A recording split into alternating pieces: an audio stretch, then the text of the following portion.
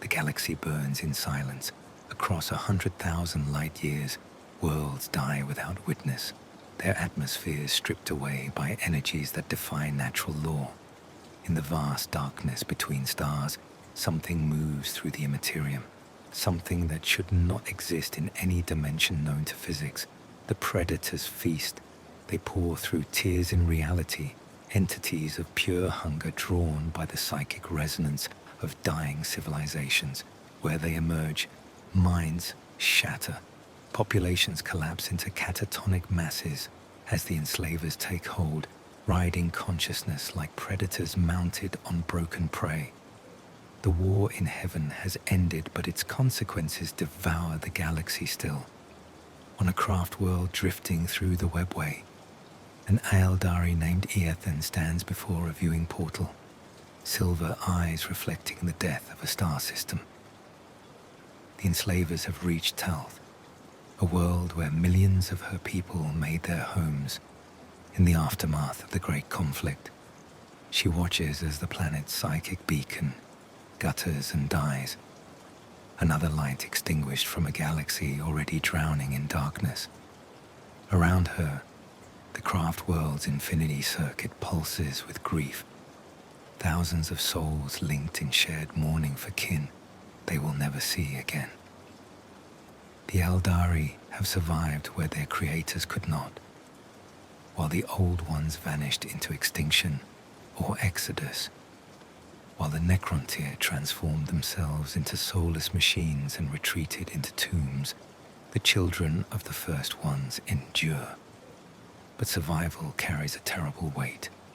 They inherit a galaxy in ruins, its great civilizations reduced to ash and memory. The webway, that magnificent network spanning the stars, lies partially shattered. Entire sections have collapsed or been corrupted, leaving only fragments of what was once a unified transportation system, connecting every world of importance. Eothen turns from the viewing portal as reality flickers around the craft world. The webway tunnel stretches ahead, its crystalline walls pulsing with energy that predates human history by 60 million years. Other Eldari move through the corridors with purpose, their elegant forms wrapped in psychic resonance that shivers the air around them. Each carries the weight of survival, the knowledge that they are all the remains of the galaxy's once dominant civilization. In the craft world's central chamber, seers gather to divine the future. Their wraithbone thrones pulse with energy as they cast their consciousness into the swirling currents of the warp. What they perceive troubles them deeply. The immaterium, once a calm sea that reflected the emotions of living beings like starlight on water, has become a churning ocean. During the war in heaven, when the Old Ones created psychically active species to battle the Necrons, they disturbed this ancient equilibrium. The resulting turbulence birthed predators, entities that feed on consciousness itself. Now the galaxy stands nearly empty. The enslaver plague has scoured world after world, leaving vast regions devoid of sentient life. Where billions once dwelled, only silence remains. The great powers that fought the war in heaven have withdrawn or perished. The Citan, those star gods who fed on solar energies and commanded the Necron legions, have been shattered by their own servants or sealed away in prisons beyond understanding. The Necrons themselves sleep in stasis tombs, buried deep beneath forgotten worlds, waiting for an age when they might wake to reclaim what they lost. And the Old Ones are gone. Eothen remembers the stories passed down through genetic memory, tales of the first ones who shaped her species with careful hands. She remembers descriptions of their wisdom, their patience, the way they guided the Eldari from primitive psychic warriors into something approaching their own sophistication. The Old Ones taught her ancestors to navigate the webway, shared secrets of wraithbone manipulation, revealed the deeper connections between thought and matter.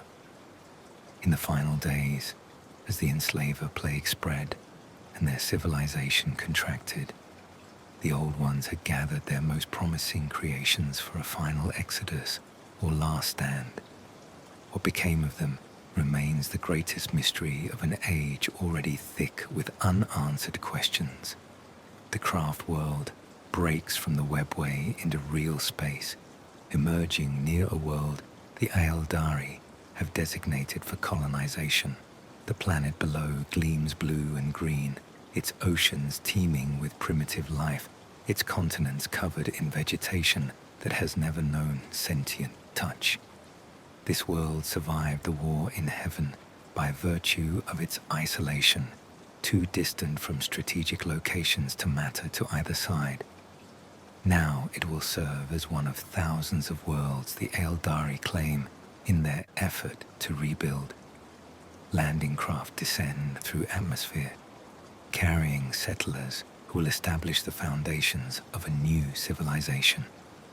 They bring with them seed banks containing genetic material from 10 million species, libraries of crystalline memory, storing the accumulated knowledge of ages, and most precious of all, hope that they might preserve what their creators built, even as they forge their own path forward. The settlements grow quickly. Eldari technology, inherited from the Old Ones and refined over millions of years, allows for construction that would seem miraculous to lesser species. Towers of living wraithbone rise from cleared ground, their structures responding to psychic direction to shape themselves according to need. The buildings pulse with soft bioluminescence, their walls warm to the touch, their interiors configured through mental command rather than physical labor. Within these settlements, Eldari society begins to take its post-war form. The rigid military structures necessary during the conflict with the Necrons gradually soften as peace extends from decades into centuries. Those who had been warriors and weaponsmiths turn their considerable abilities toward other pursuits. The Eldari possess lifespans measured in millennia, time enough to master multiple disciplines within a single existence. An engineer might spend centuries perfecting her craft before turning to sculpture or music, each new pursuit approached with the same intensity and creativity that characterizes their species. But the Eldari carry within them a burden that will not diminish with time. Their psychic nature, the very quality that made them such effective warriors against the soulless Necrons, connects them intimately to the warp. Every emotion they experience creates ripples in that other dimension. Joy, sorrow, curiosity, anger, all echo through the immaterium with an intensity that would be dangerous in less sophisticated beings. The Old Ones designed this sensitivity deliberately, crafting the Eldari to be living bridges between material and immaterial realms. In the aftermath of the war in heaven, with the immaterium already churning with predatory entities, this connection requires constant management. Eldari children learn from their earliest years to discipline their emotions, to channel their feelings through structured meditation rather than allowing them free expression. The alternative is to feed the things that swim through the warp, to strengthen predators that already hunger for conscious minds. For 10,000 years, this discipline holds. The Eldari expand across the galaxy, establishing an empire that dwarfs anything that came before or would come after. They reclaim and repair sections of the webway, reopen ancient portals sealed during the war in heaven, and establish new routes connecting their growing network of worlds. They encounter other species, primitive cultures just beginning to develop tool use, or post-apocalyptic survivors of civilizations destroyed during the great conflicts. To these lesser species, the Eldari appear as gods. Their technology achieves what seems like magic. Their lifespans stretch beyond mortal comprehension, and their mastery of psychic arts allows them to reshape reality through will alone. Some Eldari embrace this worship, establishing themselves as rulers and teachers over primitive cultures. Others view such interference as a betrayal of the Old One's final lessons, a repetition of the same mistakes that led their creators to war with the Necrontyre. These philosophical differences create the first fractures in Eldari unity. Where once they stood together against existential threats, now they splinter into factions divided by questions that have no clear answers. Should they guide lesser species as the Old Ones guided them? Should they allow natural evolution to proceed without interference? Should they claim the galaxy openly or hide within the webway, venturing out only when necessary? The debates rage for centuries in the great forums of their craft worlds and planetary cities. Orators whose arguments carry psychic weight compete for influence, their words resonating through audience minds with cascading implications. Philosophers who have spent millennia contemplating these questions present treatises that span multiple lifetimes of research. Artists create works that embody different perspectives, sculptures and symphonies, and psychic constructs that allow viewers to experience world views alien to their own. This intellectual ferment produces magnificent achievements. The Eldari refine arts and sciences to levels that would not be approached again in galactic history. They create technologies that blur the line between device and organism, craft artworks that exist partially in the warp and partially in real space, compose music that resonates across dimensional boundaries. Their cities become places of such concentrated beauty and sophistication that lesser species who glimpse them through the webway go mad trying to reconcile what they see with their limited understanding of possibility. Yet beneath this golden age, something begins to stir. The Immaterium responds to Eldari emotions with increasing intensity, where once their psychic resonance created gentle ripples in the warp. Now it generates currents and eddies that persist long after the emotions that spawned them fade. The things that dwell in that other dimension take notice. They begin to shape themselves in response to Eldari experience, becoming twisted reflections of Eldari consciousness.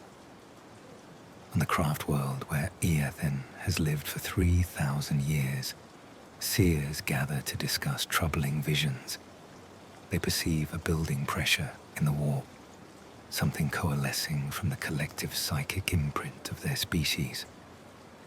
The visions remain unclear, fragmented glimpses of a future that shifts with each attempt at divination. But the feeling persists that the Eldari are creating something in the warp, shaping it with their thoughts and emotions into a pattern that will eventually achieve its own terrible awareness. The seers present their findings to the Craft World's Council, describing the danger in terms designed to motivate action without causing panic. They recommend increased discipline in emotional expression, stricter training for young Eldari in psychic control, and reduction of activities that generate intense emotional resonance. The Council listens with apparent attention, then tables the recommendations for further study. There are more immediate concerns after all: territorial disputes with neighboring craft worlds, trade agreements to negotiate, artistic competitions to judge. The warnings fade into the background noise of Empire administration. Eothen stands once more before the viewing portal, watching stars wheel through the darkness. She has lived long enough to see patterns that shorter-lived beings might miss, long enough to recognize that the galaxy moves in cycles of rise and fall, creation and destruction. The Eldari have risen from the ashes of the war in heaven to heights their creators never achieved. The question that troubles her as she contemplates the infinite dark is simple and terrible. What comes after the height? What waits for those who stand at the pinnacle, with nowhere left to climb but down? The craft world drifts through the webway, its people unaware that they carry within them the seeds of their civilization's destruction. In workshops and galleries, in private chambers and public forums, Eldari pursue their passions with increasing intensity. The discipline that once channeled their emotions begins to seem restrictive, a relic of a more dangerous time. Why should they limit themselves when they stand as masters of the galaxy, when no external threat exists to challenge their dominance? The galaxy burns in silence, but soon it will scream. The pleasure district of Ulkera sprawls across 3 city levels, its architecture a deliberate assault on conventional geometry. Towers twist in spirals that defy structural physics, their surfaces adorned with sculptures that shift and breathe as observers pass. Gravity varies from chamber to chamber according to artistic whim. Some spaces allow visitors to drift like leaves on wind, others increase weight until each step becomes deliberate, forcing awareness of one's physical form. The air itself carries psychic resonance, charged with emotions left behind by previous visitors until the atmosphere thick with layered sensation. Kelthar moves through the district with purpose, his silver-traced robes marking him as a pathwalker, one who has chosen to explore multiple disciplines across his long life, rather than specializing in a single craft. Tonight he seeks the Hall of Cascading Sensation, a venue famous across 5-star systems for performances that push the boundaries of acceptable psychic art. His friend Mirasol waits at the entrance, her form wrapped in living light, generated by her own psychic field.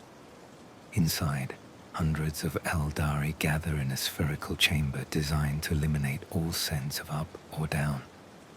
They float in darkness broken only by occasional bursts of color that correspond to shared emotional states. The performer enters from a portal that opens in the chamber's center, her presence immediately commanding attention.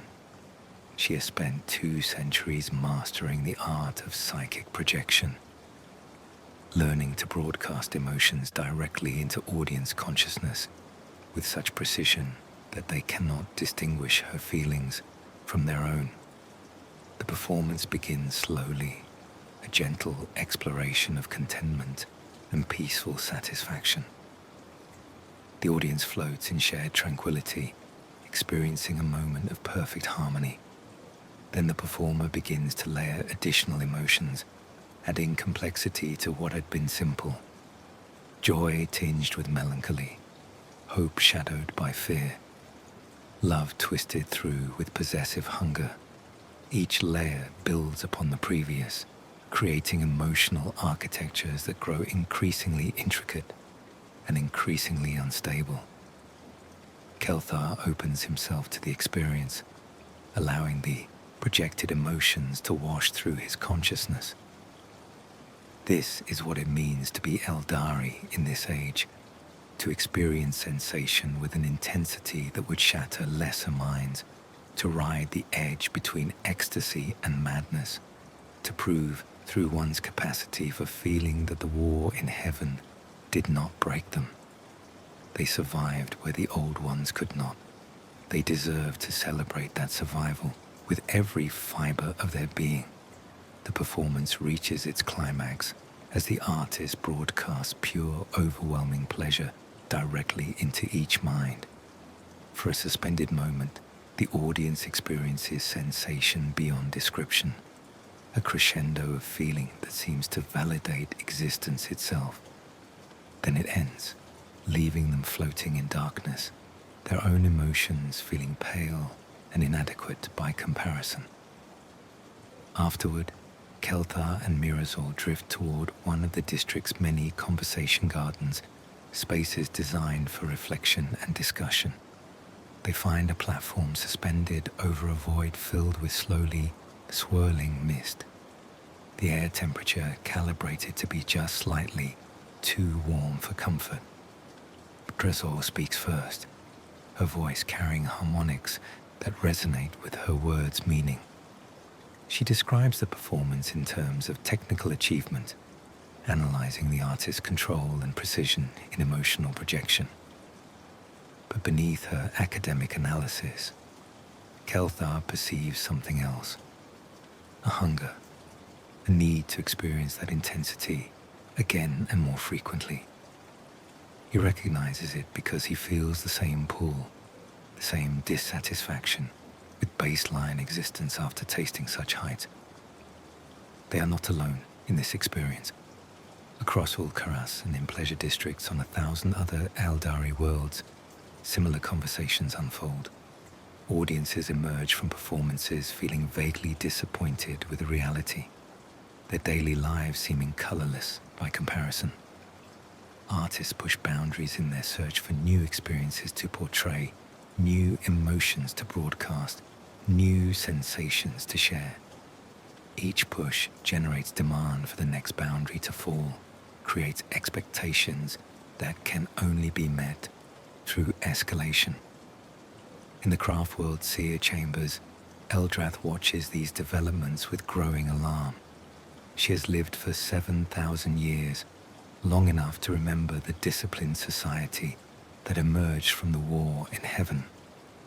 In her youth, emotional expression was carefully channeled through structured activities, meditation, ritual, and art forms designed to discharge psychic energy safely. Now she perceives those careful structures eroding under pressure from generations who have known only peace and prosperity. Eldrath casts her awareness into the warp, seeking to understand what these changes might mean for the future. What she perceives troubles her deeply. The immaterium roils with increased turbulence, eddies and currents forming patterns that suggest emerging structure. In the swirling chaos, she glimpses something that might be consciousness beginning to coalesce, awareness forming from the psychic residue of Eldari emotions. She brings her concerns to the Council of Farseers, presenting visions she has witnessed and interpretations she has developed through millennia of study. She speaks of the danger of feeding the warp with uncontrolled emotion, of the risk that the Eldari might create something through their collective psychic imprint. The other Farseers listen with varying degrees of attention. Some share her concerns, having perceived similar troubling signs in their own divinations. Others dismiss the warnings as excessive caution, arguing that the Eldari have mastered the warp through millions of years of evolution and careful Old One's guidance.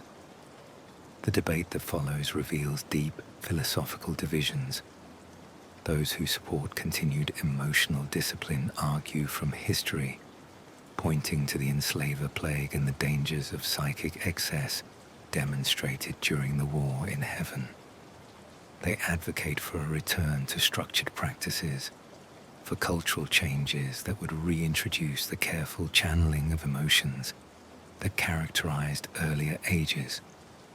Their opponents counter that such restrictions represent a retreat from the very qualities that make the Eldari superior to lesser species.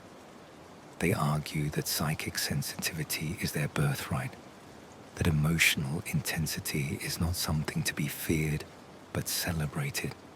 To limit themselves out of caution is to reject the gifts the Old Ones crafted into their very beings.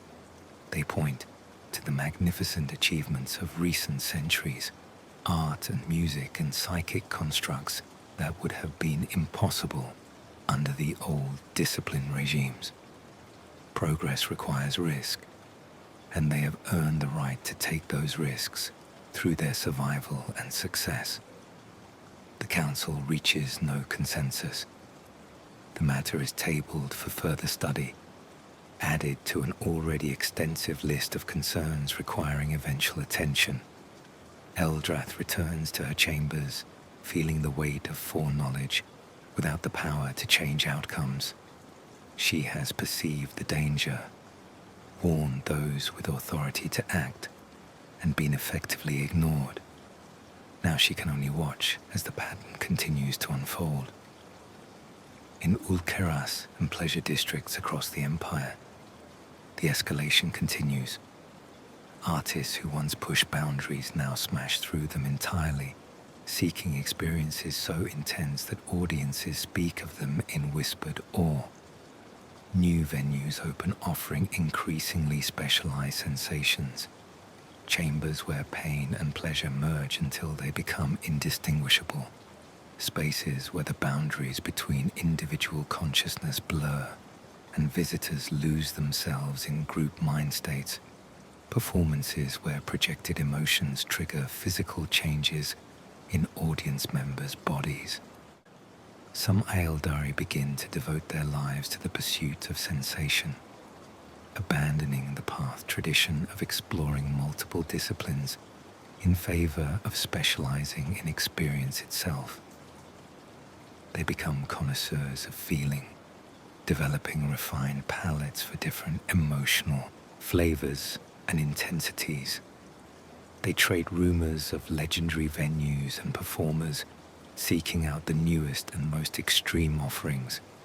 Their psychic signatures take on distinctive patterns, their souls marked by the intensity and variety of their experiences. Not all Eldari approve of these developments. Conservative factions within the Empire view the pleasure districts with disgust and alarm.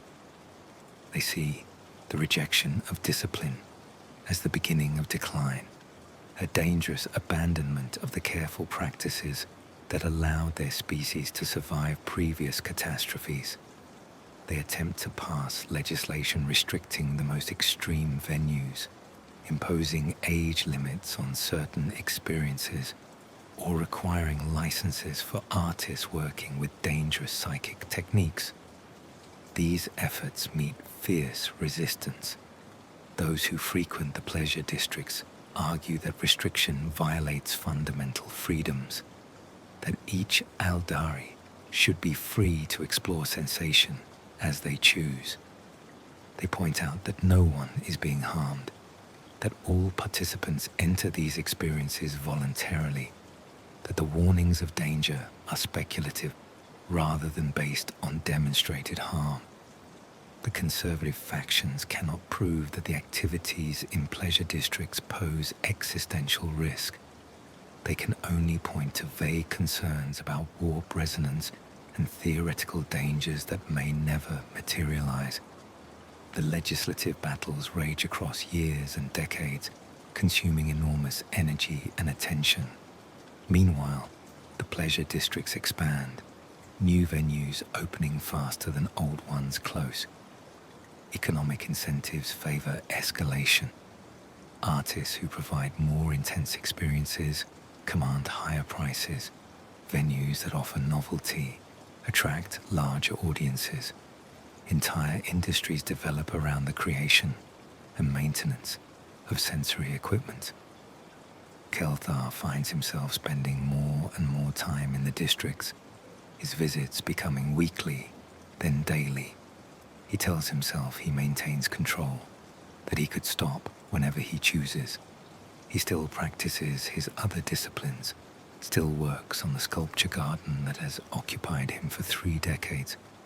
But the truth he refuses to acknowledge is that those other activities feel increasingly hollow. Nothing matches the intensity of the pleasure district experiences. Nothing else makes him feel truly alive.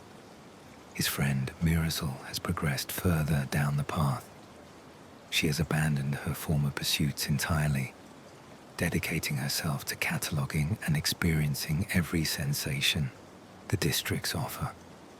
Her psychic signature has changed, taking on a feverish quality that makes other Eldari uncomfortable in her presence. She speaks of experiences in ecstatic terms, describing sensations for which language proves inadequate. When Kelthar expresses concern about her condition, she laughs and asks why he fears pleasure. Are they not the inheritors of the galaxy? Do they not deserve to experience everything their sophisticated minds and psychic gifts made possible? In the seer chambers, Eldrath casts her awareness further into the future, seeking to understand where these patterns lead. What she perceives makes her weep tears of silver that stain her robes and will not wash clean.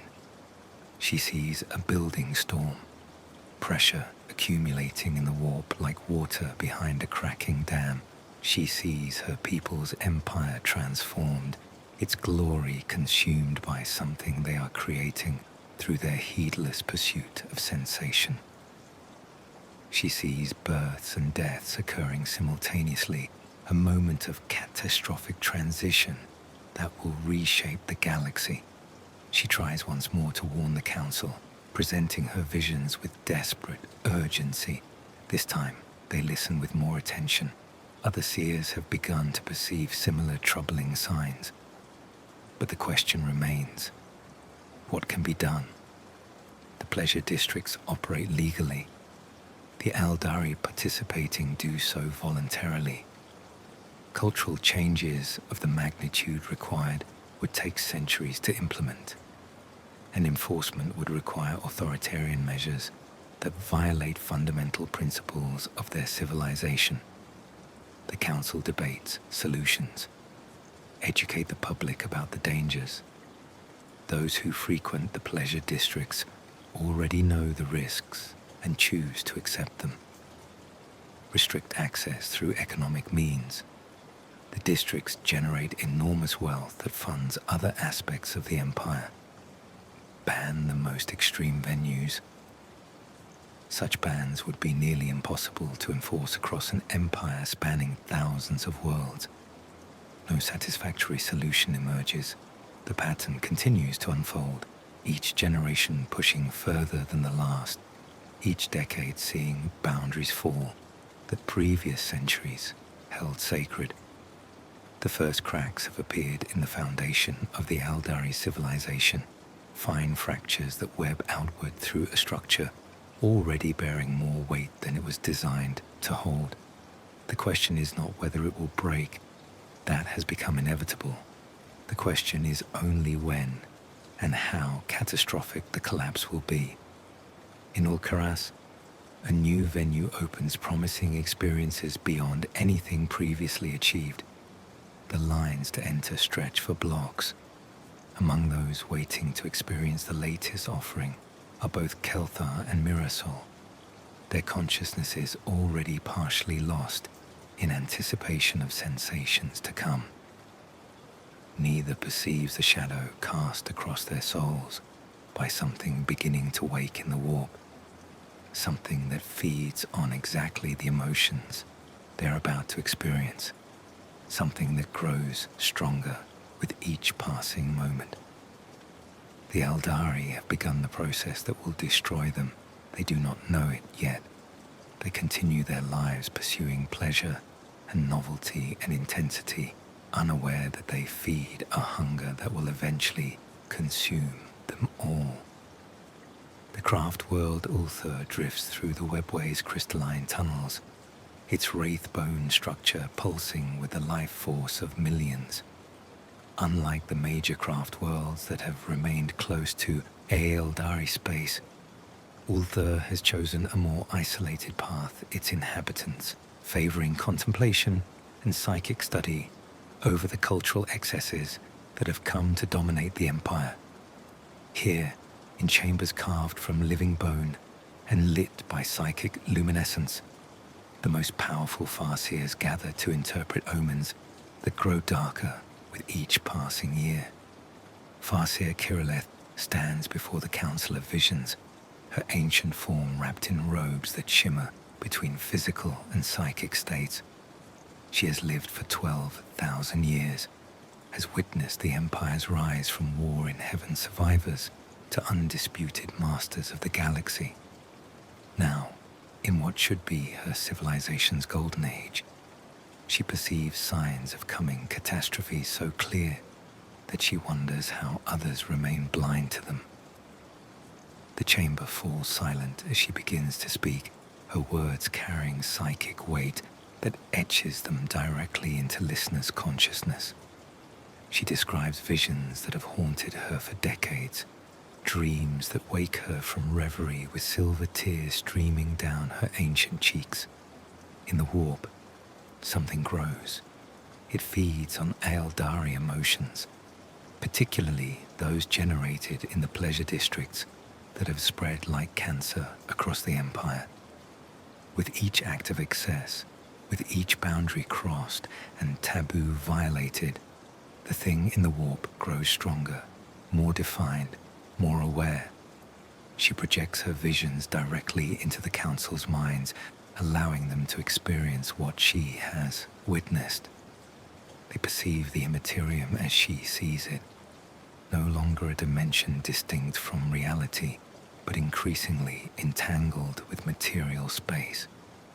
They see currents forming patterns, eddies creating structure, and at the center of these swirling energies, something coalescing. Not quite consciousness yet, but trending inexorably toward awareness.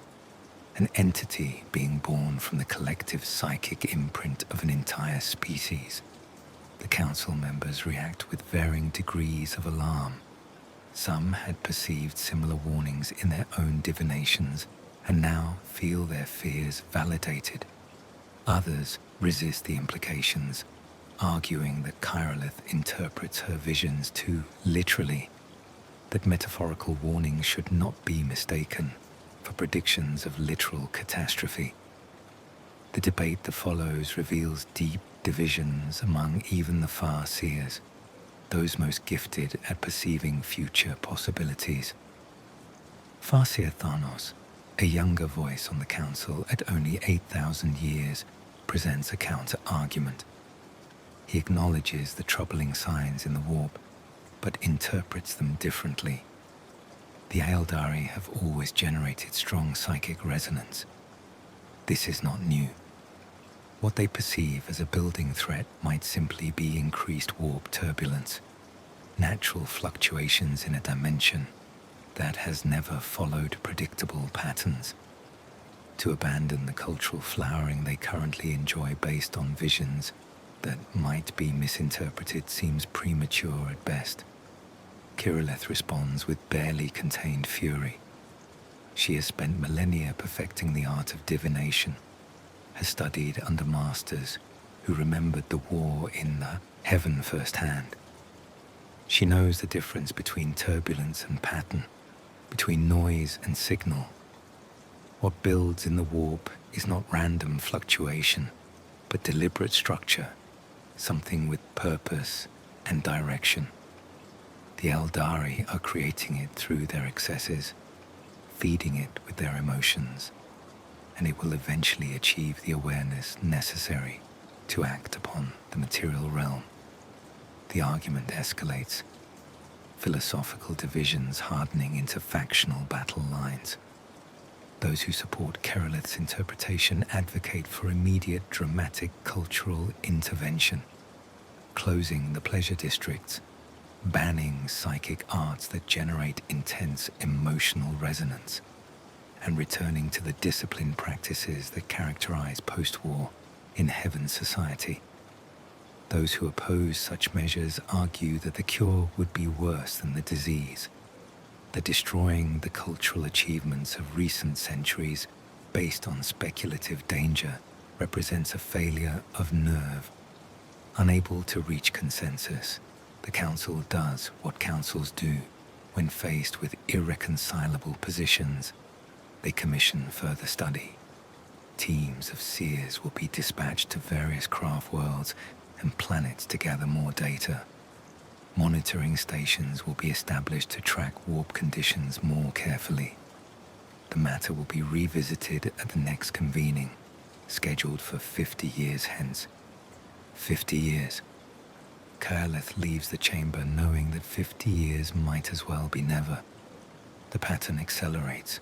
What begins slowly compounds over time, each excess enabling the next, each boundary crossed making the next crossing easier. By the time the council reconvenes, the process will have advanced beyond the point where moderate interventions can succeed. She returns to her private chambers and casts her awareness into possible futures, seeking any timeline where disaster might be averted. The paths she perceives branch and divide, millions of potential outcomes spinning out from each present moment. But as she focuses on those that avoid catastrophe, she perceives how narrow and improbable they are. They require immediate, coordinated action across the entire empire. They require populations to accept restrictions on behaviors they have come to view as fundamental rights. They require leaders to implement unpopular policies with no guarantee of success. The probable futures all lead the same direction. The thing in the warp continues to grow. The pleasure districts expand. The excesses escalate. And at some point in the future, she cannot determine exactly when, as the warp distortions make that section of the timeline impossible to read clearly, reality tears open. Something is born, and the Eldari civilization that took millions of years to build crumbles in an instant. Kael'leth is not alone in her warnings. Across the Empire, isolated voices cry out in alarm, attempting to wake their people to the danger they cannot or will not perceive. On the craft world, Melthar, a group of radical seers take more direct action. They gather their most loyal followers and depart on a desperate mission into the warp itself, seeking to directly confront the coalescing entity and destroy it before it achieves full awareness. Their craft world enters a section of the webway few Eldari dare to traverse, tunnels that border regions where the immaterium bleeds through the crystalline walls. The further they travel, the more reality distorts around them. The crew begins to experience visions, glimpses of impossible architectures, sounds that carry emotional content, colors that seem to have texture and taste. Some members of the expedition collapse, their minds unable to process what they perceive. Others press forward, driven by determination to save their civilization, even at the cost of their own sanity. They never return.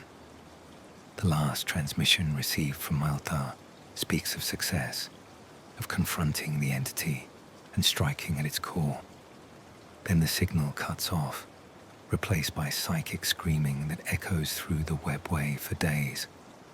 When recovery missions reach the expedition's last known location, they find only debris, twisted fragments of wraithbone and scattered soulstones, the latter containing spirits so damaged they can never be recovered. The fate of Melthar's expedition becomes another data point in the ongoing debate. Conservatives point to it as proof of the danger, evidence that the threat is real enough to destroy entire craft worlds. Moderates argue it demonstrates only that poorly planned missions into the deep warp result in tragedy, something already well understood. Those who resist cultural change use the expedition's failure to argue that direct intervention in warp processes is impossible, that the Eldari should accept that some forces lie beyond their control. Meanwhile, on the pleasure worlds that have become centers of Eldari cultural life, the excesses continue to escalate. New districts open, offering experiences that previous generations would have found incomprehensible. Entire worlds are remade to serve as venues for particular sensations, a planet where gravity shifts constantly, creating perpetual vertigo, another where the atmosphere induces synesthesia so intense that visitors experience colors as sounds, sounds as textures, touch as taste. Some Eldari begin experimenting with permanent psychic modifications, altering their own consciousness to experience sensations more intensely. They have their nervous systems rewired to eliminate pain reception entirely, allowing them to pursue physical extremes without the limiting factor of suffering. Others go the opposite direction, enhancing pain reception to levels where the smallest touch creates overwhelming sensation. Still others blur the boundaries between themselves and others, forming permanent psychic bonds that merge their consciousness with groups of similarly modified individuals. These modifications carry risks. Not all survive the process, and those who do sometimes find their minds so changed that they can no longer relate to unmodified Eldari. But for the willing, the promise of experiences beyond normal limits proves too tempting to resist. They form their own subcultures within the larger empire, communities of the altered who speak of transcending the limitations of their original design. On the craft world Ulthar, Kirillith watches these developments with horror and helplessness. She casts daily divinations, tracking how each new excess feeds the thing in the warp, observing how it grows more defined with each passing year. She can perceive its structure now, beginning to take shape from the chaos. It will be vast when it wakes, she realizes. Not merely a predator like the enslavers, but something approaching godhood. An entity with power derived from an entire species' psychic emissions, fed by millions of years of accumulated emotion. She writes treatises attempting to explain the danger in terms her people might understand. She creates psychic constructs that allow others to experience her visions, sharing the terror she feels when she perceives what comes. She gives speeches in public forums, abandoning the dignified restraint expected of farseers in favor of desperate pleading. Some listen. Small groups form, pledging to resist the cultural trends and maintain the old disciplines. But they remain tiny minorities, easily dismissed by those who view their concerns as irrational fear. The tragedy is that Kirillith's warnings might have succeeded if delivered earlier, before the pleasure districts became so entrenched, before entire economic systems developed to support them, before generations grew up viewing excess as normal. But by the time she fully understands the danger and finds her voice to speak against it, momentum has built beyond any individual's power to stop. She watches the probable futures narrow and darken. The timeline where they avoid catastrophe shrinks to near impossibility. The futures where the entity achieves awareness and tears into reality grow more probable with each passing day. She begins to have visions of what comes after, glimpses of a galaxy transformed by the catastrophe.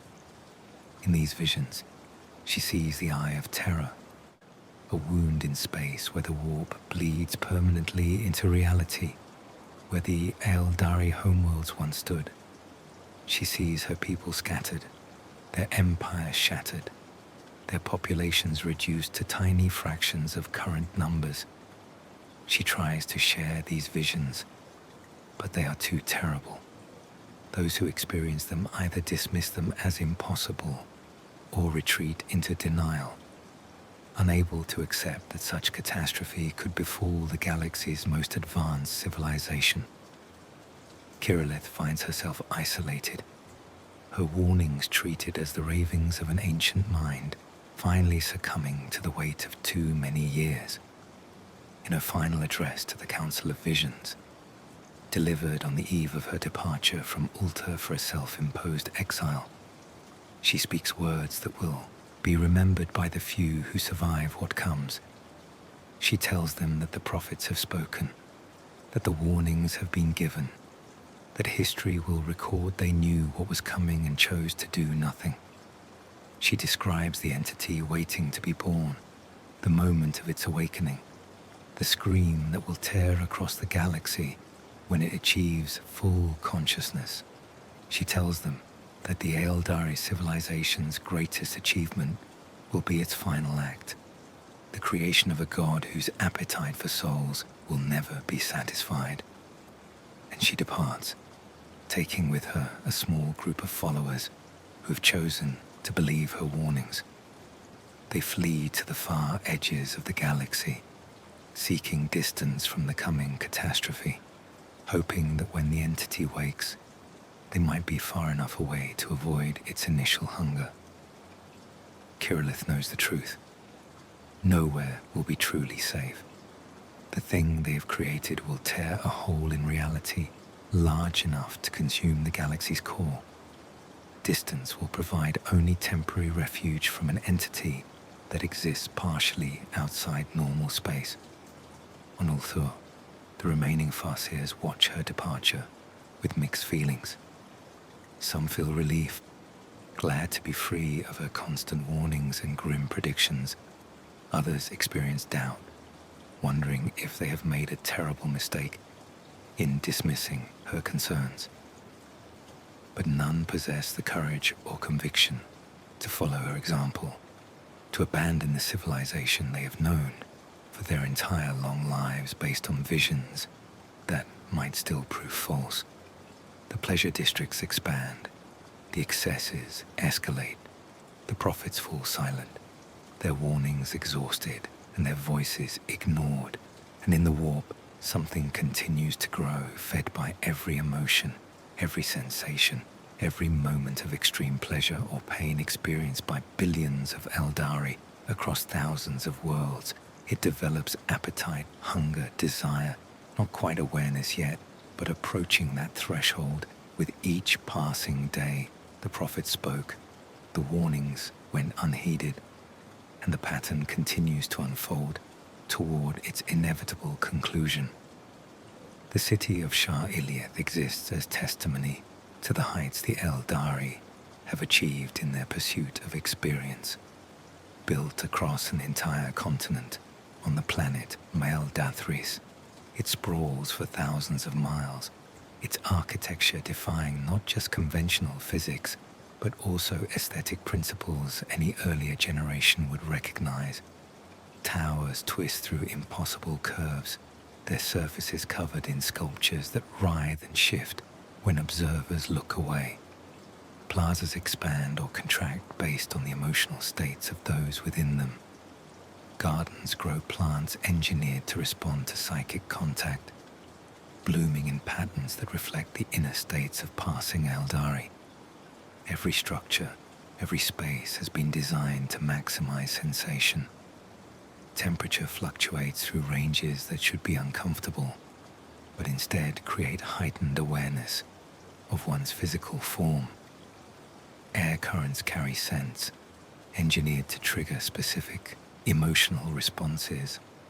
Melancholy tinged with joy here, anticipation flavored with dread there.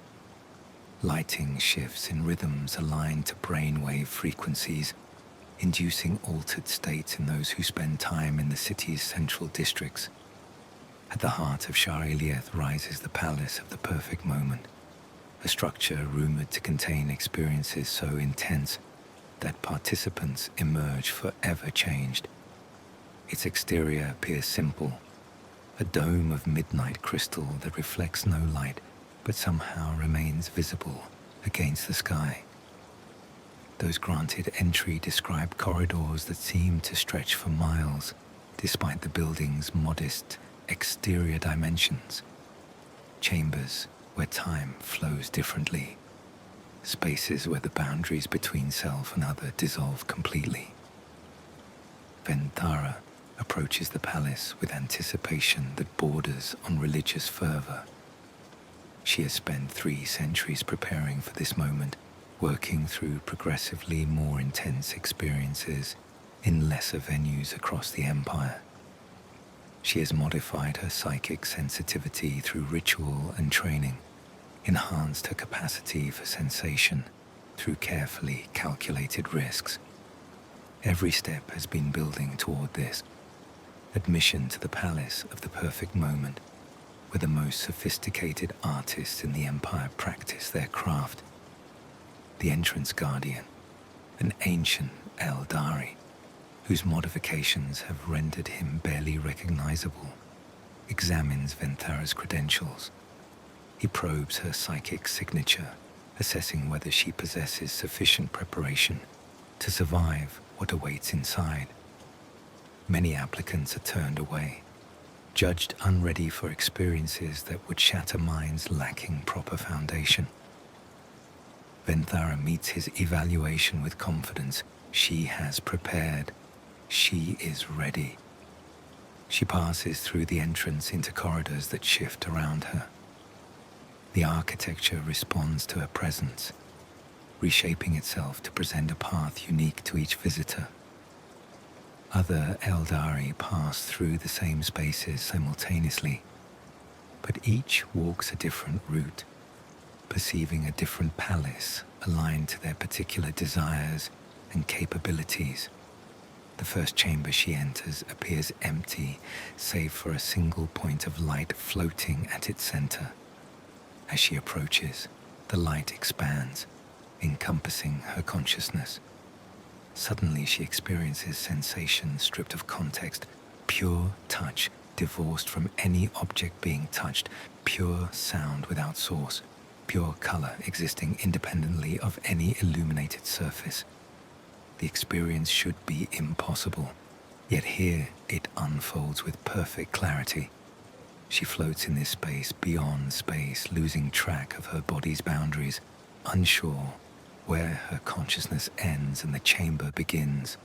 Time becomes meaningless. She might spend hours or days in this state. Without external reference, she cannot determine. Eventually, the light contracts, returning her to normal awareness. She finds herself standing in a different chamber, though she has no memory of moving. Her body trembles from the intensity of what she experienced, but her mind screams for more.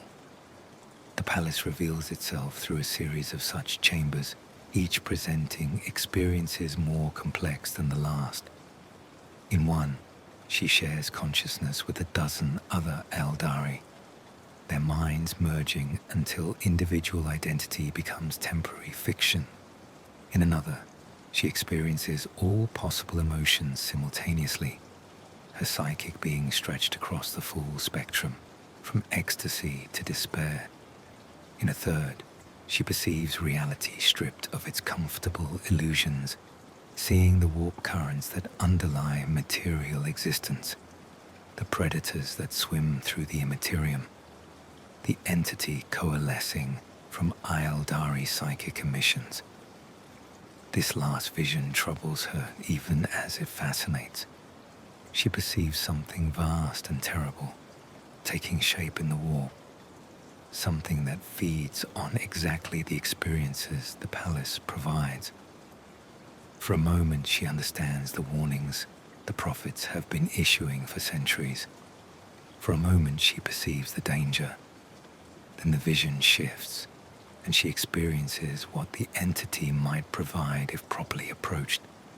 Instead of predator, it could become partner. Instead of destroyer, it could be a source of sensation beyond anything the Eldari have yet achieved. She perceives possible futures where her people don't flee from this entity, but embrace it, merge with it, achieve transcendence through union with a being that embodies everything they have been striving toward. The vision ends, leaving her breathless and shaking. She emerges from the palace hours or perhaps days later. Time inside flows differently than outside. fundamentally changed. The experience has marked her soul with patterns that will never fade. She sees the world differently now, perceives depths and dimensions that were invisible before, and she understands with absolute clarity that everything leading up to the palace was merely preparation. The real journey begins now. Across Shah Iliath, thousands of Eldari pursue similar paths, each working through progressively more intense experiences, each contributing their psychic emissions to the growing pattern in the warp. They form communities based on shared experiences, using specialized languages developed to describe sensations for which no common words exist. They compete to achieve ever higher states of intensity, trading rumors of legendary venues and mythical artists whose work transcends conventional understanding. Not all Eldari approve. In districts far from the city center, more conservative populations maintain traditional practices. They follow the path in its original form, dedicating portions of their lives to specific disciplines before moving to new areas of study. They practice emotional discipline, channeling their psychic energy through structured meditation rather than allowing it free expression. They view the palace and venues like it with a mixture of fear and disgust, seeing them as perversions of Eldari nature rather than expressions of it. These communities petition the planet's governing council to impose restrictions on the most extreme venues. They present evidence of the toll such places take. Eldari, who emerge from experiences so damaged they can no longer function, who spend the rest of their lives chasing sensation they can never recapture, who ultimately take their own lives when baseline reality becomes too dull to endure. They cite the warnings of far-seers, the prophecies of disaster, the troubling signs in the warp. The council listens to their concerns and dismisses them. The pleasure districts generate enormous wealth that funds art, research, and infrastructure improvements across the empire. The economic impact of closing major venues would be catastrophic, potentially destabilizing entire sectors of their civilization. Moreover, the conservatives' proposals violate fundamental Eldari rights to self-determination. Each individual should be free to pursue experiences as they choose, provided they harm no one else. If some take risks that result in personal tragedy, this is unfortunate but not grounds for restricting everyone's freedom. The philosophical battle rages in courts and councils, in public forums and private debates. Each side marshals arguments refined over centuries of discussion. The conservatives speak from tradition and caution, warning that the path of excess leads inevitably to destruction. Those supporting the pleasure districts argue from freedom and progress, insisting that holding back represents a betrayal of the very qualities that make the Eldari the galaxy's dominant species. Meanwhile, new venues open every year, each promising experiences beyond what came before. Artists compete to develop novel techniques, combining psychic projection with physical manipulation, blending different sensory modalities into synesthetic cascades. Some experiment with temporally non-linear experiences, creating moments that seem to last for hours while only seconds pass, or compressed experiences where hours of sensation pack into instants. The technology supporting these venues grows increasingly sophisticated. Engineers develop wraith bone matrices that can hold psychic patterns, allowing experiences to be recorded and replayed. This innovation creates a market for recorded sensations, particularly intense or rare experiences can be purchased and consumed without needing to visit the original venue. The wealthiest Eldari build private chambers equipped with such devices, crafting personal libraries of sensation gathered from across the empire. This commodification of experience accelerates the pattern's spread. What was once restricted to physical locations can now be accessed anywhere, by anyone with sufficient wealth. The boundaries that proximity imposed dissolve, replaced by economic boundaries that prove far more permeable. Those who might have lived their entire lives without visiting a pleasure district now find themselves consuming recorded experiences in the privacy of their homes. Venthara becomes one of the Empire's most renowned suppliers of such recordings. She spends years traveling from venue to venue, experiencing everything she can find and recording it for later distribution. Her catalogue becomes legendary. Tens of thousands of distinct experiences organized by intensity, type, and emotional content.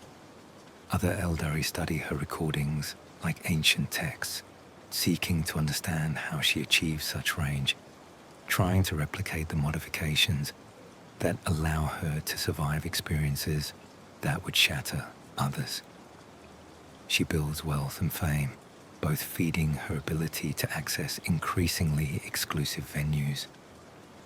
The Palace of the Perfect Moment becomes merely one stop among many. She travels to the pleasure moon of Shalketh, where artists work with pain and pleasure blended so thoroughly they become indistinguishable. She visits the desert world of Tharmalak, where temperature extremes push bodies to the edge of survival, while psychic artists weave those physical sensations into transcendent experiences. She explores the void station Kirathvar, where zero gravity and sensory deprivation create experiences of absolute isolation, followed by overwhelming connection. Each venue she visits, each experience she records, contributes to the pattern building in the warp. Her psychic emissions carry particular intensity because of her modifications and training. She acts as a focusing lens, channeling the collective excess of her civilization toward the thing that waits to be born. Not deliberately, she remains unaware of the role she plays. Like most Eldari, she has heard the warnings but dismissed them as baseless fear. The thing in the warp exists, but she perceives it as opportunity rather than threat. In her private moments between experiences, she sometimes experiences doubt. Her life has become an endless chase after sensation that she can never quite recapture. Each new experience must be more intense than the last to achieve the same impact. She finds herself constantly seeking, constantly dissatisfied, caught in a cycle that offers no exit. The modifications she has made to her psyche make it impossible to find satisfaction in normal activities. She needs the extremes the venues provide the way mortals need air. She does not recognize this as addiction because she has no framework for understanding it as such. Eldari psychology does not include concepts like substance dependence or behavioral addiction. Such problems affect lesser species, but should not touch those of superior sophistication. If she feels compelled to seek ever greater intensities, this reflects not weakness, but the natural drive towards self-improvement inherent in her species. So she continues, contributing her share to a pattern millions are building collectively. The pleasure districts grow, the venues multiply, the excesses escalate, and in the warp, the thing that feeds on these experiences grows stronger, more defined, more conscious with each passing year. The halls of perfect sensation stand as monuments to the heights the Eldari have achieved. They represent the pinnacle of artistic achievement, the furthest expression of their psychic gifts. the ultimate validation of their superiority over lesser species. They are also conduits, channels through which psychic energy flows from the material realm into the immaterium, feeding an entity that will one day wake hungry enough to consume galaxies. The Eldari do not perceive this connection. They see only the immediate experience, the pleasure and intensity and transcendence offered by each new venue. They cannot or will not recognize that they are creating something through their collective actions, shaping the warp through their uncontrolled emissions, birthing a god from their own excesses. Benadara stands before the palace of the perfect moment once more, preparing to enter for the 100th time. The ancient guardian recognizes her, waves her through without examination. She no longer needs approval. She has become a legend herself, her soul so marked by experience that the palace recognizes her as its own. She enters corridors that shift to accommodate her, seeking sensations she has experienced countless times, but which never lose their power. Behind her, across an empire spanning thousands of worlds, millions of other Eldari pursue similar paths. They fill the pleasure districts and private chambers, consuming experiences recorded or lived, pushing boundaries that dissolve as soon as they are reached. They ignore the warnings of prophets and farseers, dismiss the signs visible to those willing to perceive them, and continue their headlong rush toward catastrophe. The halls of perfect sensation echo with laughter and screams, with ecstasy and despair. Every sound, every emotion, every sensation experienced within their walls feeds the warp, strengthens the pattern, brings the entity closer to full awakening. And the Eldari, masters of the galaxy, inheritors of the Old One's wisdom, continue to feed the thing that will destroy them, mistaking their own doom for transcendence. Chapter 5. The Exodites depart. The gardens of Eandon stretch across 3 levels of the craft world's southern quadrant, their wraithbone trellises heavy with plants cultivated over 10 millennia. Tharion walks the familiar paths as dawnlight filters through the crystalline dome above, his hands performing routine maintenance tasks, his body as memorized across centuries. He prunes branches that grow in unharmonious patterns, adjusts nutrient flows to optimize growth, and monitors the psychic resonance each plant generates as it photosynthesizes. These gardens represent one of the last bastions of traditional Eldari culture on Eandon, while other sections of the craft world have transformed to accommodate the pleasure seekers and experience hunters who now constitute the majority. The gardens maintain their ancient purpose to provide a space where emotional discipline can be practiced through connection with growing things, where psychic energy can be channeled safely through cultivation and care. Tharion has tended these gardens for 3,000 years, watching as each generation of visitors grow smaller, less interested in the slow pleasures of nurturing life. Today, like most days recently, he works alone. The younger Eldari prefer the intensity offered by the pleasure districts to the gentle satisfaction of watching seeds become flowers, become seeds again. They find his dedication incomprehensible. Why spend centuries cultivating plants when recorded experiences can deliver more powerful sensations in moments? He cannot explain it to them because they lack the framework to understand. The satisfaction he derives from these gardens does not come from intensity, but from meaning, from participating in cycles that connect him to the deep past and distant future. When he tends plants descended from seeds the old ones themselves might have touched, he feels continuity with a history that stretches back to before the war in heaven. This connection grounds him in ways that no amount of induced sensation could replicate. His contemplation is interrupted by the arrival of Slaanesh, an old friend who has not visited the gardens in decades. Slaanesh carries himself with an urgency that seems at odds with the garden's peaceful atmosphere.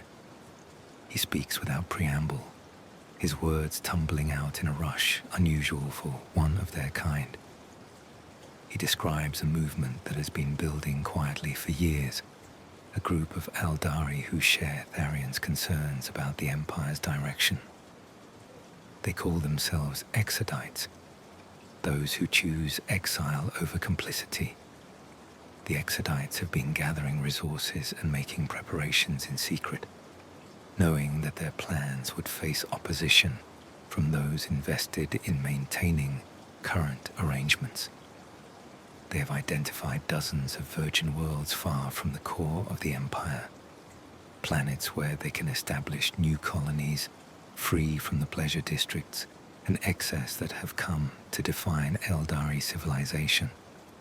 They plan to leave within the decade, taking with them anyone willing to abandon the Empire's comforts for an uncertain future.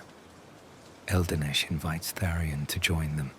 He speaks of worlds where they will return to simpler lives, where they will work with their hands to build settlements, where they will practice the emotional discipline that has been abandoned by the majority. These worlds will not have the technological conveniences of the Empire, nor the artistic achievements, nor the intense experiences available in every major city. But they will be safe from whatever catastrophe the Farseers continue to predict. Tharian listens with mixed feelings. Part of him wants to dismiss the Exodite movement as overreaction, paranoid withdrawal from a civilization at its height. But another part, the part that has watched the gardens empty year by year, that has witnessed friends transform themselves beyond recognition in pursuit of sensation, recognizes truth in the warnings.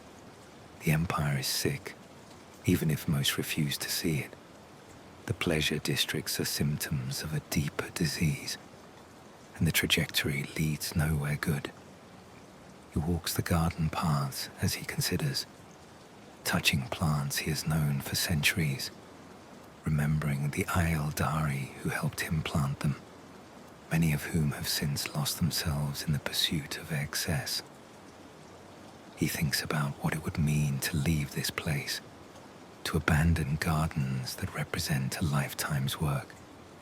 But he also thinks about what it would mean to stay, to watch the sickness progress, to be present when the consequences finally arrive. After days of contemplation, Tharian gives Slaanesh his answer. He will join the Exiles. He will leave Iandan and the gardens he has tended for 3,000 years. He will accept exile in hopes of preserving something of the civilization the Eldari once were, before excess consumed them. The Exodite movement gathers strength as word spreads through conservative communities. Thousands of Eldari, then tens of thousands, commit to the Exodus. They are a tiny minority of the Empire's population, but they represent something important: recognition that the current path leads to disaster and willingness to make sacrifices to avoid it. Preparations proceed in secret across dozens of craft worlds and planets. The Exodites gather supplies, secure ships, and identify suitable worlds for colonization. They face opposition from planetary authorities who view the movement as dangerous defection, from economic interests who stand to lose the labor and expertise of those departing, and from families torn apart by the decision to leave or stay. Tharian experiences this last difficulty personally. His mate, Ariel, refuses to join the Exodus. She views the Exodite movement as cowardice an abandonment of the Eldari civilization at its moment of greatest achievement. She argues that the warnings of catastrophe are unfounded fear, that the pleasure districts represent cultural flowering rather than disease. Their disagreement becomes another fracture in a relationship already strained by centuries of growing philosophical divergence. They part without resolution, Tharian carrying grief that weighs heavier than any physical burden. He boards an Exodus ship that will carry him and thousands of others to a world designated only by coordinates, a planet so remote that it appears on no standard charts. Around him, other Exodites sit in quiet contemplation, each processing their own losses, each questioning whether they have made the right choice. The ships depart in clusters, scattering toward dozens of target worlds simultaneously. The Exodus is not a single event, but a distributed migration, each group seeking different locations to minimize the chance that all might be lost if catastrophe strikes. They travel through the webway where possible, using gate sequences known only to the most experienced navigators. When forced into real space, they move quickly, avoiding populated regions where curious observers might report their passage.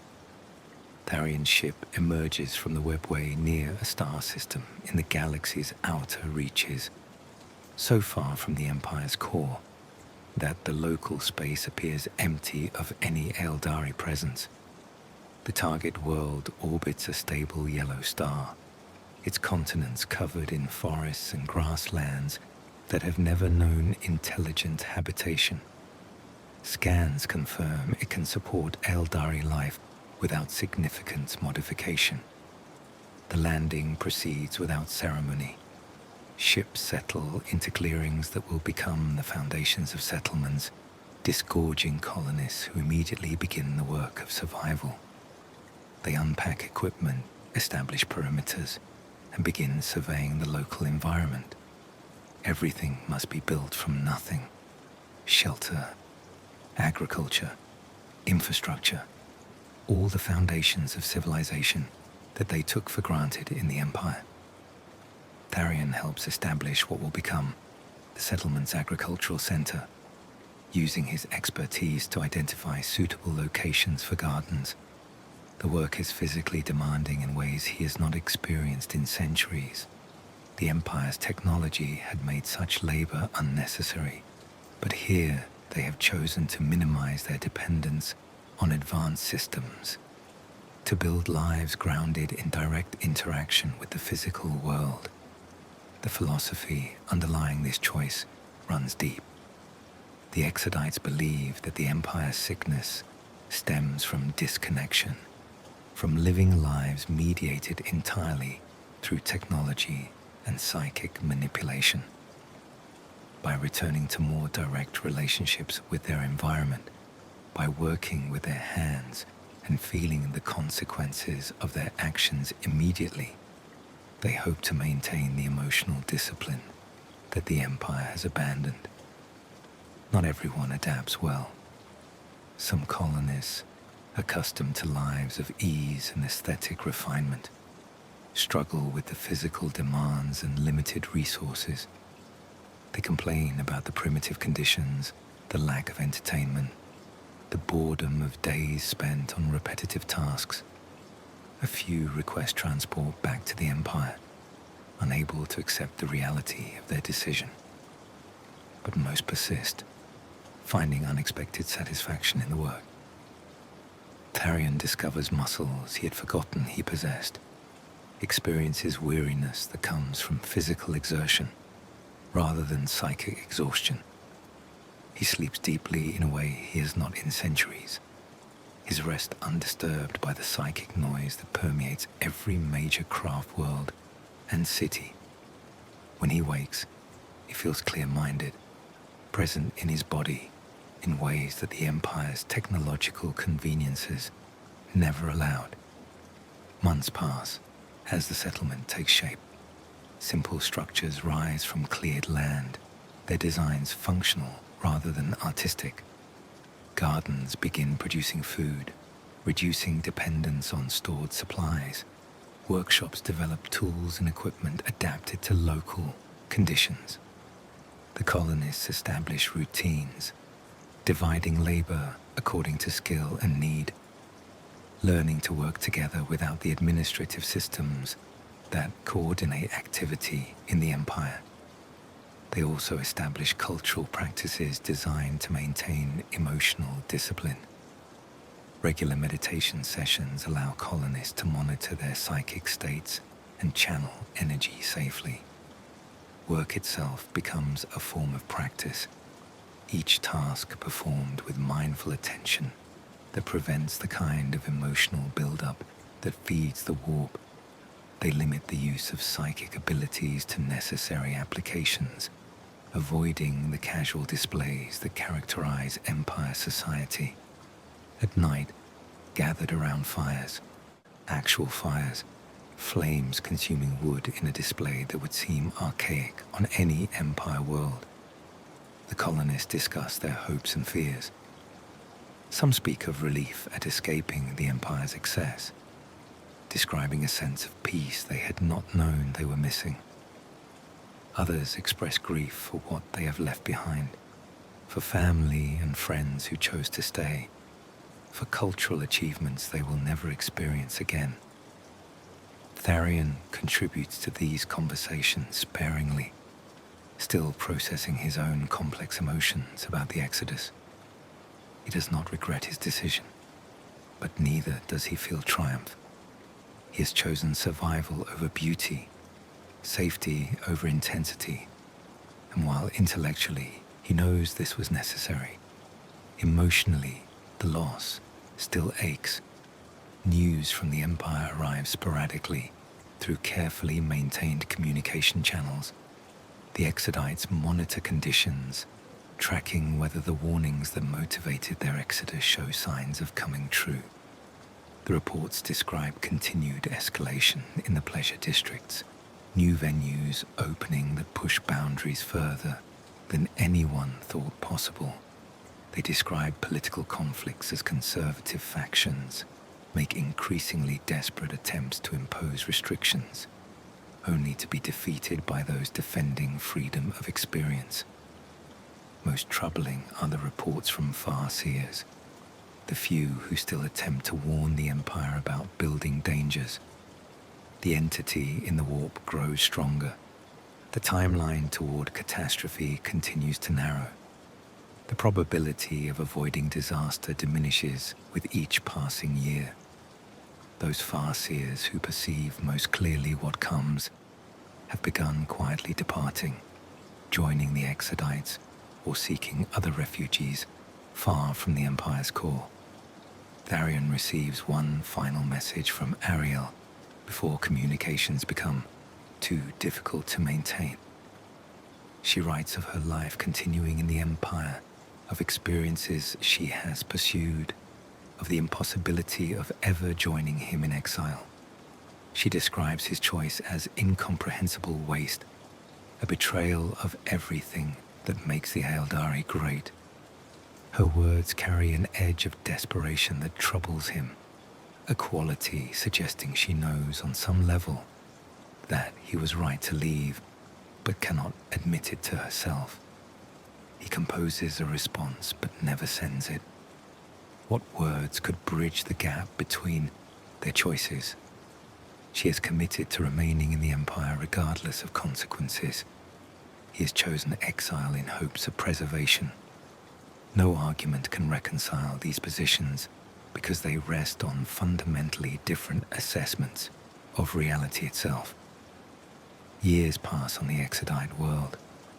The settlement matures into a functioning colony, its population adapting to rhythms dictated by seasons and agricultural cycles, rather than the arbitrary schedules of empire life. Children are born, the first generation who will know only this simpler existence. They grow up working in gardens and workshops, learning traditional disciplines from elders. unaware of the technological wonders they have never experienced. Tharion teaches these children, passing on knowledge of cultivation and care that stretches back to before the war in heaven. He shows them how to read plants' psychic emissions, how to channel their own energy to encourage growth, how to work with living things in partnership rather than domination. They listen with attention impossible to find among Empire youth, their minds uncluttered by the constant stimulation that characterizes life in the pleasure districts. In teaching them, Tharion begins to feel something he had not anticipated: hope. These children represent the future he chose to preserve. If catastrophe does strike the Empire, these settlements will carry forward something of the Eldari civilization, maintaining cultural continuity even if the majority perishes. The Exodites will survive where their Empire cousins cannot, will preserve knowledge and practice through simplicity and discipline, but hope comes tinged with sorrow. For every Exodite who escaped, millions remain in the Empire, unaware or unwilling to perceive the danger that builds with each passing day.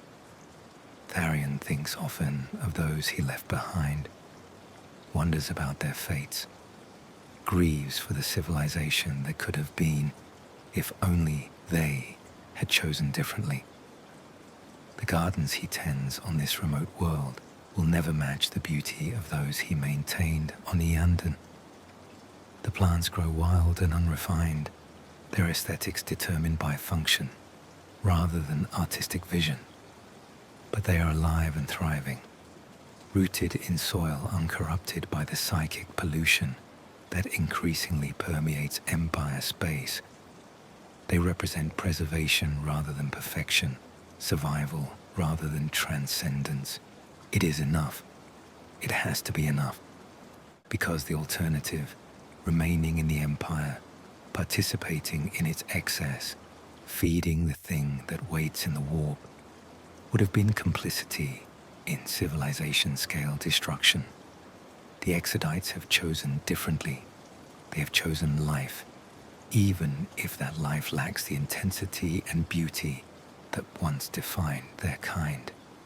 On a remote world so distant from the Empire's core that its star appears only as one anonymous point among billions, Tharion kneels in dark soil and plants seeds. His hands, once devoted to aesthetic perfection in Wraithbone gardens, now work rough earth in the dim light of alien dawn. The work is hard, the results modest, the satisfaction real. He has exchanged grandeur for survival, beauty for continuity, and somewhere in the space between stars, in the dimension where thought and emotion take physical form, something continues to grow. The thing in the warp feeds on the Empire's excess, drawing strength from every boundary crossed, every taboo violated, every experience pursued beyond all reason. It grows toward awareness, toward the moment when it will wake hungry enough to devour galaxies. But here, on this distant world, Tharion plants seeds that will outlive that awakening. The Exodites have departed. They will endure. And perhaps, in some distant future, they will remember what was lost and ensure it is never repeated. In the undercities beneath Comora, in spaces even the most adventurous pleasure seekers rarely venture, the hedonist cults gather in secret. These are not the public venues where ordinary Eldari pursue socially acceptable excess. These are spaces where the final boundaries dissolve, where participants cross lines that even the Empire's liberal society recognizes as dangerous.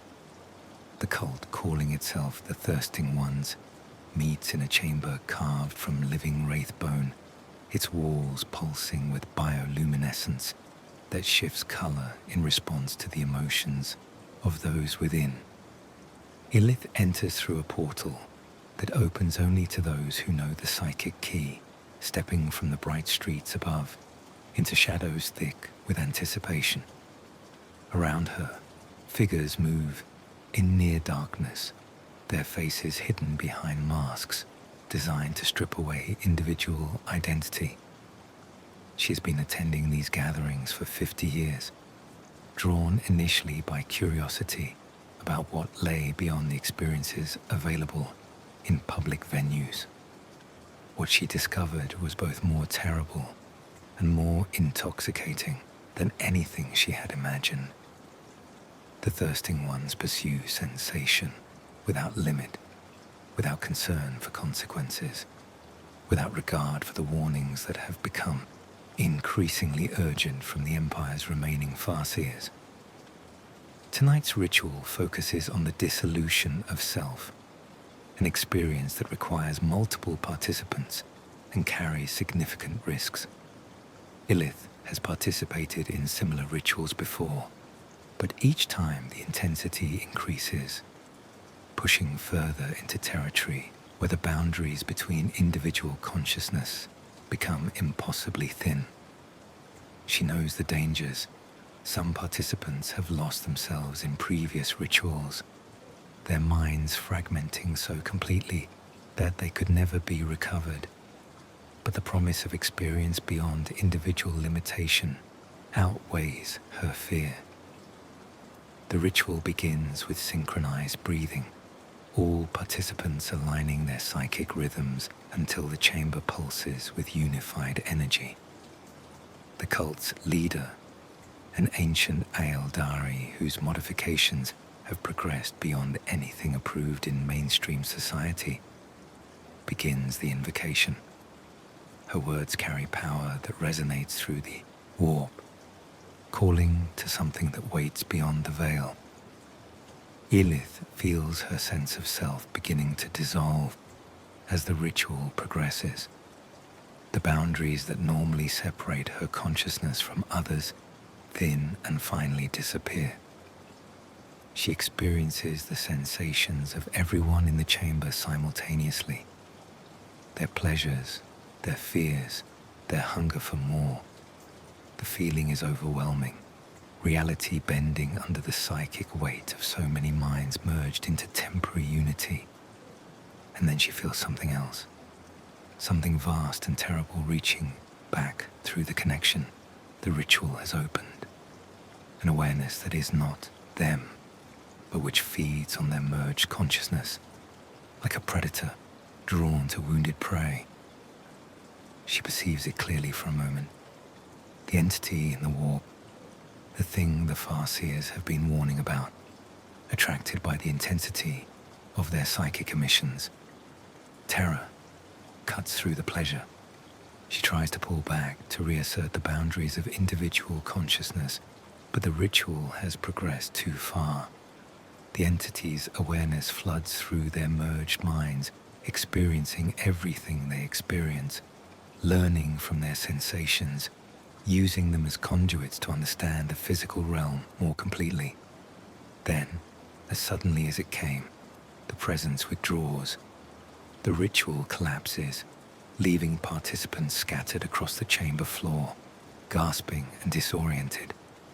Illith lies in darkness, her sense of self slowly reassembling, horrified by what she perceived. The warnings were true. The entity is real, and the cults, in their pursuit of ultimate sensation, are feeding it directly. She expects others to share her horror, to recognize that they have touched something dangerous. Instead, as the participants recover and begin discussing the experience, she hears only excitement.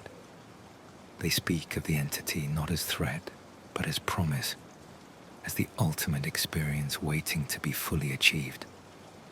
Some describe visions it transmitted during the brief contact, glimpses of transcendence beyond physical limitation, of sensation beyond what embodied consciousness can achieve. The cult leader speaks with authority, interpreting the contact as validation of everything they have been pursuing. The entity represents apotheosis, she claims, the final destination of the path they walk. When it fully awakens, those who have prepared themselves through ritual and excess will merge with it completely, achieving a form of existence beyond anything currently imaginable. Illith realizes with growing dread that they welcome what comes. The hedonist cults are not inadvertently feeding the entity through careless excess. They are doing so deliberately, working to accelerate its awakening because they perceive it as desirable outcome. They've become worshippers of something that will destroy them, mistaking predator for God. She attempts to voice her concerns, to explain what she perceived about the entity's nature. Her words are met with dismissal and mockery. She is as told she lacks understanding, that fear prevents her from embracing the transcendence they collectively work toward. The cult leader suggests that perhaps Illith is not prepared for the truth they have discovered, that perhaps she should return to the public venues until she develops the courage necessary for real transformation. Illith flees the chamber, emerging into the Undercity's dim streets, with terror still coursing through her. She has seen clearly what the Empire refuses to acknowledge. They are creating something through their excess, and when it wakes, it will consume them. The hedonist cults accelerate this process intentionally, but even the mainstream pleasure districts contribute through casual participation. She considers reporting what she witnessed to the authorities, but she knows such reports have been made before and dismissed. The cults operate in legal grey areas, but they violate no specific laws. Participants enter voluntarily. No external harm occurs. The Empire's liberal philosophy prevents intervention in private activities between consenting individuals, even when those activities involve the deliberate invocation of warp entities. The hedonist cults are not unique to Comora. Similar groups exist in hidden spaces across the Empire, each pursuing their own interpretation of ultimate experience. Some, like the thirsting ones, explicitly work toward the entity's awakening. Others remain unaware of what they feed, seeking only the next intensity, without understanding the larger pattern their actions create. On the pleasure world, Shah Malaith, a cult calling itself the Perfected, engages in permanent modifications so extreme that members become unrecognizable as Eldari. They replace portions of their nervous systems with psychically active crystals that amplify sensation 1,000-fold.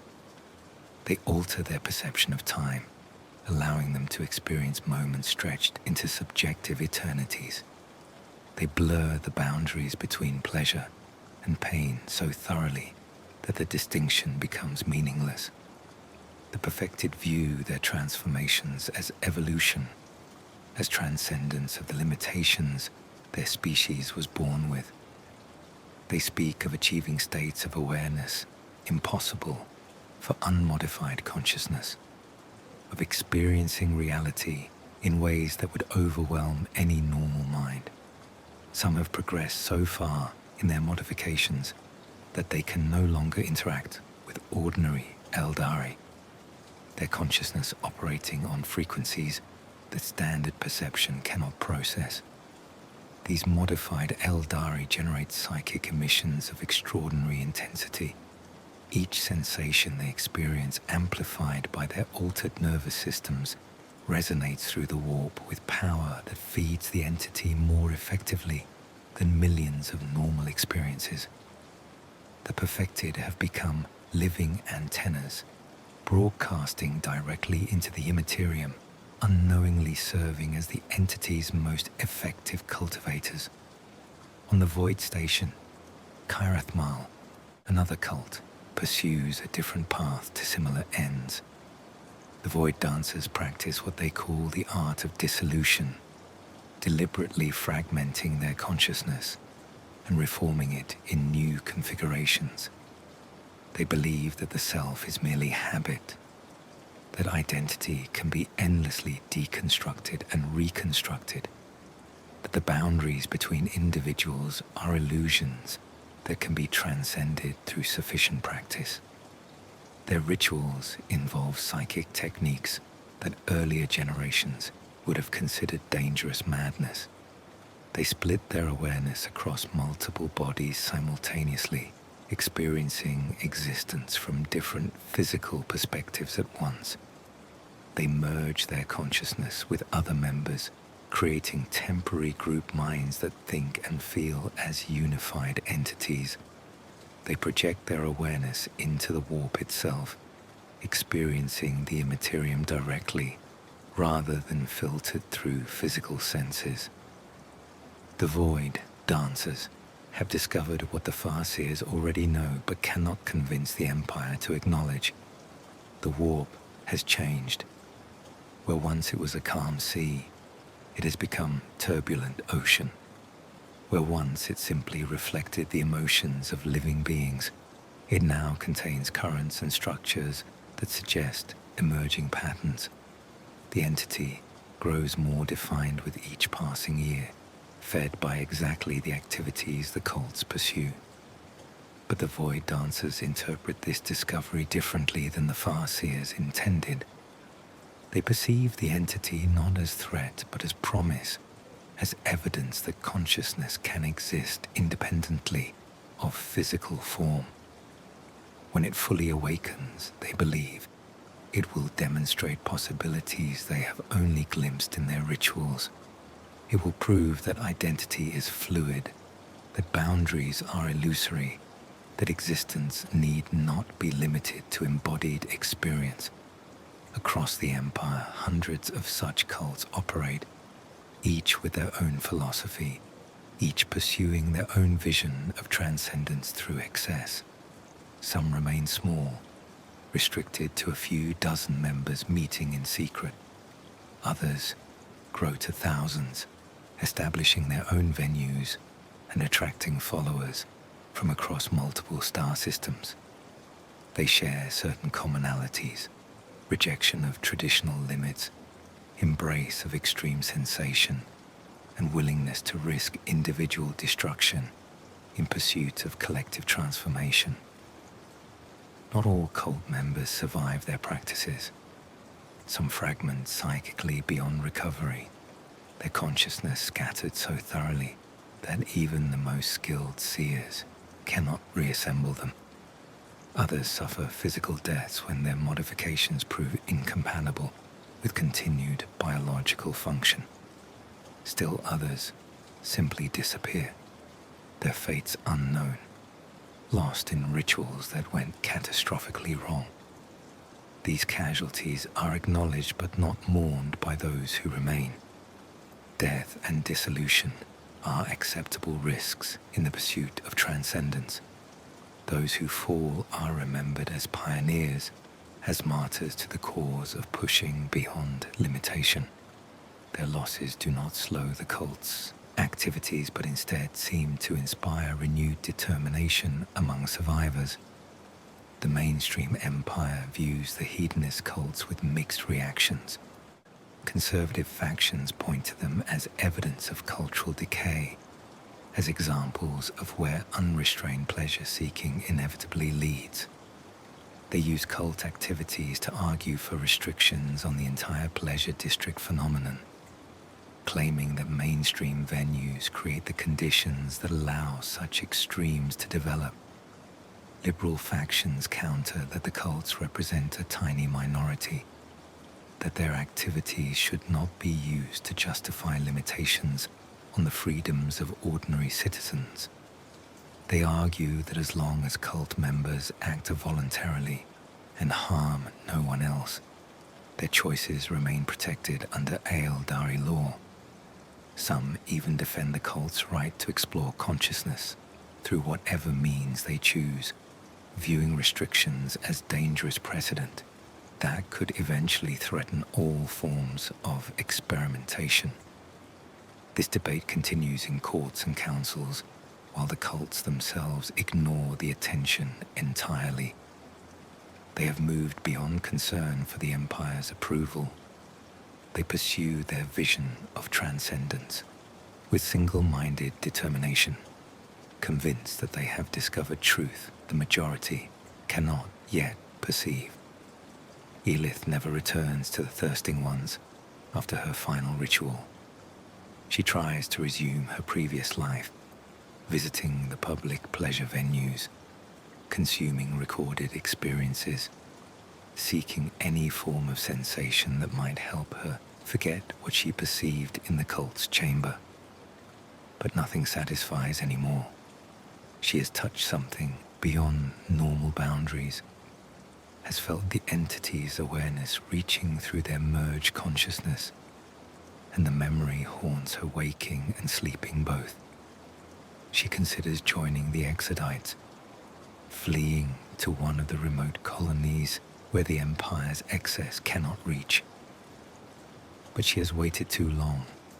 The exodus occurred years ago, and the window for joining has closed. Those who remain in the Empire must face whatever comes, whether they choose to or not. In the undercities and hidden spaces, the hedonist cults continue their work. They gather in chambers carved from living wraithbone, in void stations spinning through empty space, in pleasure palaces built specifically to facilitate their rituals. They push boundaries further with each gathering, seeking experiences beyond anything previously attempted, feeding the entity that waits to be born with psychic emissions of extraordinary intensity. They are the cutting edge of the Empire's descent, the vanguard leading the way toward catastrophe. But they differ from the mainstream only in degree, not in kind. Every Eldari who pursues sensation beyond discipline, who values intensity over control, who mistakes pleasure for transcendence, contributes to the same pattern. The hedonist cults simply do so more deliberately, more intensely, more consciously than the rest. And in the warp, the entity grows. It learns from every ritual, every experience, every moment of extreme sensation that the Eldari provide. It develops structure and purpose, moving closer to the awareness that will transform it from passive accumulation of psychic energy into active, terrible consciousness. The hedonist cults work to accelerate this awakening, but their efforts merely speed a process that has become inevitable. The cults believe they will merge with the entity when it wakes, achieving transcendence through union with something beyond physical limitation. They are wrong. When it wakes, it will not embrace them, but consume them, devouring their souls as it devours all Eldari souls, using them to fuel its terrible hunger. They work toward their own destruction, mistaking doom for apotheosis, incapable of perceiving the difference until the moment comes when perception no longer matters. In chambers hidden from daylight, rituals continue. Eldari gather to push beyond the boundaries their species was designed to respect. They merge consciousness, amplify sensation, and call to something that waits in the darkness between dimensions. And with each ritual, each gathering, each moment of supreme intensity, they bring closer the catastrophe that will destroy everything they have built. The hedonist cult's thirst for transcendence. What they will receive instead is oblivion, and they will drag their entire civilization down with them into the darkness they mistake for light. Farseer Eldred Ulthran stands at the heart of Ulthwé Craftworld's infinity circuit, his consciousness extended through wraithbone pathways that connect millions of souls. Here, in the network where the dead remain aware and active, he perceives the future with clarity that terrifies him. Every divination leads to the same conclusion. Every timeline converges on a single catastrophic moment. The entity will wake, the empire will fall, billions will die, their souls consumed in an instant.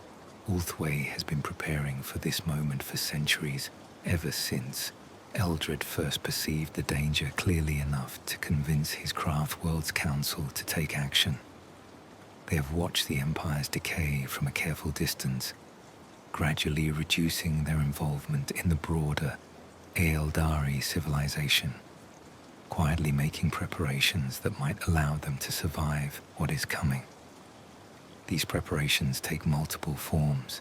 The Craftworld's population has been stabilized at sustainable levels rather than growing to match the density found on other Craftworlds.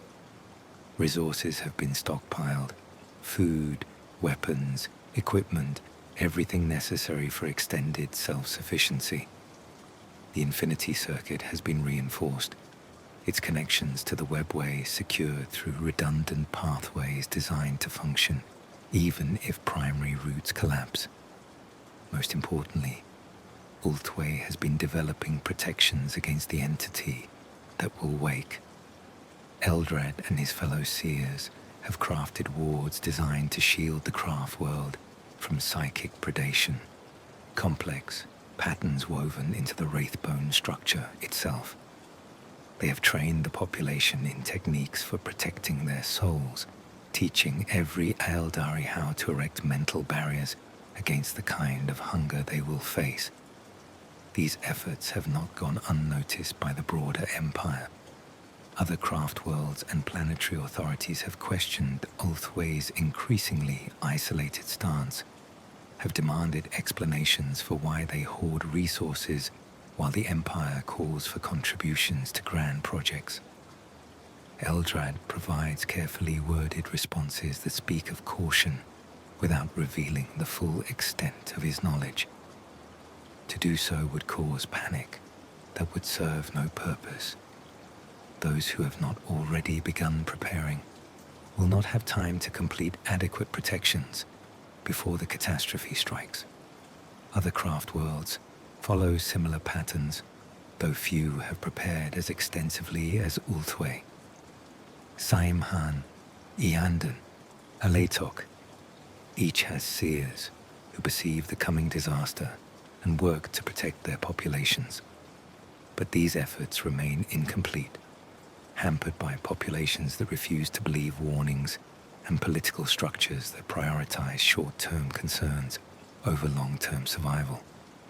On Bieltan, a more militaristic Craftworld, the approach takes different form. Rather than isolation and passive defense, Bieltan's warriors prepare for war against whatever emerges from the catastrophe. They stockpile weapons and train in tactics designed for combat against warp entities. They assume that when the entity wakes, it can be fought, that sufficient military power applied with adequate precision can destroy it before it fully manifests. Eldred views Bieltan's preparations with profound sadness. They prepare to fight something that cannot be fought, to battle an enemy that exists beyond the reach of conventional warfare. When the entity wakes, it will not appear as an army to be engaged, but as a force of nature to be survived. But Bieltan's leadership cannot accept this truth, cannot acknowledge that their martial prowess will prove irrelevant when faced with a god born from their entire species' psychic emissions. Communications between Craftworlds grow increasingly urgent as the timeline toward catastrophe narrows. Seers share visions, comparing notes on what they perceive, seeking to understand exactly when and how the entity will manifest. The visions remain frustratingly unclear on timing. The warp distortions caused by the entity's growth make future sight unreliable in exactly the period when it would prove most useful. But the general pattern is clear. The entity approaches awakening, and when it does, the consequences will be immediate and catastrophic. Eldrad convenes a meeting of the most powerful seers from across the craft world network. They gather not physically but through psychic projection, their consciousnesses meeting in a space constructed within the warp itself. Here, far from their bodies, they can speak freely without concern for being overheard by those who might panic at their conclusions. The discussion reveals the scope of the disaster they face. When the entity wakes, it will tear a hole in reality large enough to swallow the Empire's core worlds, the Eldari homeworlds, those planets where their civilization has concentrated most heavily, will be pulled directly into the warp. Billions, perhaps trillions, of Eldari will die in the first moments, their souls consumed before they understand what is happening. Those on craft worlds or distant colonies might survive the initial catastrophe, but they will face new dangers. The entity will not be satisfied with a single feeding. It will hunger for more Eldari souls, will hunt them across the galaxy, will claim them at the moment of death unless protections are in place. The infinity circuits offer some shelter. Souls preserved within them remain partially protected. But any Eldari who dies without their soul stone, whose consciousness remains unprotected at the moment of death, will be claimed by the entity and dragged into eternal torment. This is the future Eldrad perceives with terrible clarity. Not just the Empire's destruction, but the transformation of death itself into damnation. For the Eldari, dying will become worse than dying. It will mean falling into the entity's grasp, experiencing suffering that never ends, feeding its insatiable hunger throughout eternity. The seers debate whether anything can prevent this outcome. Some argue for direct intervention in the warp, for a coordinated attack by the most powerful psychers on the entity before it achieves full awareness. Others point to the fate of the Malthar expedition. Those who attempted such intervention were destroyed or worse. The entity is protected by its own nature, existing in the warp where it commands power that physical beings cannot match.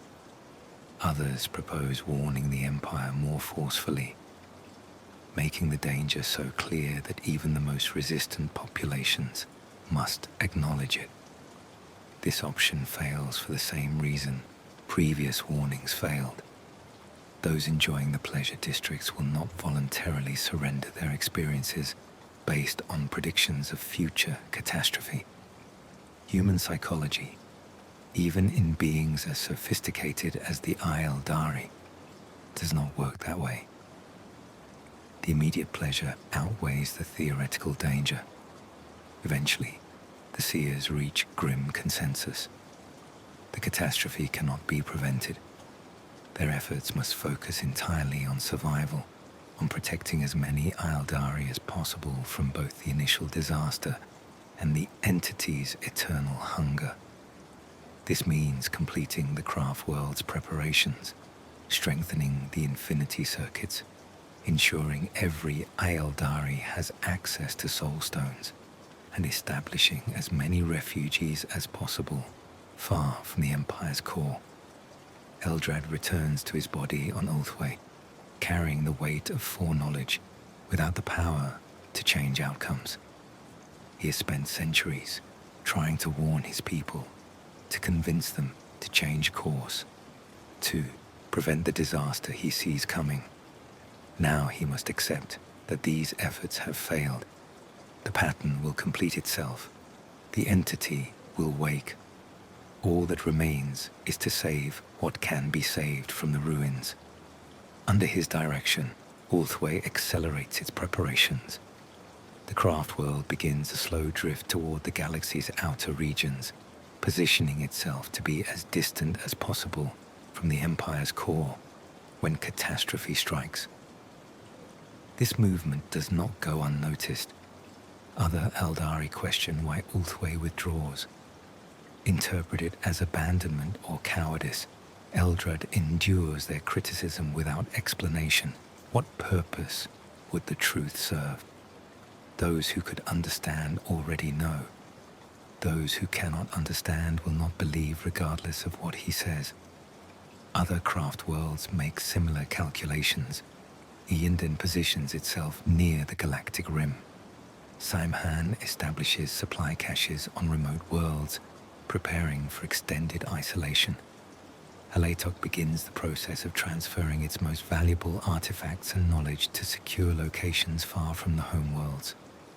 Each craft world acts according to its leadership's understanding and priorities, but all share recognition that the Empire as they knew it approaches its end. The tragedy is that these preparations, extensive as they are, will save only a small fraction of the Eldari population. The craft worlds can shelter millions, perhaps tens of millions. The remote colonies, another few million. The Exodites who fled years ago will survive on their distant worlds, but the Empire's population numbers in the trillions, spread across thousands of heavily populated planets and orbital habitats. When the entity wakes, the vast majority will have no protection, no warning, no chance of escape. Eldred watches these doomed masses from Altway's viewing portals, seeing them continue their lives unaware of the fate that approaches. He sees the pleasure districts operating at full capacity, their venues packed with Eldari pursuing sensation without restraint. He sees the hedonist cults performing their rituals in hidden chambers. He sees ordinary citizens going about their daily lives, working and loving and creating art, oblivious to the shadow that falls across their souls. He has tried to save them. He has given centuries to the effort of warning and preparing. Now he must accept that his power has limits, that even farseers cannot prevent catastrophes, that entire civilizations are determined to create for themselves. The best he can do is ensure that when the Empire falls, something survives to carry forward the Eldari legacy. In the craft world's infinity circuit, the dead watch with growing anxiety.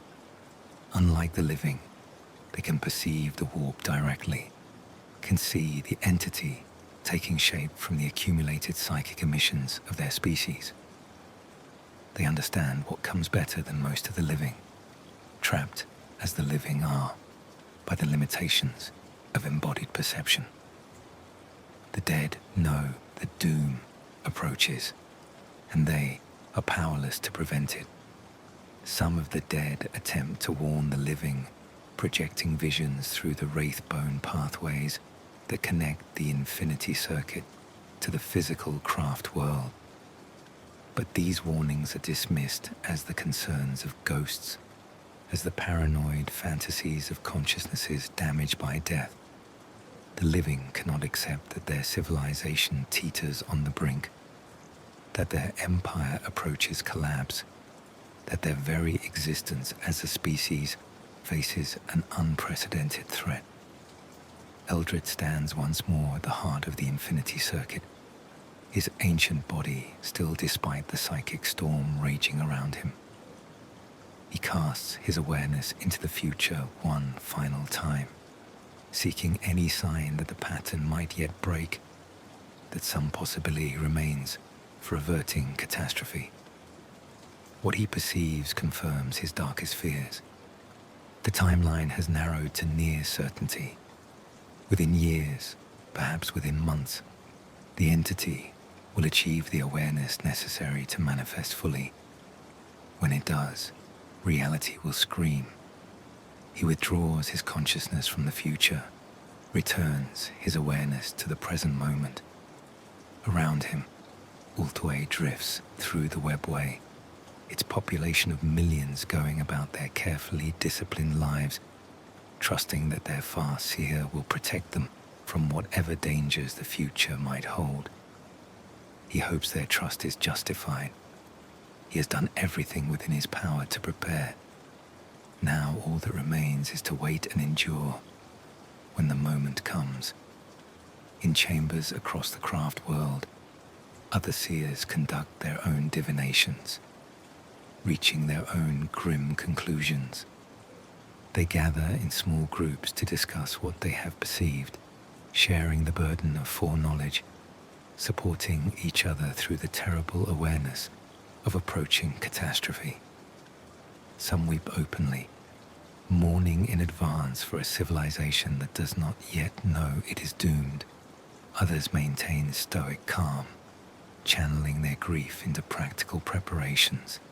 The craft worlds prepare as best they can, knowing their preparations remain inadequate, that no amount of planning can fully protect against what is coming. They strengthen their wards and reinforce their structures.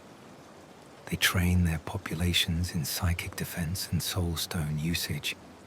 They position themselves as far as possible from the Empire's doomed core. They do what can be done while acknowledging it will not be enough. Beyond the craft worlds in the Empire's heartland, billions of Eldari continue their lives unchanged. They work and play and love and create. They pursue pleasure in the districts designed for that purpose. They ignore or dismiss the warnings that have been issued for centuries. They refuse to believe that their civilization, which has endured for millions of years, could collapse so completely. They are wrong. The craft worlds know this even if the Empire does not. The survivors know this even if the doomed remain blind. The entity grows toward awakening, fed by the Empire's unrestrained excess, strengthened by every boundary crossed and every taboo violated. And when it wakes, it will be hungry enough to consume galaxies. The craft worlds prepare for a future beyond the Empire, for an existence defined by survival rather than glory. They prepare to carry forward what can be saved from a civilization that destroyed itself through its own success, that reached heights so great it forgot the dangers of falling. They prepare to remember, to preserve, to ensure that the Eldari species does not disappear entirely when the Empire falls. In the heart of Ultway, Eldrad Ulthran stands vigil, ancient beyond measure, burdened with knowledge he cannot share, watching the future narrow toward the single terrible moment when everything changes. The craft worlds prepare, they wait, and they hope that when the screaming starts, they will be far enough away to survive. On the pleasure world Shardom, the greatest festival in Eldari history, unfolds across 7 continents. Millions gather to celebrate what they perceive as the apex of their civilization, a moment of cultural flowering unmatched in galactic history. The skies shimmer with psychic projections, entire atmospheres transformed into canvases for artists working at scales that dwarf planetary systems. Music resonates through the warp itself, compositions designed to be experienced simultaneously in material and immaterial dimensions. No one at the festival perceives the irony that they celebrate at the precise moment their civilization teeters on the brink of total collapse. The warnings issued by Farseers for centuries have become background noise, dismissed so thoroughly that most attendees remain unaware such warnings ever existed. They know only the present moment, the immediate sensation, the pleasure that validates their existence as the galaxy's most sophisticated species. Lianther walks through crowds numbering in the millions, his consciousness expanded through carefully calibrated substances that blur the boundaries between self and environment. Around him, other Eldari drift in various states of altered awareness, their psychic signatures bleeding into each other to create a collective field of intoxication. The festival has continued for weeks already and shows no signs of concluding. Why would it? Time itself seems suspended here, held in a perfect moment that might extend forever. He passes through districts dedicated to specific sensations.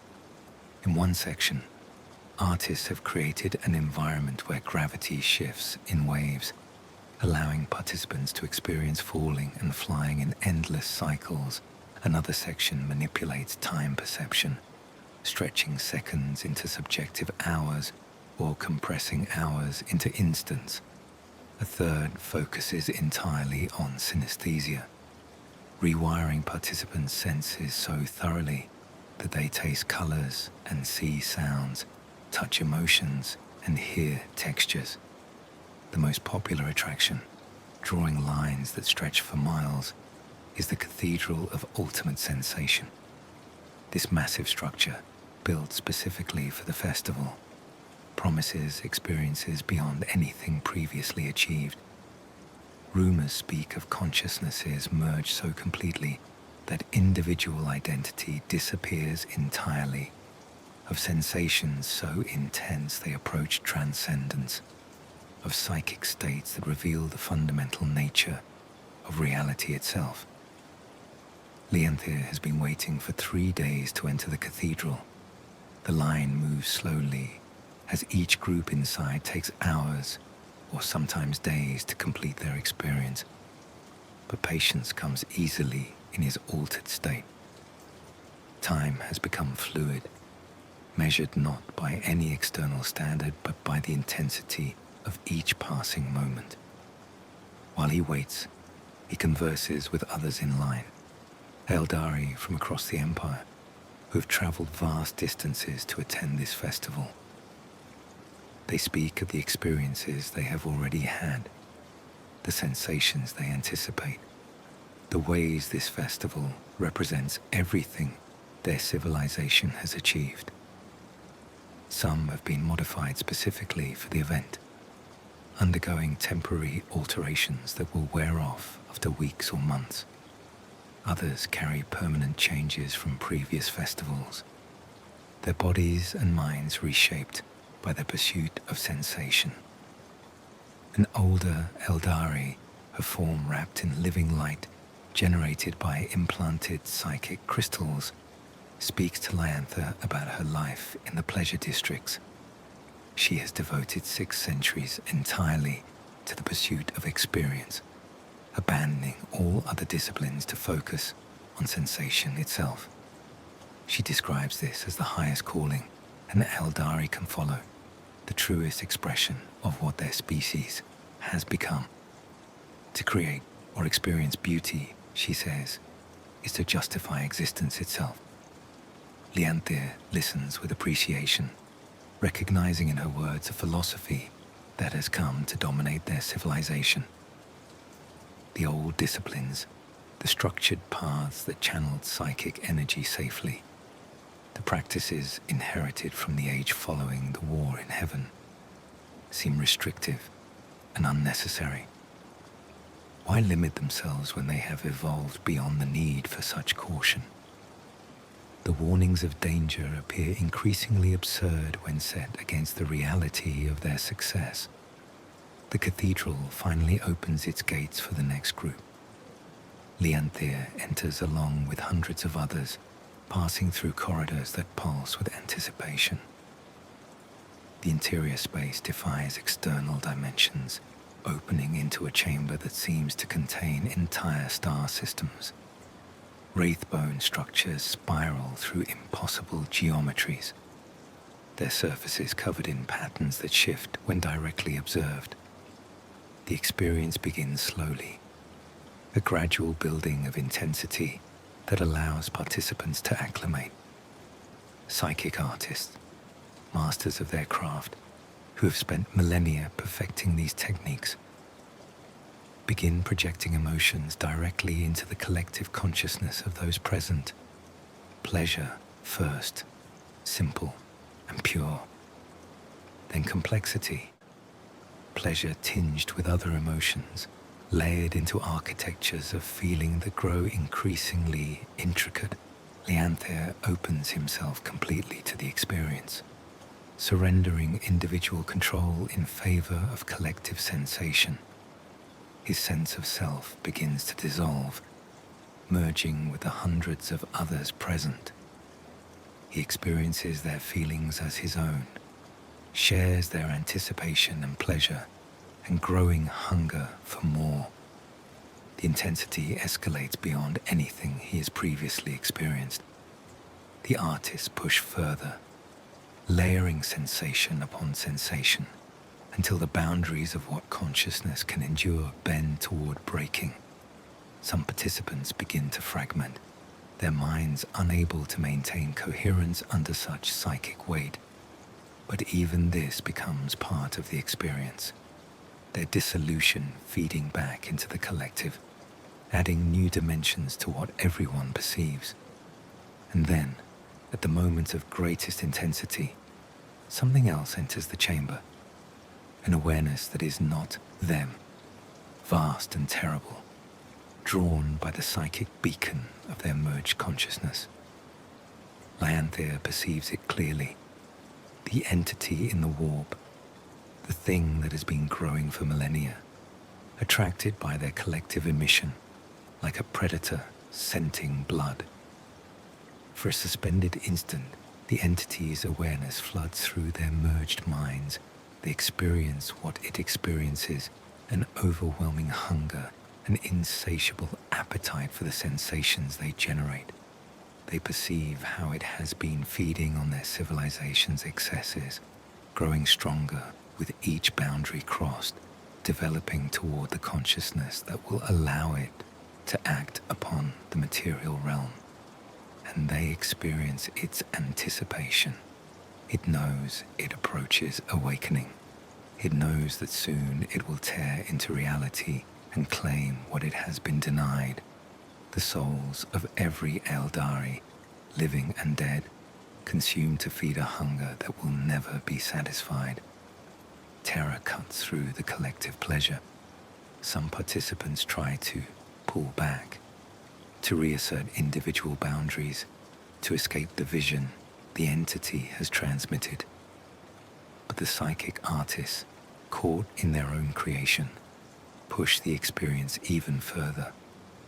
They interpret the entity's presence not as warning, but as validation, as proof that they have achieved something unprecedented. The cathedral experience reaches a crescendo that shatters minds. Dozens of participants fragment completely, their consciousness scattered beyond recovery. Others emerge traumatized, carrying visions of horror that will haunt them for however long they have left. A few, including Lyanthea, survive the experience intact but fundamentally changed by what they perceived. He staggers from the cathedral into daylight that seems impossibly bright after the depths of what he witnessed. Around him, the festival continues unchanged. Millions of Eldari pursue their pleasures, unaware that some among them have just touched something that will destroy them all. The music plays, the psychic projections shimmer through atmosphere, and the celebration of civilization continues without pause. Lyanthea wanders through crowds that suddenly seem alien to him. He has perceived the truth that most refuse to acknowledge. They are feeding something through their excesses, creating an entity that will consume them. The warnings were true. The danger is real, and the timeline toward catastrophe has narrowed to the point where prevention has become impossible. He tries to share his vision with others, to explain what he experienced in the cathedral. His words are met with dismissal or fascination, depending on the listener. Some view him as having suffered temporary psychic damage from an experience too intense for his preparation level.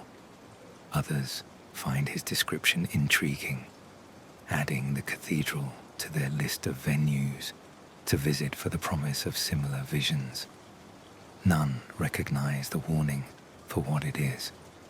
They cannot accept that their civilization approaches its end, that the greatest festival in their history unfolds in the shadow of approaching catastrophe. The cognitive dissonance proves too extreme. They would have to acknowledge that everything they have built, everything they have become, leads directly to their destruction. Days pass on Shardom, the festival expanding to cover more of the planet's surface as additional attendees arrive from across the Empire. The celebration takes on an air of desperation, though few consciously recognize it. The intensity escalates, boundaries fall faster. The pursuit of sensation becomes more frantic. It is as if the entire civilization knows on some deep level that time grows short, that these may be their final nights, even if they cannot articulate this knowledge. In the pleasure districts that have spread across every major world, similar patterns unfold. The venues push further than ever before, offering experiences that previous generations would have found incomprehensible. The hedonist cults perform their rituals with increasing frequency, calling to the entity in the warp, working to accelerate its awakening. Ordinary Eldari pursue pleasures with an intensity that suggests they race against some unacknowledged deadline. On the craft worlds and among the exiles, those who have prepared watch these developments with horror and pity. They know what approaches even if the Empire does not. They have done what they can to protect themselves, to preserve what might be saved when catastrophe strikes. Now they can only wait and watch as the timeline narrows toward the moment when everything changes. Farseer Kirilleth, in exile at the galaxy's far edge, casts one final divination into the future. What she perceives makes her weep tears of silver that will not stop flowing. The entity stands at the threshold of awakening. Within days, perhaps within hours, it will achieve the consciousness necessary to manifest fully in the material realm. When it does, reality will tear open. The Eldari homeworlds will be consumed. Trillions will die in the first moments, their souls claimed before they understand what is happening. She records her final vision, speaking it into a crystal designed to preserve her words for whatever future might come.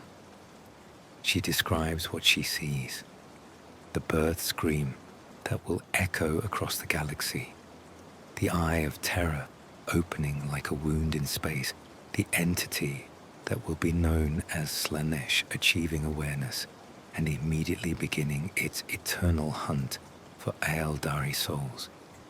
She describes the Empire's end, not through external conquest, but through self-destruction, consumed by the very excess that defined its golden age. Her recording complete, Kirilleth disconnects from the infinity circuit and walks to a viewing portal. Outside, stars wheel through the darkness of space at the galaxy's edge. Somewhere toward the core, thousands of light years distant, the Empire celebrates its final night. They feast and dance and pursue sensation without restraint, unaware that they have already passed the point of no return. On Shardom, as the festival enters its fourth week, the cathedral of ultimate sensation opens for another session. The line of waiting Eldari stretches for miles, each anticipating experiences that will validate their existence. They do not perceive the shadow falling across their souls. They do not understand that they wait in line to feed themselves to a predator that has been growing for millennia. Leanthir does not join the line again. He has seen what waits inside, has touched the entity's awareness and understands its nature. Instead, he walks to the planetary spaceport and boards the first ship, leaving Shardom. He does not know where he will go. Escape seems impossible when the catastrophe will span the galaxy. But remaining at the festival feels like complicity in mass destruction. The ship lifts from the surface, rising through atmosphere turned psychedelic by the festival's psychic projections. Below, millions of Eldari continue their celebration, tiny figures pursuing pleasure in the shadow of doom. The ship enters the void, leaving the pleasure world behind, carrying Lyanthea toward whatever future awaits those who perceive the danger but lack power to prevent it. In the warp, in that dimension where thought and emotion take physical form, the entity approaches critical mass. It has been growing for 10,000 years, fed by the Eldari civilization's unrestrained excess. Every sensation pursued beyond discipline, every boundary crossed, every taboo violated has contributed psychic energy to its development. The hedonist cults have accelerated the process deliberately, but even without their intervention, the outcome would have been the same. The entity has learned from the Eldari, even as it fed upon them. It has studied sensation through their experiences, has come to understand pleasure and pain and desire through billions of individual emissions. Now it stands ready to be born, to tear into the material realm, to claim what it has been denied, the souls of an entire species, to fuel its eternal hunger. The final nights of the Eldari Empire unfold in celebration and denial. The festival on Shardom continues. The pleasure districts operate at capacity. The hedonist cults perform their rituals. Ordinary citizens pursue their lives, working and loving and creating art, unaware that these are their final moments before everything changes. On the craft worlds, in the exodite colonies, among the scattered few who prepared and fled, the survivors wait. They have done what they could. They have warned and prepared and positioned themselves for survival.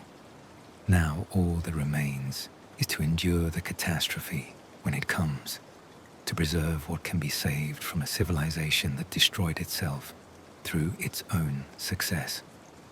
The galaxy holds its breath. The Eldari celebrate.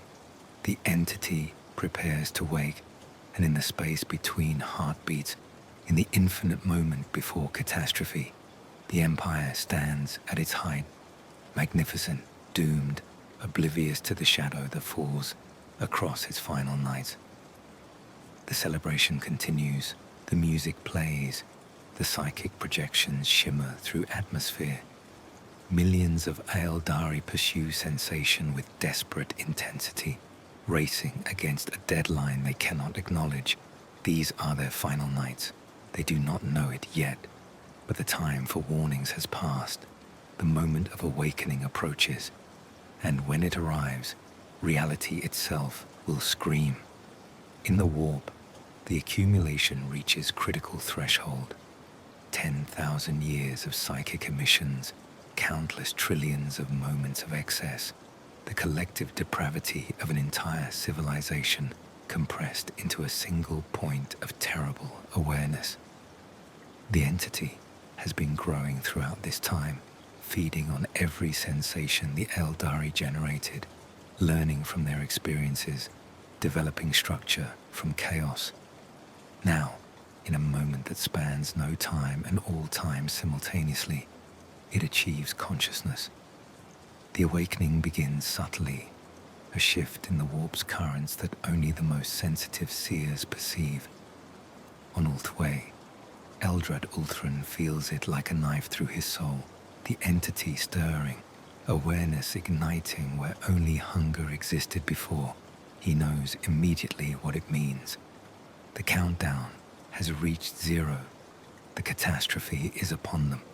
He sends urgent warnings through the infinity circuit to all craft worlds, a psychic scream that carries a single message: brace for impact. Those who have prepared activate their defenses. Those who have not prepare as best they can in the moments remaining.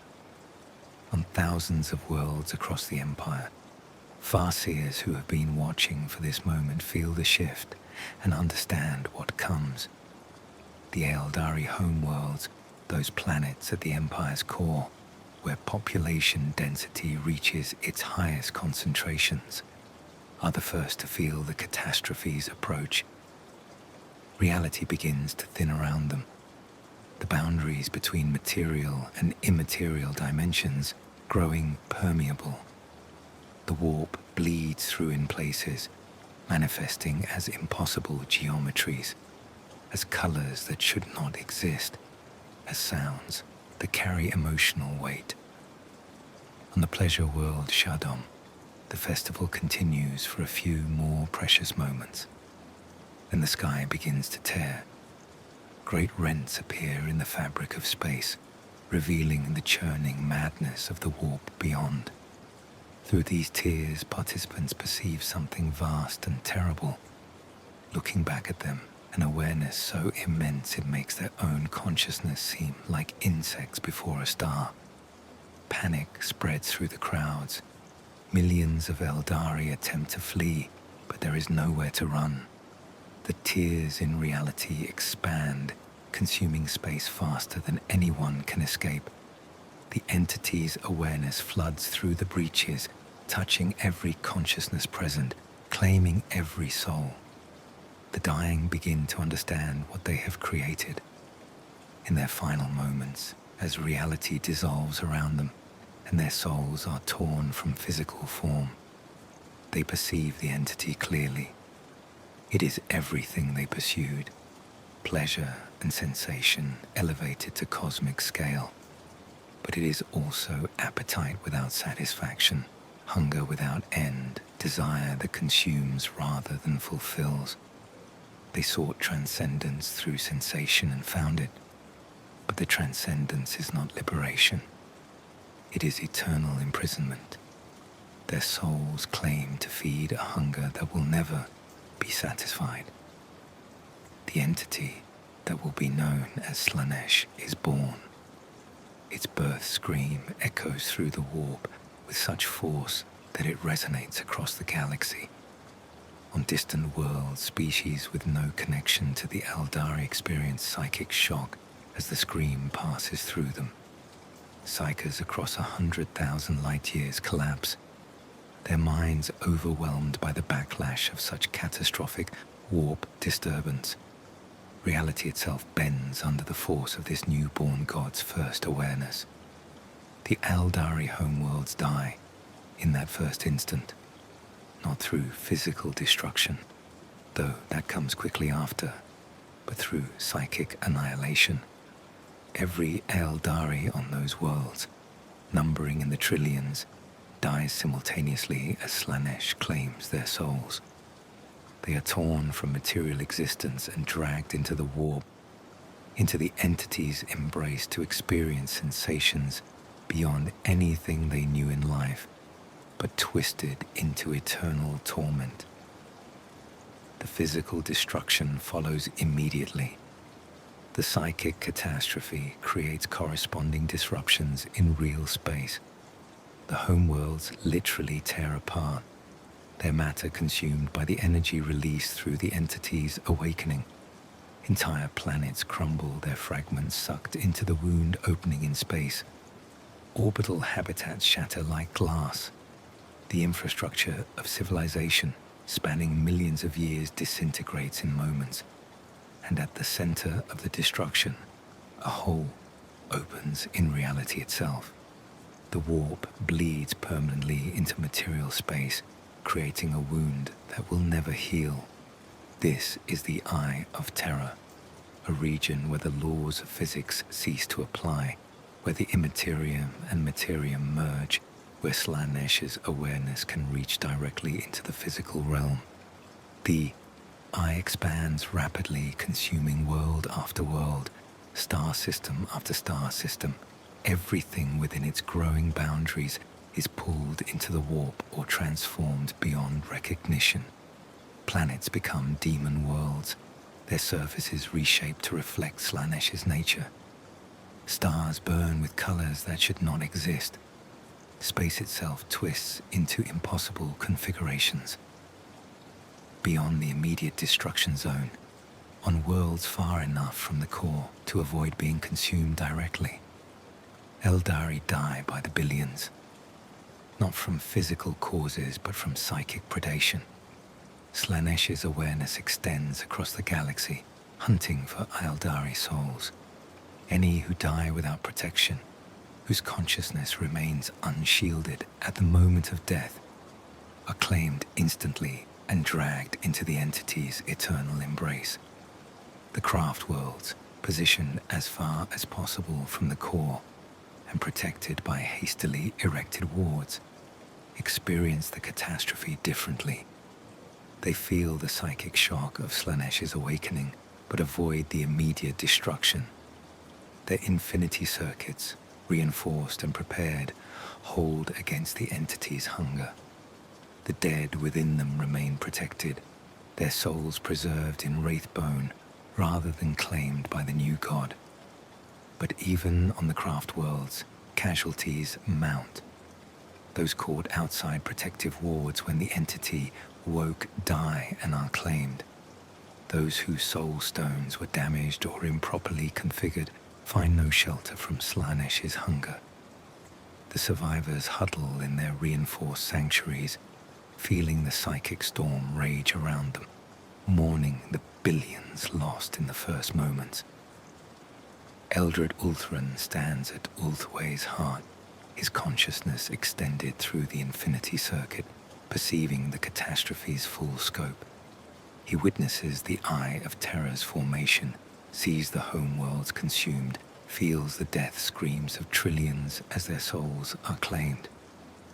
The visions he has been receiving for centuries prove accurate in their horror but inadequate in their scope. The reality exceeds even his darkest predictions. On the exodite worlds at the galaxy's edge, the survivors feel the distant psychic shock of Slaanesh's birth. Tharion collapses in his gardens, overwhelmed by the backlash. When he recovers, he knows without being told what has occurred. The Empire is gone. The civilization he fled to preserve has been destroyed. The warnings prove true, but too late to save any but those who prepared. He thinks of Ariel, wonders if she died in the first wave or survived somehow. He will never know. Communication with the Empire's core has become impossible. The psychic interference from the Eye of Terror disrupts all signals, and the webway routes leading toward the homeworlds have collapsed or become too dangerous to traverse. In the undercities of Comora, the hedonist cults experienced their moment of triumph and horror. They had worked to accelerate Slaanesh's awakening, believing they would merge with the entity and achieve transcendence. Instead, they discover that the entity views them not as partners, but as prey. When it turns its attention to Comora, seeking the concentrated populations of Eldari still surviving, the city seals itself away from the warp entirely. This act of desperate preservation transforms Comora and its inhabitants. Cut off from the warp that defines Eldari psychic nature, they must find alternative sources for their consciousness needs. They become the Drukhari, the Dark Eldar, sustained not through natural connection to the immaterium, but through the suffering of others. They will survive Slaanesh's hunger by feeding their own, becoming predators who hunt across real space for victims whose pain can sustain them. The survivors across the galaxy begin to understand their new reality. Death has been transformed for their species. Any Eldari who dies without their soul stone, without protection from the infinity circuits, will be claimed by Slaanesh and experience eternal torment. This knowledge fundamentally alters their civilization. Every Eldari must now wear a soul stone at all times, must ensure it is properly configured to capture their consciousness at death. Failure means damnation. The craft worlds drift through space as scattered remnants of an empire that once spanned the galaxy.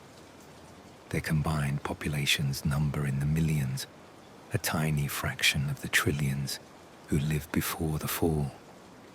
They maintain what they can of their civilization's achievements, preserve what knowledge survived, and adapt to a universe fundamentally changed by their species' catastrophic failure. Slaanesh consolidates its existence in the warp, establishing dominion over the domain of excess and sensation.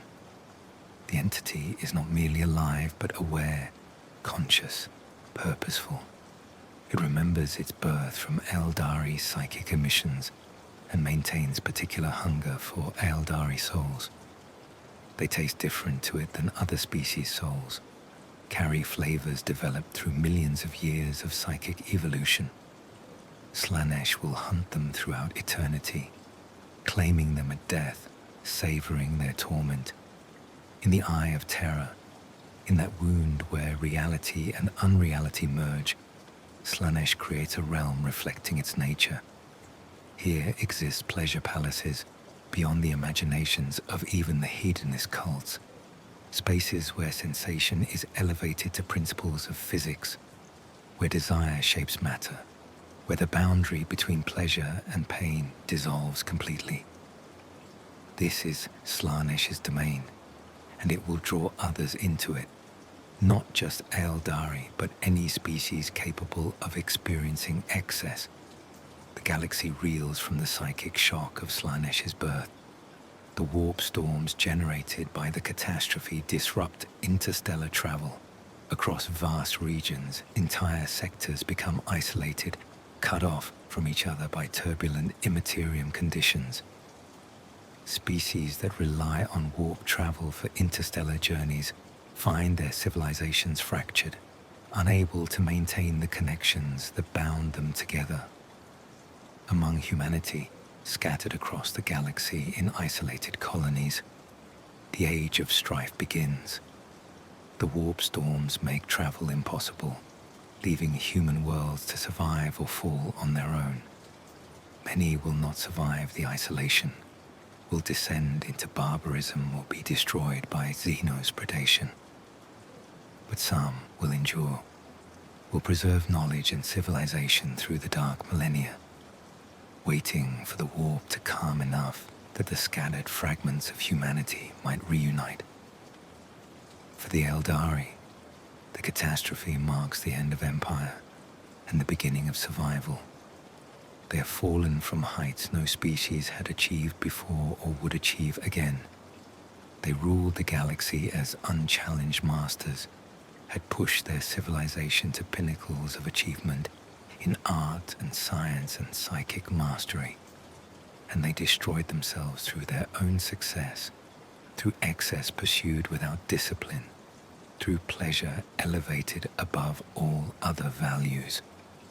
The survivors must live with this knowledge. They carry the understanding that their species created the very God that now hunts them. Every Eldari soul claimed by Slaanesh since the fall represents a continuation of the catastrophe they brought upon themselves. The entity they birthed will outlive their species by eons, will continue to hunt them and others throughout all time to come. On Ulthweg, Eldred Ulthran composes a record of what occurred, inscribing his account into crystals that will be preserved in the Infinity Circuit. He describes the Empire's rise and fall, the warnings that went unheeded, the catastrophe that could have been prevented if only his people had chosen differently.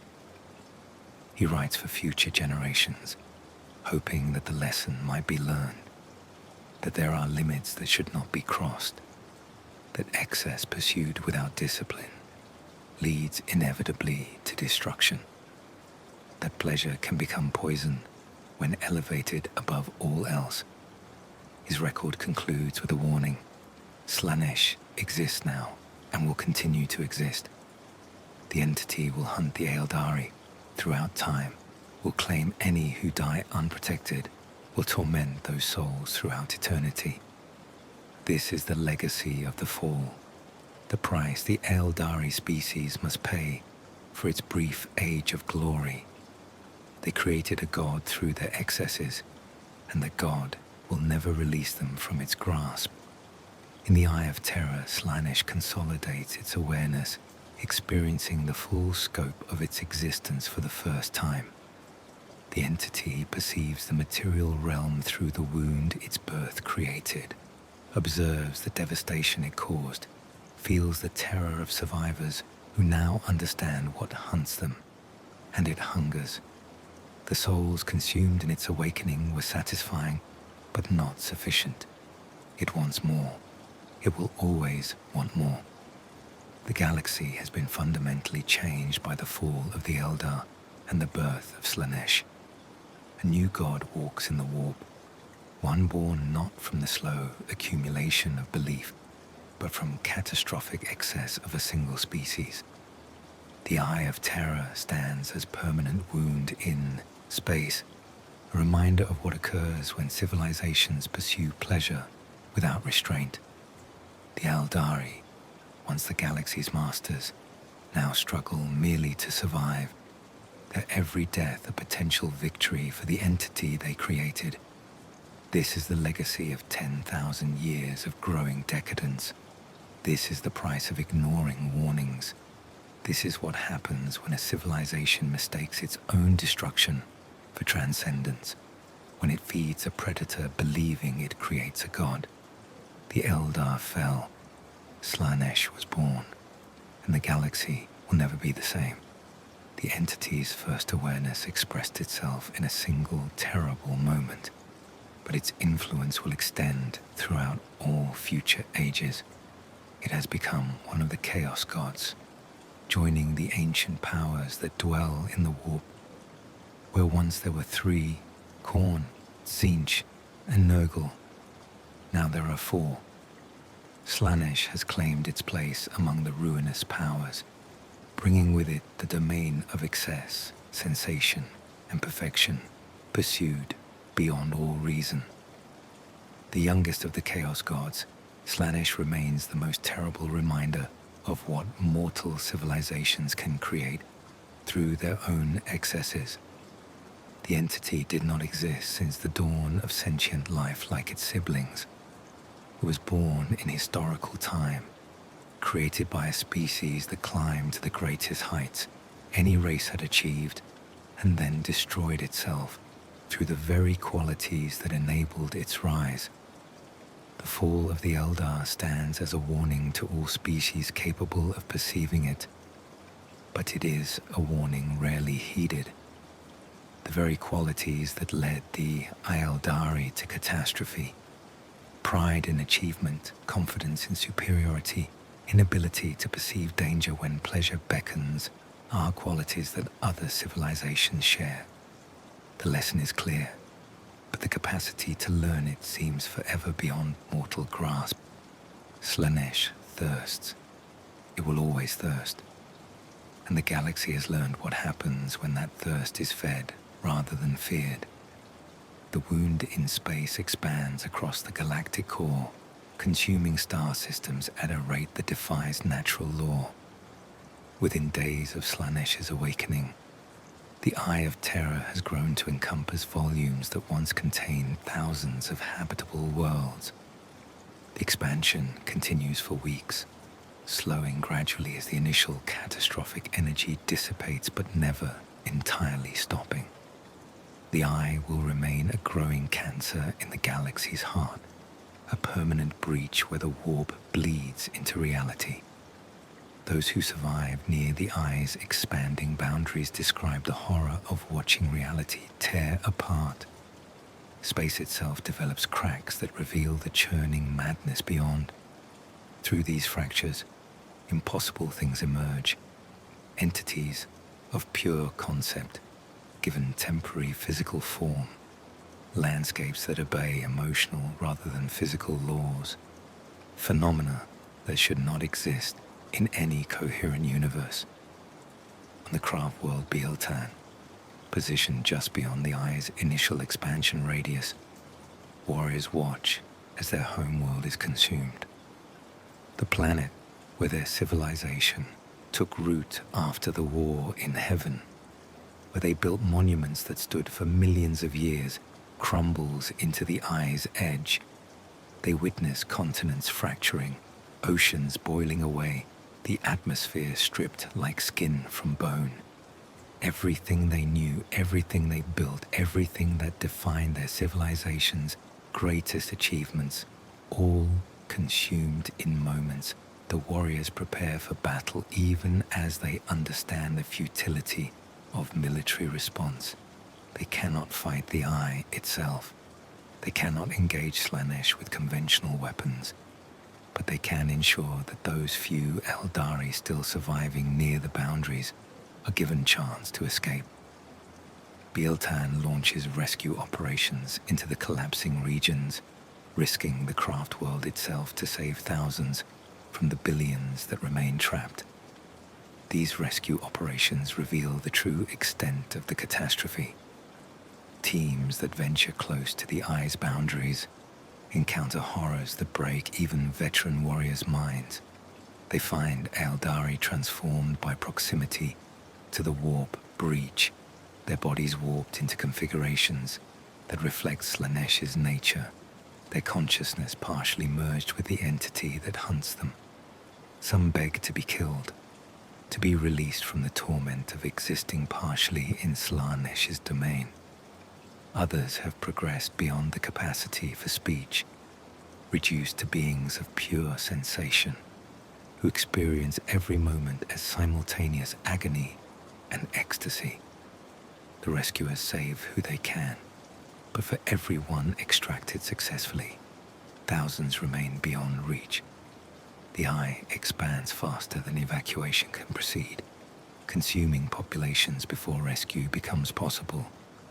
And those brought aboard the craft world sometimes prove more burden than blessing, their proximity to Slaanesh having marked their souls so deeply that even the Infinity Circuit's protections cannot fully shield them. Beyond the eye's immediate devastation, the psychic shock of Slaanesh's birth ripples across the galaxy. Species with no knowledge of the Eldari, who never encountered their empire, experience warp storms and psychic disturbances of unprecedented intensity. On 1,000 worlds, populations that depend on psychers for essential functions find their psychically gifted individuals driven mad or killed by the backlash. Humanity, scattered across the stars in isolated colonies, suffers particularly severe consequences. Many human populations include small percentages of psychers, individuals whose connection to the warp allows them to perform essential tasks. The psychic shock of Slaanesh's birth overwhelms these individuals, destroying them or driving them to madness that often results in catastrophic warp manifestations.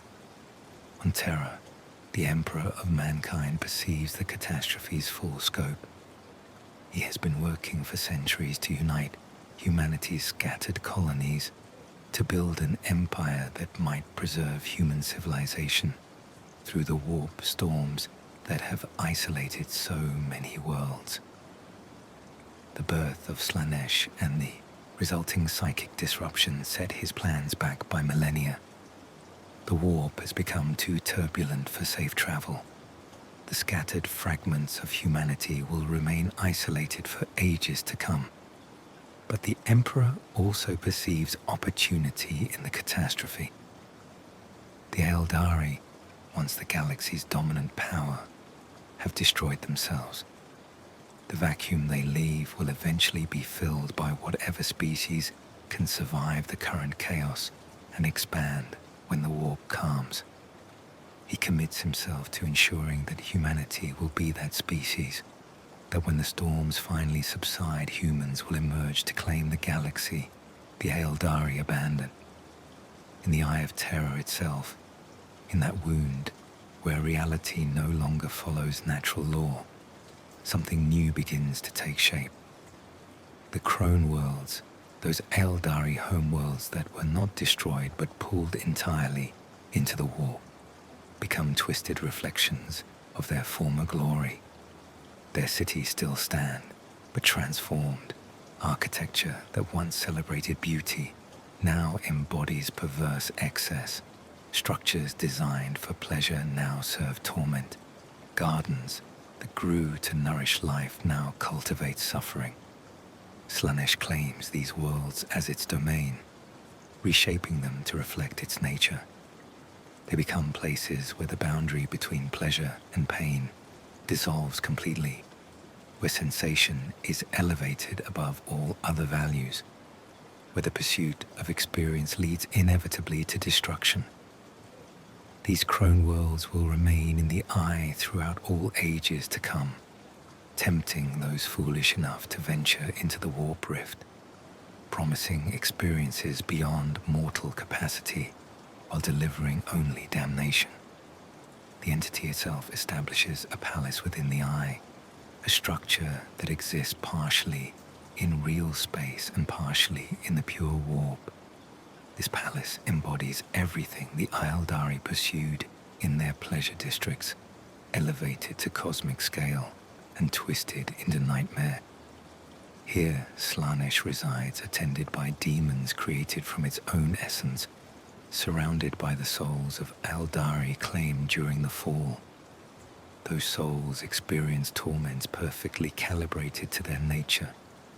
The Eldari's heightened capacity for sensation, which allowed them to create such sophisticated art and pursue such intense pleasures, now makes them ideal victims for eternal torture. They experience pain and pleasure simultaneously, unable to distinguish between the two, trapped in states of sensation so intense that individual consciousness fragments under the weight of it. This is Slaanesh's design, to claim Eldari souls at their death and subject them to exactly the experiences they sought in life, but elevated beyond the capacity of mortal consciousness to endure. It is punishment perfectly matched to crime, torment derived from the very pleasures that led to catastrophe. The Eldari wanted sensation without limit. Slaanesh provides it throughout eternity. On the surviving craft worlds, the Eldari begin the process of adapting to their new reality. Every aspect of their civilization must be restructured around a single imperative: protecting souls from Slaanesh's hunger. The infinity circuits become sacred, their proper function essential to species survival. Soul stones must be worn at all times, maintained with a religious care, configured to capture consciousness at the moment of death. New cultural practices emerge from necessity. The paths, once optional disciplines for those who chose to follow them, become mandatory for all Eldari. These structured practices provide frameworks for channeling emotions safely, preventing the kind of psychic excess that feeds Slaanesh. An Eldari might spend centuries as a warrior, then transition to become an artist, then shift to craftsmanship. Each path providing focus while preventing dangerous emotional intensification. Those who leave the paths prematurely or reject them entirely risk falling to Slaanesh's influence even before death. The entity maintains connection to the Eldari species, can reach through the warp to tempt and corrupt. Any who indulge excess, who pursue sensation beyond discipline, risk strengthening that connection until Slaanesh claims them, body and soul. The paths provide protection through structure, channeling the Eldari's natural intensity into forms that do not feed the enemy. Eldred Ulthran, ancient even before the fall, takes on the burden of guiding Ulthwé through this new age. He has lived long enough to remember the Empire at its height, to witness its entire descent into excess. To survive the catastrophe his warnings failed to prevent. Now he must help his people adapt to a reality where their mere existence invites predation from a god they created. He establishes practices that will define craftworld culture for millennia to come. The Infinity Circuit becomes the center of Eldari spiritual life, its maintenance elevated to sacred duty. Seers who can perceive Slaanesh's movements in the warp are trained to provide early warning of the entity's attention. Warriors learn to fight not just physical enemies, but demonic incursions that breach from the warp. Most importantly, Eldrad works to preserve the memory of what occurred. He knows the temptation will exist for future generations to forget, to minimize the fool's lessons, to believe they can succeed where their ancestors failed. He creates records detailing the Empire's descent, describing the warnings that went unheeded, explaining how the catastrophe unfolded. These records are inscribed in the Infinity Circuit, where they cannot be altered or destroyed. On the Exodite worlds, the survivors process their own grief and vindication. They were right to flee, right to abandon the Empire and its excesses. But their victory is hollow. The civilization they sought to preserve is gone. The Empire that could have been saved through discipline chose excess instead. They survive while billions perished, but survival carries the burden of knowing they could not save those who refused to be saved. Tharion tends his gardens on the distant world that has become his permanent home. He teaches the young Eldari born since the fall, passing on knowledge of cultivation and discipline. These children will never know the Empire at its height, will never experience the intensity that defined pre-fall civilization. Instead, they will grow up in a community defined by restraint, by emotional discipline, by respect for limits that their ancestors crossed with catastrophic results. He tells them stories of what was lost, describing the beauty and achievement the Empire represented before excess consumed it. He also tells them of the warning signs that were ignored, the prophets who spoke truth to populations unwilling to hear. He hopes these children will internalize the lessons, will carry forward understanding that prevents such catastrophe from recurring. The Eye of Terror stabilizes gradually, its expansion slowing until it reaches a boundary that will remain relatively fixed for tens of thousands of years. The wound spans a region that once contained the heart of the Eldari Empire, consuming space where trillions lived and worked. It stands as permanent monument to the fall, visible from across the galaxy, a reminder of what occurs when civilizations pursue excess beyond all restraint. Within the eye, time flows differently than in normal space. Millennia in the Materium might pass while only moments transpire inside the warp rift. This temporal distortion makes the eye a haven for those who serve chaos, a region where the dark god's influence reaches directly into reality. In future ages, it will become a staging ground for incursions against the Imperium, the source of endless threats emerging from a wound that will never heal. Slaanesh consolidates its position among the Chaos Gods, claiming dominion over the domain of excess and perfection. The other ruinous powers acknowledge the newcomer with varying degrees of acceptance. Khorne, god of violence and warfare, views Slaanesh with contempt, seeing the pursuit of pleasure as weakness compared to the purity of rage. Tzeentch, god of change and scheming, recognizes a potential ally or rival depending on circumstances. Nurgle, god of decay and entropy, perceives Slaanesh as complement, where he offers release from suffering through acceptance. Slaanesh promises transcendence through sensation.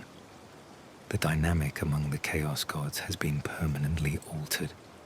The birth of a fourth ruinous power shifts balances that had existed since the dawn of sentient life. Where once the warp contained three major entities, now it contains four, each competing for the psychic energy that sustains them, each seeking to expand their influence over material and immaterial realms. For the Eldari species, the eye stabilization brings no comfort. They know that within that wound, their homeworlds persist in twisted form, that the cities where their civilization flowered now serve as Slaanesh's pleasure palaces. They know that the entity born from their excesses will hunt them throughout all time, that every Eldari death feeds the god they created unless protections hold. This knowledge fundamentally transforms their civilization, where once they were defined by confidence and cultural flowering. Now they are characterized by caution and discipline. Where once they ruled the galaxy without challenge, now they struggle merely to survive. The fall marks the dividing line between what the Eldari were and what they have become, between empire and remnant, between glory and survival. The eye opens wider still in certain places, creating smaller rifts that connect to the main wound.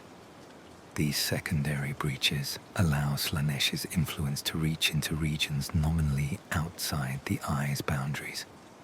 Daemon incursions occur with increasing frequency near these rifts, entities of pure sensation manifesting temporarily in real space to hunt for Eldari souls or tempt other species into excess. The galaxy must adapt to this new reality. The Eldari Empire is gone, consumed by catastrophe of its own creation. The Eye of Terror stands as permanent wound in space. Slaanesh hunts across the warp for souls to feed its eternal hunger, and those species that survive must learn to navigate a universe fundamentally changed, where a new god walks, and where the lessons of the fall echo as warning to any who might repeat the Eldari's mistakes. The eye opens, the galaxy bleeds, and in the wound, something terrible hunts, waiting for the next soul to claim, the next civilization to corrupt, the next opportunity to demonstrate that excess pursued without limit leads inevitably to damnation. In the aftermath of catastrophe, the surviving Eldari number in the low millions, a population that once spanned trillions, reduced to fragments scattered across the galaxy. They cluster in craft worlds, those vast ships that survived by positioning themselves far from the Empire's core. They hide on exodite worlds at the galaxy's fringes, living simpler lives than their Empire cousins ever knew. And in Comora, sealed away from the warp entirely, the Drukhari adapt to existence sustained through others' suffering, rather than natural psychic connection. Each survivor carries trauma that will never fully heal. They witnessed the Empire's destruction, felt the psychic shock of Slaanesh's birth, experienced the death screams of billions as souls were claimed. Many lost family and friends in the initial catastrophe, will never know their loved ones' fate, cannot even mourn properly because the souls were claimed by the entity rather than preserved in infinity circuits. On craft world Ianden, the largest to survive with substantial population intact, the work of rebuilding begins. The Craft Worlds Council convenes to assess their situation and plan for a future fundamentally different from anything their civilization previously experienced. They inventory their resources, food stores, equipment, knowledge preserved in crystalline memory. They count their population, noting with despair how few survived compared to the craft world's capacity. Yanden could house millions, its corridors and chambers, its gardens and workshops, its infinity circuit, all designed to support a population measured in millions. But the survivors number only in hundreds of thousands. The craft world feels empty, its halls echoing with absence, its gardens tended by too few to maintain them properly. The council debates their next moves. Should they attempt to locate other survivors? Should they remain isolated, avoiding any action that might draw Slaanesh's attention? Should they try to recover artifacts from the ruins of the Empire, salvaging what they can from worlds that hover at the Eye of Terror's edges? Farseer Kelman advocates for isolation. The Eldari drew catastrophe upon themselves through their actions. He argues the safest course now is complete withdrawal from galactic affairs. Let other species rise and fall. The Eldari must focus entirely on survival, on maintaining their population at sustainable levels, on avoiding any behavior that might attract Slaanesh's notice. Others disagree, arguing that isolation means stagnation. The Eldari possess knowledge and capabilities that lesser species lack.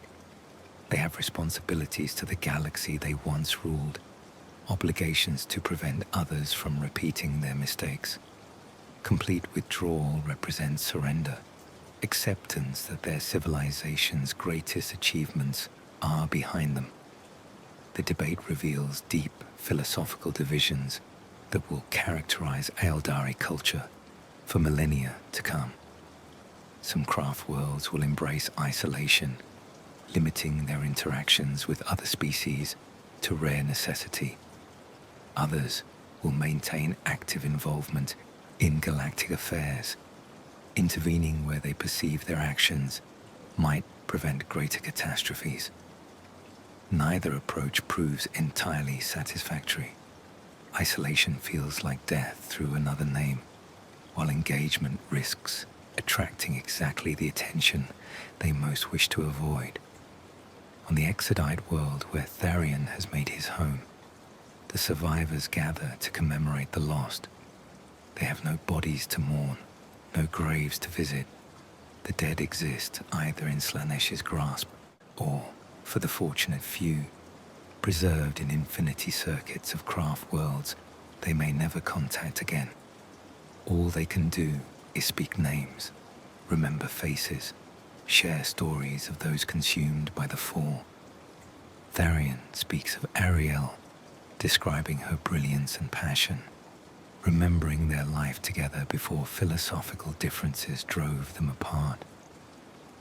He does not know her fate, whether she died in the initial catastrophe or survived somehow in one of the scattered remnants.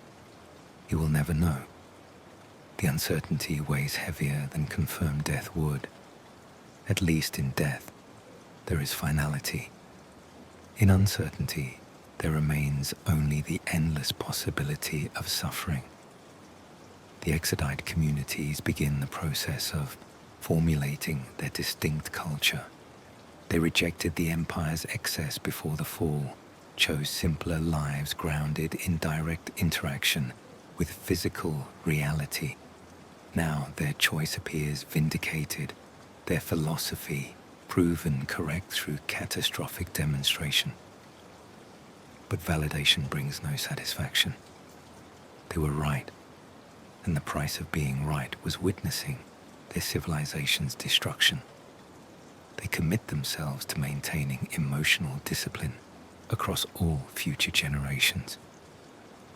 The children born on these worlds will be raised with understanding of why restraint matters, why limits exist, why the pleasures that destroyed the Empire must be forever avoided. These lessons will be woven into every aspect of their culture, their work, their relationships, their connections to the planets they inhabit. The Exodites develop unique practices for managing their psychic nature. They form bonds with the worlds they colonize, extending their consciousness into planetary ecosystems, becoming part of the natural cycles in ways that channel their psychic energy safely. These world spirits, as they come to call them, provide structure similar to the paths on craft worlds, but grounded in relationship with living worlds rather than abstract disciplines. In Comora, the transformation into Drukhari proceeds rapidly. Cut off from the warp, unable to maintain their souls through natural psychic connection, they discover alternative sources. The suffering of others, consumed through psychic feeding, can sustain them. The more intense the suffering, the more sustenance it provides. They become predators, raiding across real space through webway portals, capturing victims whose torment will keep them alive. This transformation corrupts them in ways distinct from Slaanesh's influence, where the Empire fell through pursuit of their own pleasure. The Drukhari survive through inflicting pain on others. They develop sophisticated techniques for maximizing suffering, creating entire industries around the capture and torture of victims from lesser species. Their city becomes a nightmare of dark spires and torture chambers, a place where cruelty serves as currency. The Drukhari retain memories of the Empire's glory, but view the fall very differently than Craftworld or Exodite Eldari. They survived through decisiveness and willingness to do what was necessary. Their isolation from the warp saved them when more conservative approaches failed. In their view, they represent the true inheritors of Eldari civilization, the only faction willing to embrace the harsh realities of survival in a universe where gods hunt them. These three populations, Craftworld, Exodite, and Drukhari, will remain divided throughout all ages to come. They share genetic heritage and ancient culture, but have diverged into separate civilizations with incompatible philosophies. The Craftworlds maintain discipline through the paths. The Exodites ground themselves in simpler lives connected to living worlds. The Drukhari survive through predation and isolation from the warp entirely. On Craftworld, Saimhan, the survivors develop their own response to the fall. They emphasize speed and mobility, keeping their population divided into smaller groups that can scatter if danger approaches. They maintain close connections to their Exodite cousins, visiting the colony worlds regularly, preserving cultural exchanges that other craft worlds abandon. This approach creates tensions. Exodites view some Saimhan practices as too reminiscent of Empire excess, while Saimhan sees Exodite simplicity as unnecessary rejection of Eldari heritage. Craftworld Elatok takes the opposite approach, embracing isolation so completely that they become nearly invisible to the broader galaxy. They avoid all but essential contact with other species, refuse to intervene in galactic affairs, focus entirely on preserving their population against Slaanesh's eternal hunger. This isolation breeds its own problems. Young Eldari chafe under restrictions, sometimes leaving to explore the galaxy as rangers, seeking experiences their craft world culture forbids. Bieltan maintains its warrior traditions, reinterpreting them for post-fall reality. Where once their military existed to project Eldari power, now it serves to protect the scattered survivors and exact revenge on any who threaten them. Bieltan warriors become feared across the galaxy, their interventions in conflicts motivated partly by strategic necessity and partly by rage at what was lost. Each craft world develops its own response to the catastrophe, creating cultural diversity among the survivors that did not exist in the unified empire. This diversity provides resilience. If one approach fails, others might succeed, but it also creates conflicts and misunderstandings. The scattered children of a fallen empire cannot agree on how to honor their past or build their future. Communications between these scattered populations become essential for species survival. The craft worlds establish protocols for sharing information about Slaanesh's movements, warning each other when the entity's attention turns toward particular regions. They coordinate responses to demon incursions, pooling military resources when warp breaches threaten Eldari populations. They preserve and share knowledge, ensuring that technological or cultural advances spread across all survivors rather than remaining isolated. But these communications also reveal how far the Eldari have fallen. Messages take months or years to travel between craft worlds, transmitted through psychically attuned crystals or carried by ships braving the unstable webway.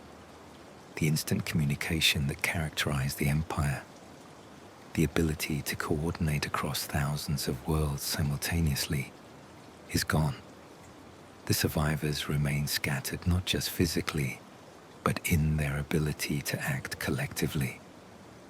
Eldred Ulthran, taking on role as de facto leader among the Craftworld Farseers, works to maintain unity among the survivors. He organizes councils where representatives from different craft worlds meet to discuss shared challenges. He mediates disputes that arise from differing philosophies and approaches. He reminds all factions that they remain one species despite their differences, that Slaanesh hunts them all equally regardless of which survivor culture they embrace. His efforts meet partial success. The craft worlds cannot overcome their philosophical divisions, but they avoid open conflict with each other. They agree on minimum standards for protecting souls, on protocols for warning about warp dangers, on principles for interacting with other species. These agreements provide foundation for the Eldari civilization that will persist across the coming millennia, fractured, diminished, but not extinct. On distant worlds, small pockets of Eldari survivors who are too isolated to reach craft worlds or exotite colonies adapt to their circumstances. Some integrate with primitive species, becoming legends and myths in local cultures. Others maintain isolation, living in hidden enclaves, gradually losing connections to their broader civilization. A few are discovered by the expanding imperium of man in later ages, their existence proof that the fall's devastation was not quite total. The scattered children of the Eldari Empire begin the long process of adaptation to their new reality. They must learn to live with Slaanesh's eternal hunger, to protect their souls through discipline and structure, to survive in a galaxy where they no longer dominate. They must preserve knowledge and culture while accepting that the heights their civilization once reached cannot be reclaimed. They must find meaning in survival itself, creating purpose from the simple act of continuing to exist. This adaptation takes different forms across the scattered populations. Craftworld Eldari find meaning in the paths, in perfecting disciplines across their long lives, in contributing to their craftworld's collective well-being. Exodites find purpose in their connection to living worlds, in the simple satisfactions of cultivation and care, in raising children who understand why discipline matters. The Drukhari find meaning in survival itself, in the dark joy of predation, in demonstrating that they remain dangerous, even in their diminished state. None of these approaches proves entirely satisfying. All involve sacrifices and compromises that earlier generations would have found unacceptable.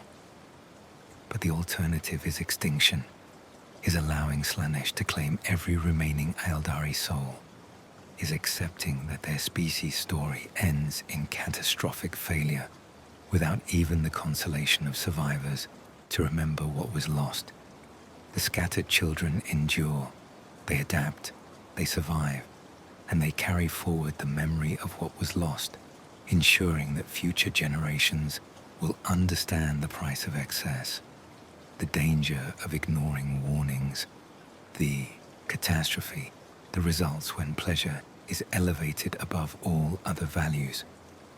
They live as warnings to themselves and to any species capable of perceiving their example. The Eldari Empire is gone, but the Eldari species persists, scattered across the galaxy, divided in philosophy, but united in their determination to survive despite everything. They are the scattered children of a fallen civilization, carrying the weight of history and the burden of foreknowledge, attempting to build futures from the ashes of the greatest catastrophe their species ever experience. They will not reclaim their former glory. That possibility died with the Empire, consumed by the entity they created. But they will survive, they will remember, and they will ensure that the lessons of the fall are never forgotten, that the catastrophe that destroyed their civilization serves as warning to all who might follow similar paths. The scattered children endure, testimony to the resilience of life, even in the face of self-inflicted catastrophe. 10,000 years after the fall, Slaanesh's hunger remains unsatisfied. The entity that was born from Eldari excess has claimed countless billions of souls, has subjected each to torments perfectly calibrated to their nature, has fed continuously on the suffering of its preferred prey. Yet the hunger does not diminish. If anything, it grows more intense with each soul consumed, an appetite that feeds itself rather than finding satisfaction. This is Slaanesh's nature, to want without end, to desire without satisfaction, to hunger throughout eternity. The entity embodies excess elevated to cosmic principle, pleasure pursued beyond the point where it provides any joy. In claiming Eldari souls, Slaanesh demonstrates what the Empire's pleasure seekers would have eventually discovered. That sensation elevated beyond natural limits becomes indistinguishable from suffering. The mechanics of Slaanesh's eternal hunt have become fundamental facts of Eldari existence. Every Eldari knows that death without soul stone protection means damnation. Every craft world maintains soul stone repositories where consciousness is preserved against the moment when the body fails. Every exodite wears their stone with religious care, understanding that losing it means falling into the entity's grasp. But knowledge and preparation cannot prevent all losses. Eldari die in combat, their stone shattered before consciousness can be captured. Others are taken by disease or accident in situations where proper protection fails. Some, driven by despair or madness, deliberately remove their stones and embrace the damnation they have been taught to fear. Each loss feeds Slaanesh, strengthens the entity that was already powerful enough to tear reality at birth. On Craftworld Ulthway, Farsia Adrenal sits in meditation, casting her awareness into the warp to track Slaanesh's current movements. She perceives the entity as a vast presence, its attention roaming across the galaxy, seeking Eldari souls with predatory focus. Currently, it concentrates on a small exodite colony on the galaxy's eastern fringe, somewhere a large number of Eldari are dying, providing a feast for the eternal hunger. She sends warning through the infinity circuit to other craft worlds, alerting them that Slaanesh's attention is occupied elsewhere, that this represents an opportunity for necessary operations that might otherwise draw the entity's notice. This has become standard practice among the survivors, tracking Slaanesh's focus, coordinating activities to occur when the entity is distracted, minimizing the risk of attracting its attention. The fact that such precautions are necessary demonstrates how thoroughly the fall transformed Eldari existence, where once they commanded the galaxy without fear, now they skulk in shadows, organizing their lives around a predator's hunting patterns. The species that created gods through their psychic power now lives in terror of the god they accidentally birthed. Slaanesh's domain within the Eye of Terror has grown more elaborate in the millennia since the fall. The entity has shaped entire demon worlds to reflect its nature, creating pleasure palaces that would make the Empire's most extreme venues seem tame by comparison. These worlds exist as lures, tempting those foolish enough to venture into the Eye, with promises of experiences beyond mortal capacity. Some Eldari do venture into the Eye, drawn by curiosity or desperation, or the belief that they might reclaim something of what was lost. They navigate the twisted webway routes that lead toward the Crone worlds, seeking artifacts or knowledge from the Empire's height. Few return. Most are claimed by Slaanesh or its demons, adding to the eternal harvest of souls that feeds the entity's hunger. The demon servant Slaanesh creates from its own essence embody different aspects of excess and sensation. Daemonettes, the most common, combine impossible beauty with predatory hunger. They hunt through real space and warp alike, seeking souls to claim for their master. Keepers of secrets, greater demons of Slaanesh, possess power that rivals lesser gods, can reshape reality through will alone within their domains. These demons make regular incursions into real space, emerging through temporary warp breaches to hunt Eldari or tempt other species into excess. The craft world populations have become expert at detecting and repelling such incursions, maintaining constant vigilance against the servants of she who thirsts. But vigilance cannot prevent all breaches, and each successful demon incursion claims more souls for Slaanesh's collection. The entity's influence extends beyond direct predation. Slaanesh whispers to Eldari across the warp, tempting them with promises of sensations they have been taught to avoid. The strictures of the paths, while necessary for survival, create frustration in beings whose nature yearns for intensity. Some listen to these whispers, convince themselves they can pursue pleasure without crossing into excess, that they can experience sensation without feeding the enemy. These individuals almost always fall. The line between acceptable intensity and dangerous excess proves far thinner than they anticipate. Once they cross it, Slaanesh's influence grows stronger. The whispers become commands and they find themselves unable to resist. They become corrupted while still living, their souls claimed before death, transformed into servants of the entity that destroyed their civilization. The craft worlds maintain strict measures against such corruption. Any Eldari showing signs of Slaanesh's influence is isolated immediately, examined by seers skilled in detecting warp taint. Those who can be saved are subjected to rituals designed to purge Slaanesh's touch, though these rituals carry their own risks. Those too far corrupted face a terrible choice: immediate death with soul stone protection intact, or slow transformation into something that serves the enemy. Most choose death.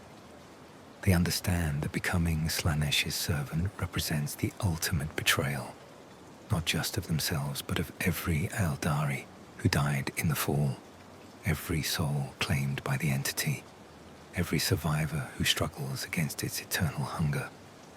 Better to die with dignity than serve the god their ancestors birthed through excess. The Drukhari in Komarik face their own version of Slaanesh's eternal hunger. Cut off from the warp, they avoid the entity's direct predation. But their isolation comes at terrible cost. They must constantly feed on others' suffering to sustain themselves. As they age, the hunger grows more intense, requiring ever greater amounts of torment to maintain their existence. Some Drukhari become so consumed by this hunger that they lose all restraint. These homunculi pursue suffering with scientific precision, developing techniques to maximize pain in their victims, creating flesh sculptures that exist in perpetual agony. They justify their actions as survival necessity. But the truth is darker. They have become addicted to the suffering they inflict, needed not just for sustenance, but for the pleasure it provides. This makes the Drukhari another facet of the Fall's legacy. Where the Empire fell through pursuit of their own pleasure, the Drukhari survive through inflicting pain on others. Both approaches feed Slaanesh in different ways. The entity that embodies excess feeds on any extreme sensation, whether experienced or inflicted. The Drukhari believe their isolation from the warp protects them from Slaanesh's hunger. But in reality, they serve the entity's nature through every act of torture. Eldar Ultron, now ancient beyond measure, reflects on the millennia since the fall. He has devoted himself entirely to protecting the survivors, to ensuring the Eldari species does not go extinct. He has organized the craft worlds, mediated their disputes, coordinated their responses to threats. He has personally faced Slaanesh's servants countless times, has looked into the warp and perceived the entity that hunts his kind. What troubles him most is not the external threat, but the internal one. Each generation of Eldari, born after the fall, knows the danger intellectually, but does not carry the visceral memory of the catastrophe. They accept the restrictions of the paths because they have been raised to, but they do not feel in their souls why those restrictions matter. The temptation exists to believe that they could succeed where their ancestors failed, that they understand enough to pursue pleasure safely. This is how the fall could repeat itself, Eldred knows, not through a single catastrophic descent, but through gradual erosion of discipline across generations. Each small relaxation of restraint, each boundary pushed slightly further, each young Eldari who believes they can handle what destroyed the Empire. These accumulate over time until the protections fail and Slaanesh claims more victims. He dedicates his final centuries to preventing this outcome. He reinforces the cultural memories of the fall, ensures each generation learns in visceral detail what occurred and why. He strengthens the paths, adapts them to remain relevant for Eldari, who have never known Empire excess. He works with other Farseers to maintain vigilance against Slaanesh's influence, to catch corruption before it spreads. It is exhausting work, a constant struggle against entropy and forgetting. But the alternative is species extinction. If the Eldari forget why discipline matters, if they relax the structures that protect them, Slaanesh will claim them all. The entity waits patiently, eternal by nature, confident that eventually the survivors will make mistakes that allow it to complete the harvest begun at the fall. On an exodite world circling a red giant at the galaxy's edge, young Eldari gather to hear stories of the Empire. The elder speaking remembers only tales passed down through generations. The fall occurred thousands of years before her birth, but she understands the importance of these stories, the necessity of ensuring each generation understands what was lost and why. She describes the Empire at its height, the the beauty and achievement that characterized Eldari civilization before excess consumed it. She speaks with longing of a time when their kind commanded the galaxy without fear, when they created art and music that would never be matched, when they lived lives of intensity and purpose. But then her tone shifts, becoming darker. She describes the warning signs that were ignored, the prophets dismissed, the pleasure districts that consumed entire worlds. She explains how the entity was born from collective excess, how it tore reality apart and claimed trillions of souls in its first moments of awareness. She makes clear that the Empire's glory came at a price, that the heights they achieved enabled the catastrophic fall. The young Eldari listen with varying degrees of attention. Some understand the lesson, internalize the warning, commit themselves to maintaining the discipline their survival requires. Others hear only tales of a glorious past, feel only frustration at the restrictions imposed by cautious elders. These latter represent the greatest danger, young Eldari who believe they could handle what their ancestors could not, who mistake knowledge of risk for protection against it. This tension between remembering and forgetting, between discipline and desire, characterizes Eldari existence in the millennia after the fall. They know why they must maintain restraint, but knowing does not make restraint easier.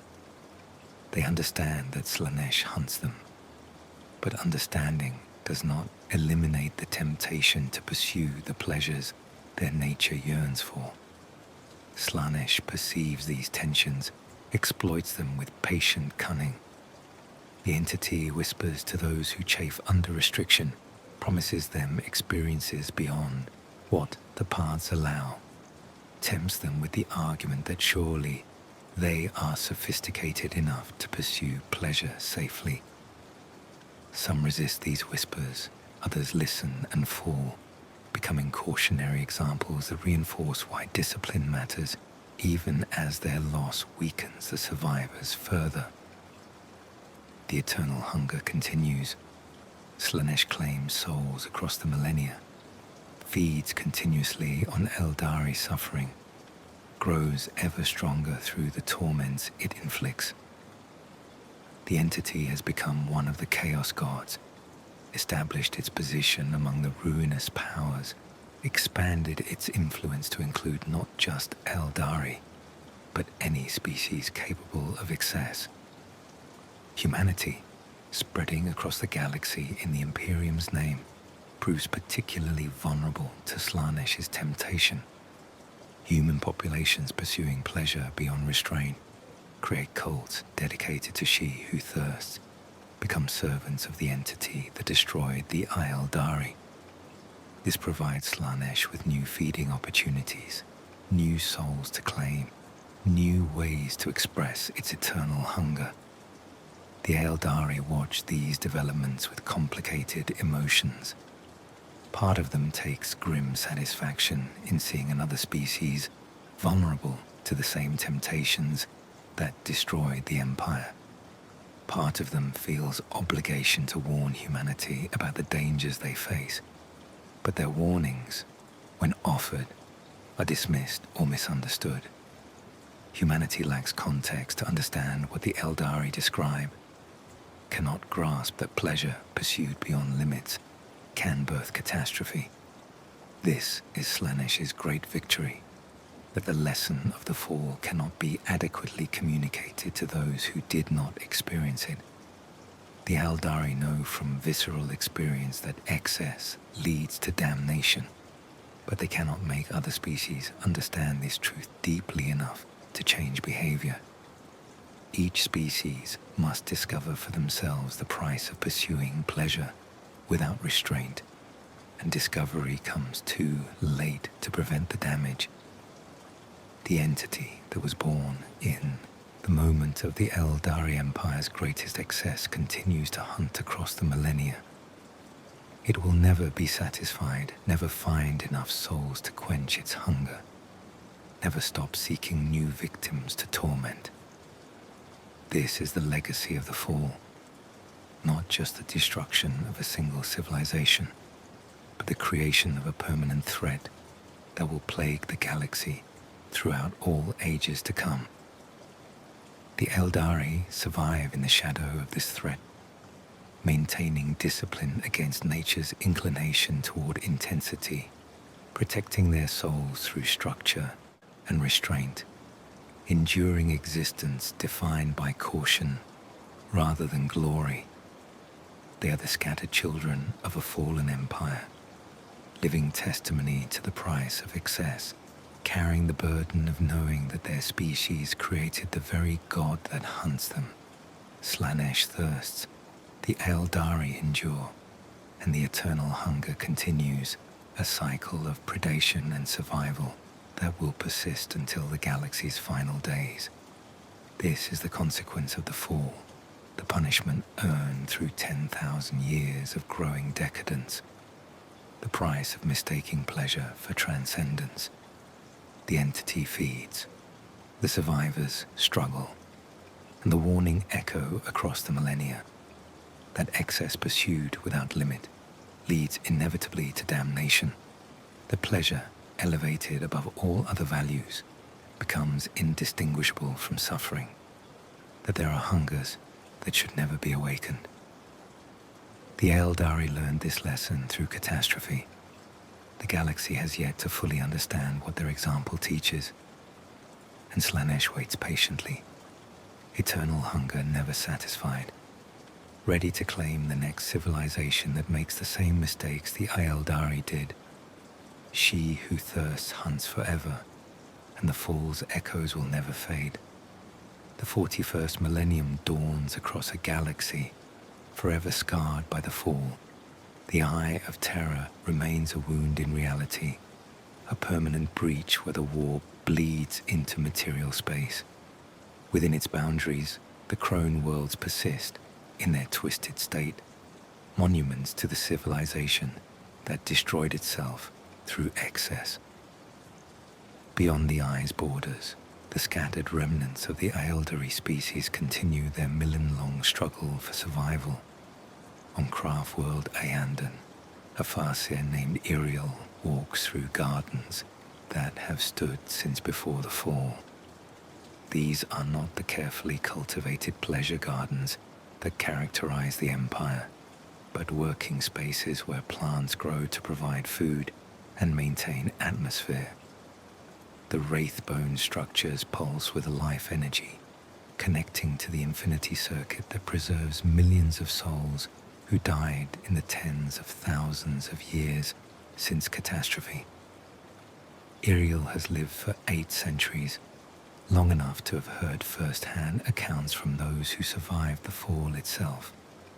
These ancient Eldari, their numbers dwindling with each passing year, carry memories no younger generation can truly comprehend.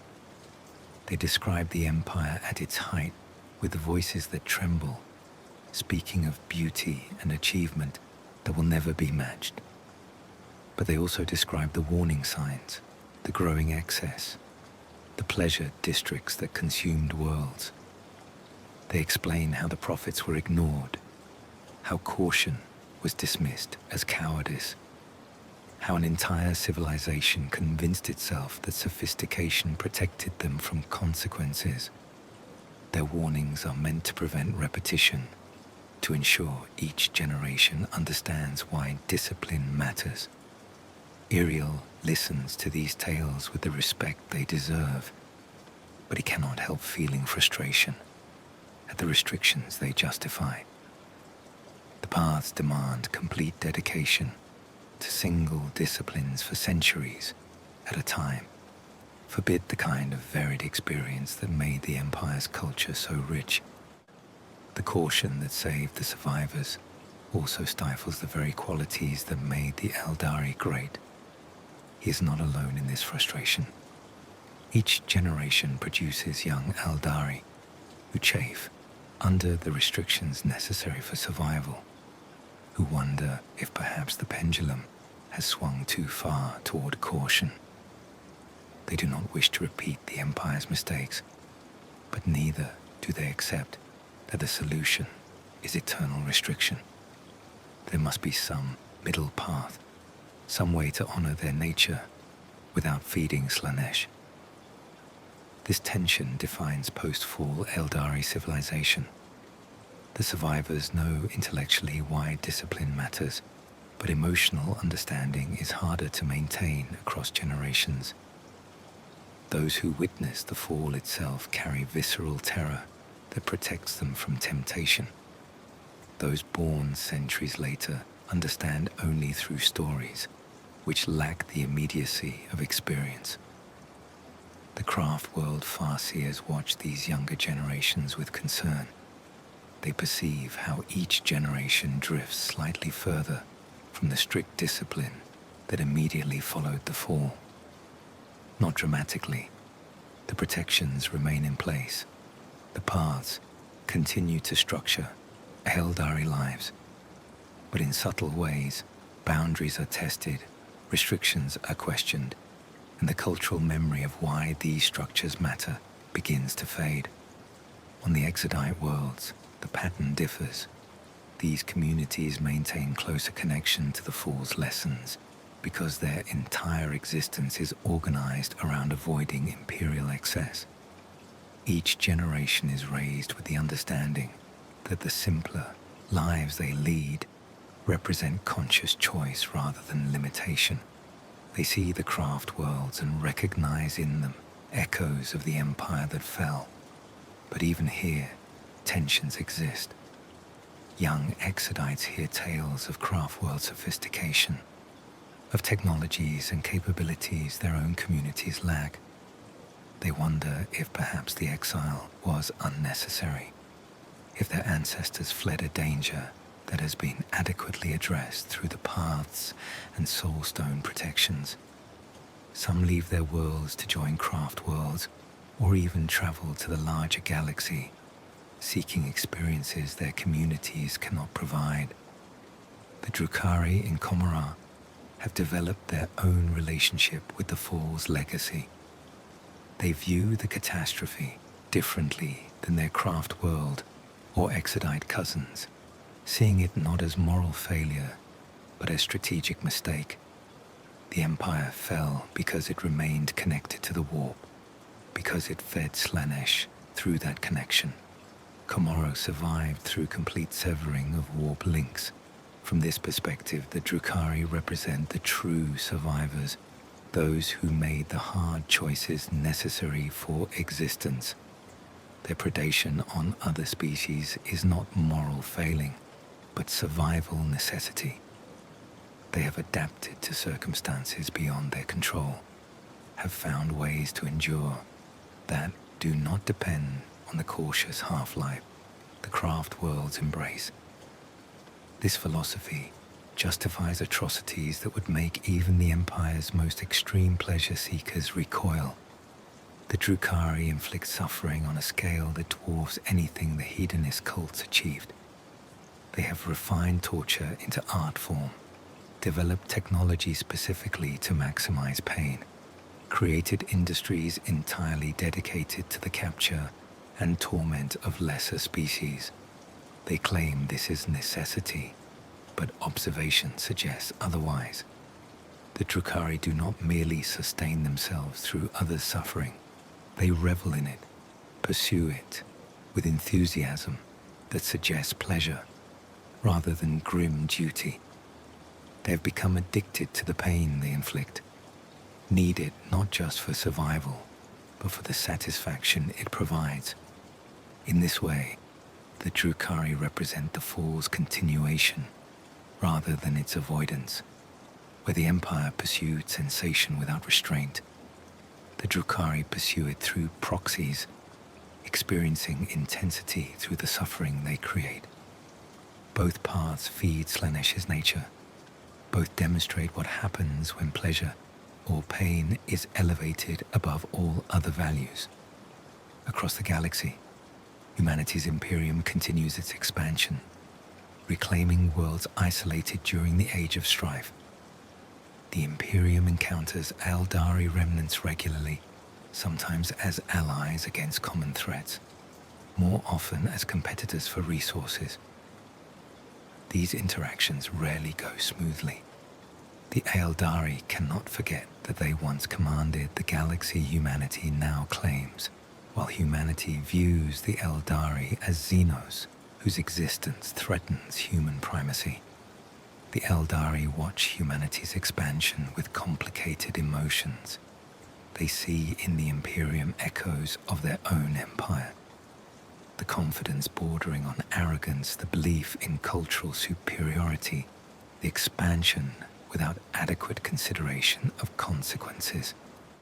They wonder if humanity will repeat the fall in its own way, if the Imperium might birth its own catastrophe through excess pursued in different forms. Some craft worlds attempt to guide humanity away from dangers they perceive. They intervene in conflicts that might otherwise escalate into catastrophes, destroy chaos cults before they can spread, eliminate psychers showing signs of warp corruption. These interventions are rarely appreciated. Humans view Eldari interference as Xenos meddling, cannot understand warnings delivered by a dying species they consider inferior. Other craft worlds maintain isolation from human affairs, viewing the Imperium as just another rising power that will eventually fall like all the rest. They focus entirely on Eldari survival, seeing no value in expending resources to save a species that refuses to be saved. Eldrad Ulthran, impossibly ancient, takes a different approach. He perceives possible futures where humanity and Eldari cooperate against common threats, where the two species' combined strength might achieve what neither could accomplish alone. He works toward these futures through careful manipulation, positioning Eldari forces to be present when humanity faces its greatest challenges, building relationships with human leaders capable of seeing past species differences. His efforts meet limited success. The animosity between Imperium and craft worlds runs deep, based on legitimate conflicts over territory and resources. Moreover, Eldrad must balance intervention against the risk of drawing Slaanesh's attention. Too much Eldari activity in any region might attract the entity's notice, potentially dooming the very populations he seeks to protect. In the Eye of Terror, Slaanesh's domain has expanded across millennia. The entity now commands regions of warp space comparable to those controlled by the older Chaos gods. Demon worlds dedicated to Slaanesh orbit impossible stars, their surfaces covered in pleasure palaces and torture chambers that serve the same ultimate purpose, generating sensation that feeds the entity's eternal hunger. Chaos Space Marines pledge to Slaanesh raid from the Eye, launching incursions into real space seeking victims and converts. These Emperor's children and their successor warbands pursue excess with fanaticism that exceeds anything the Eldari Empire achieved. They have transformed themselves through demonic gifts and dark pacts, becoming living embodiments of Slaanesh's nature, beings who experience every sensation, magnified beyond mortal capacity, and who inflict suffering with artistic precision. The existence of these human servants provides Slaanesh with new feeding opportunities. The entity no longer depends entirely on Eldari souls, but can draw sustenance from any species capable of excess.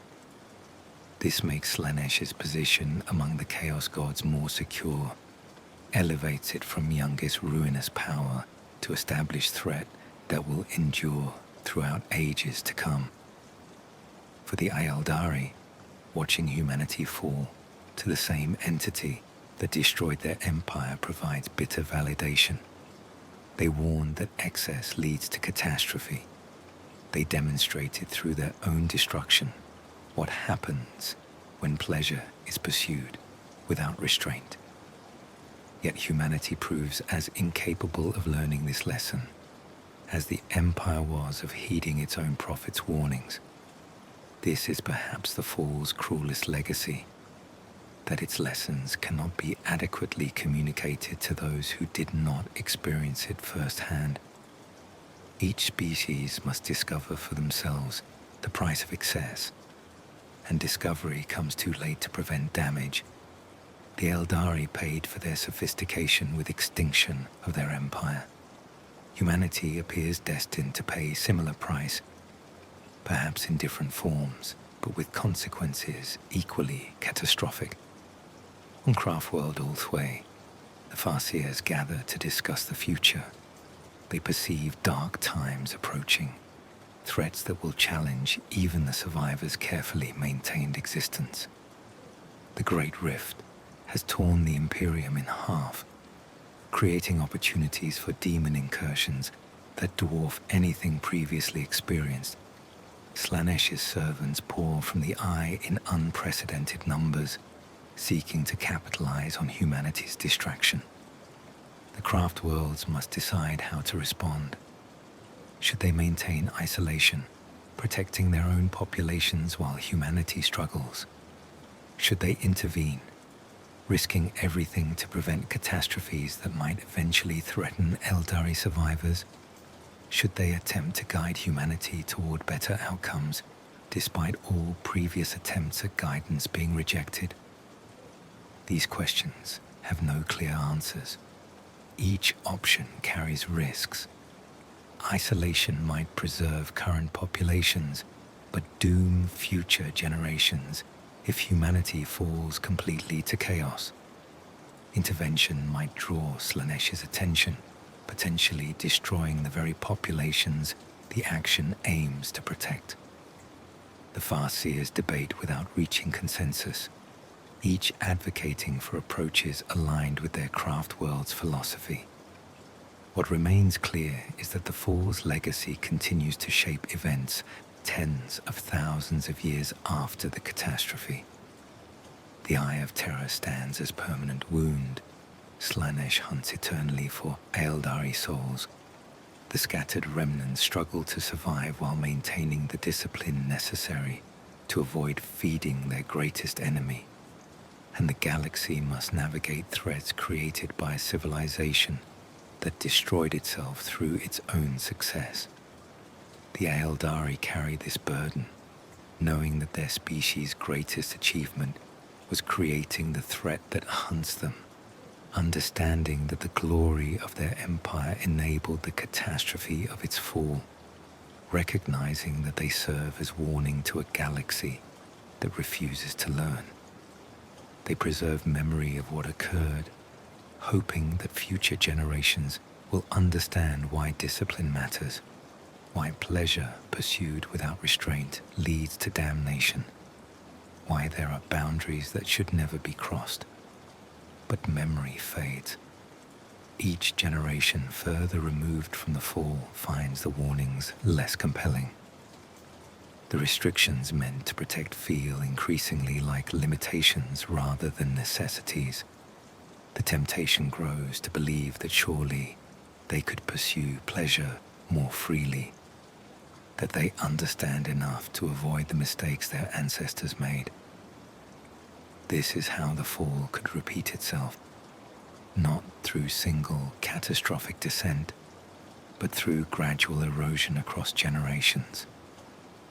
Slaanesh knows this, waits patiently for the inevitable moment when the survivors' discipline fails.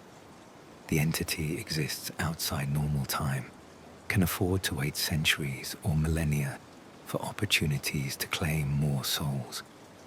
The legacy of Ashes is this, that the Eldari fell through their own success, created their greatest enemy through unrestrained pursuit of pleasure, and must now endure eternal struggle against the consequences of choices made thousands of years before current generations were born.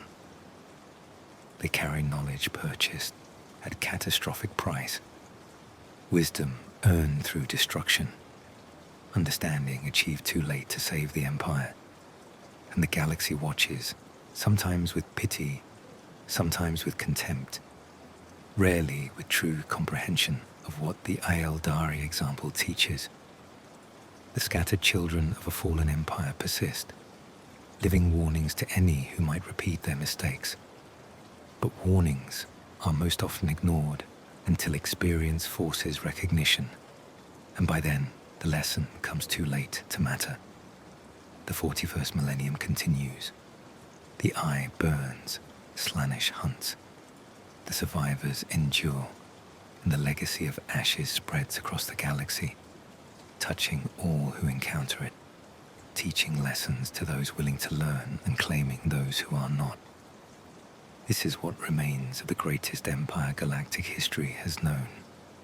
Fragments and warnings, survivors and cautionary tales, living testimony to the price of excess. In the deepest vaults of Craft World Ulthway, ancient crystals contain the memories of those who witnessed the fall firsthand. These seers recorded their experiences in the moments after the catastrophe, inscribing their trauma into psychically resonant matrices that preserve not just facts but emotions, not just events but the visceral terror of experiencing civilization's end. Young Farseer in training Alathan enters the vault for the first time, her ancient mentor Eldrasil guiding her through corridors lined with glowing crystals. Each contains a life's worth of memories from those who survived the fall. Testimonies preserved for exactly this purpose, to ensure no generation forgets what occurred or why. Eldrasil selects a crystal carefully, one that contains the memories of Farseer Kiriel, who died 3,000 years ago, but whose final years were spent recording everything she remembered of the Empire's last days.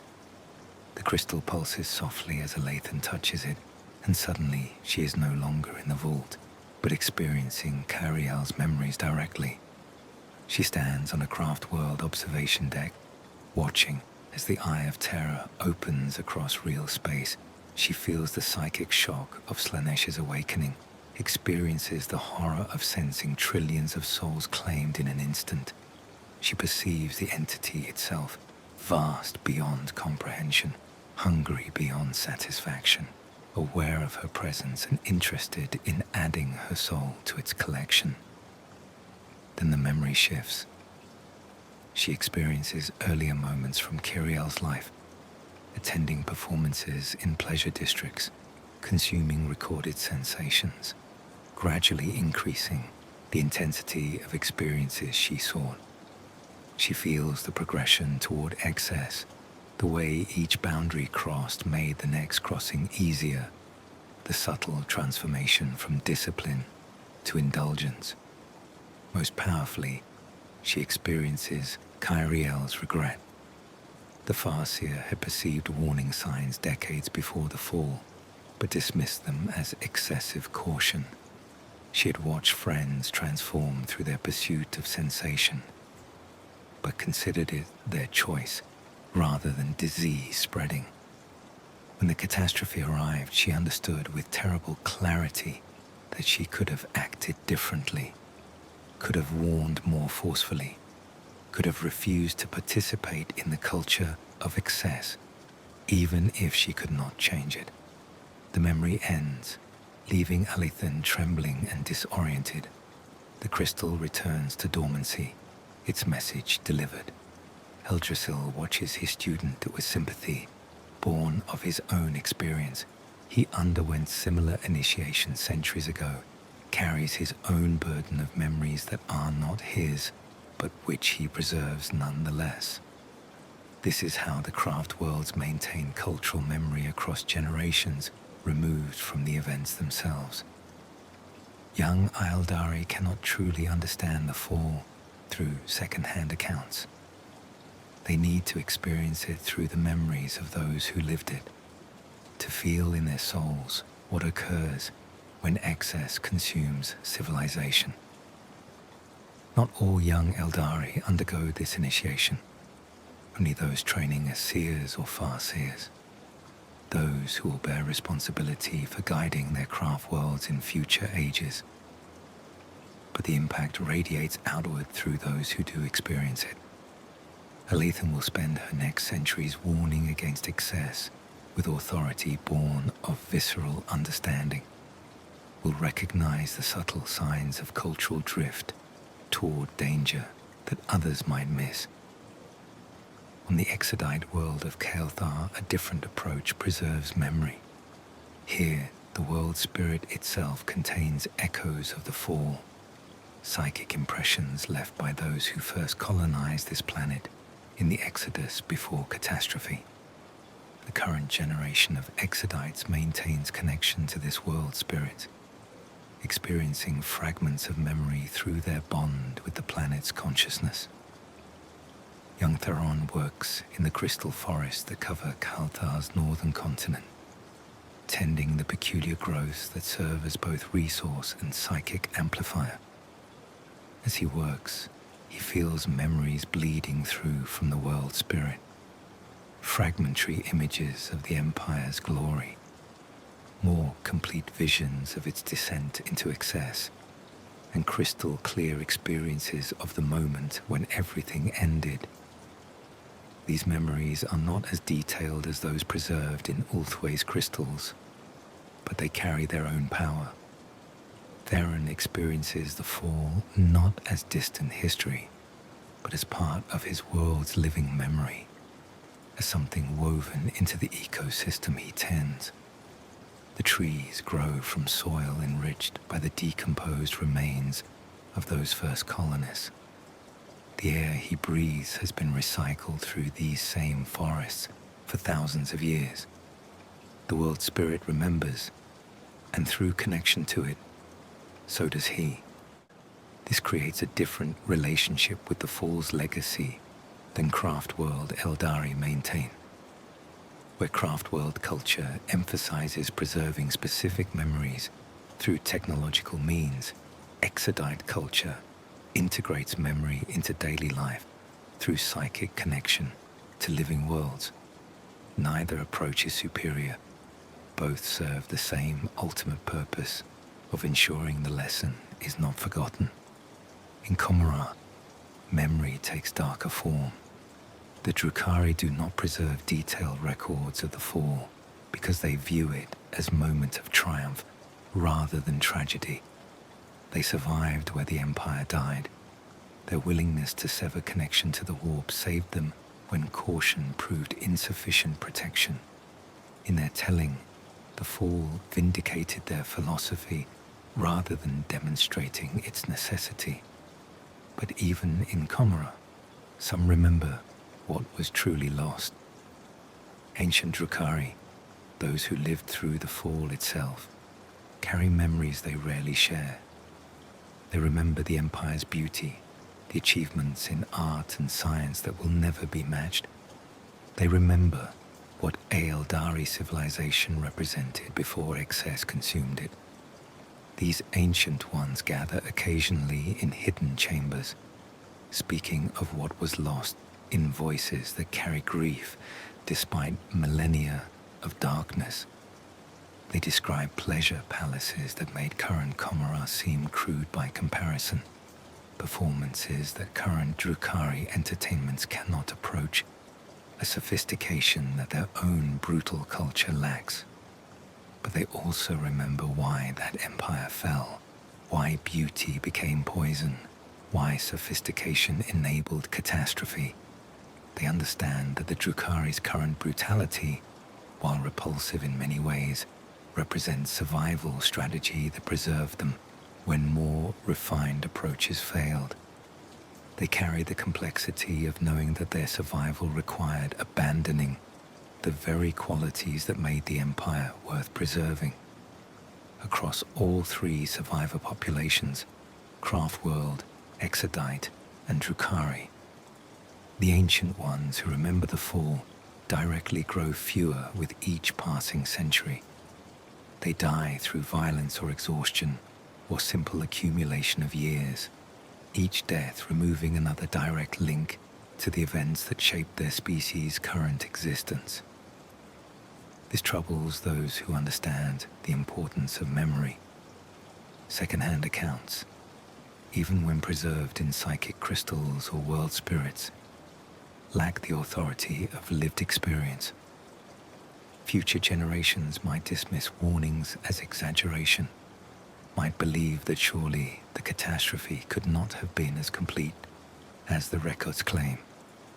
On Ultway, Eldrad Ultron has lived longer than any other Eldari, has accumulated wisdom across time frames that would drive lesser beings mad. He carries memories not just of the fall, but of millennia preceding it, can perceive patterns that require enormous temporal perspective to recognize. He understands that the greatest danger lies not in forgetting the fall entirely, but in misremembering it, in allowing the lesson to drift into mythology rather than remaining anchored in historical truth. Already, he perceives signs of this drift. Young Eldari, who view the fall as ancient history rather than recent event, who cannot conceive that their own civilization destroyed itself through choices that seemed reasonable at the time. He works to counter this drift through multiple approaches. He maintains the crystal vaults, ensuring memories remain accessible to future generations. He tells his own stories, sharing experiences from a perspective spanning more time than most species, civilizations endure. He creates new recording methods designed to preserve not just facts, but the emotional weight those facts should carry. But he knows these efforts face limitations. No preservation method can fully capture what it felt like to experience the fall firsthand. No second-hand account carries the authority of lived memory. Each generation will inevitably drift further from visceral understanding, will know intellectually what occurred without feeling in their souls why it matters. This is entropy's victory, that even the most important lessons fade across sufficient time, that memory preserved through technology or tradition cannot fully replicate the force of direct experience. The Eldari fight against this entropy through multiple means, but the fight itself is ultimately unwinnable. The question is not whether memory will fade, but how long it can be preserved with sufficient clarity to protect against repetition. On Craftworld Iandan, Farseer Iriel completes his initiation into the crystal vaults, his consciousness still reeling from the memories he experienced. He emerges understanding why the restrictions that frustrated him exist, why the paths are structured as they are, why discipline must be maintained even when it feels unnecessary. He also emerges with new perspective on his earlier frustrations. The Empire fell through excess, true, but it also achieved heights no subsequent civilization has approached. The pleasure districts were symptoms of disease, but they also represented artistic achievement of extraordinary sophistication. The question Iriel now grapples with is whether the achievements justify the risk, whether the glory was worth the catastrophe it enabled. He has no clear answer. Part of him mourns what was lost, wishes he could have experienced the Empire at its height, understands why his ancestors chose pleasure over caution. Another part recognizes that this thinking represents exactly the rationalization that led to catastrophe, that any justification for crossing boundaries inevitably leads toward the same destruction. This internal conflict will define his career as Farseer. He must balance preservation of memory against the risk of romanticizing what should remain cautionary tale. He must help his craft world maintain discipline while acknowledging the legitimate frustrations that discipline creates. He must guide without becoming rigid, must protect without becoming paranoid. It is impossible work, balancing contradictory imperatives that admit no perfect solution. But it is necessary work, the labor those who remember must undertake to protect those who will never fully understand what they are being protected from.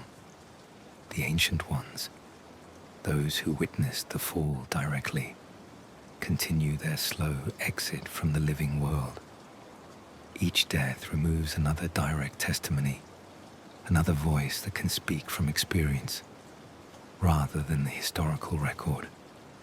Their passing is mourned not just for the individuals lost, but for the irreplaceable knowledge that dies with them.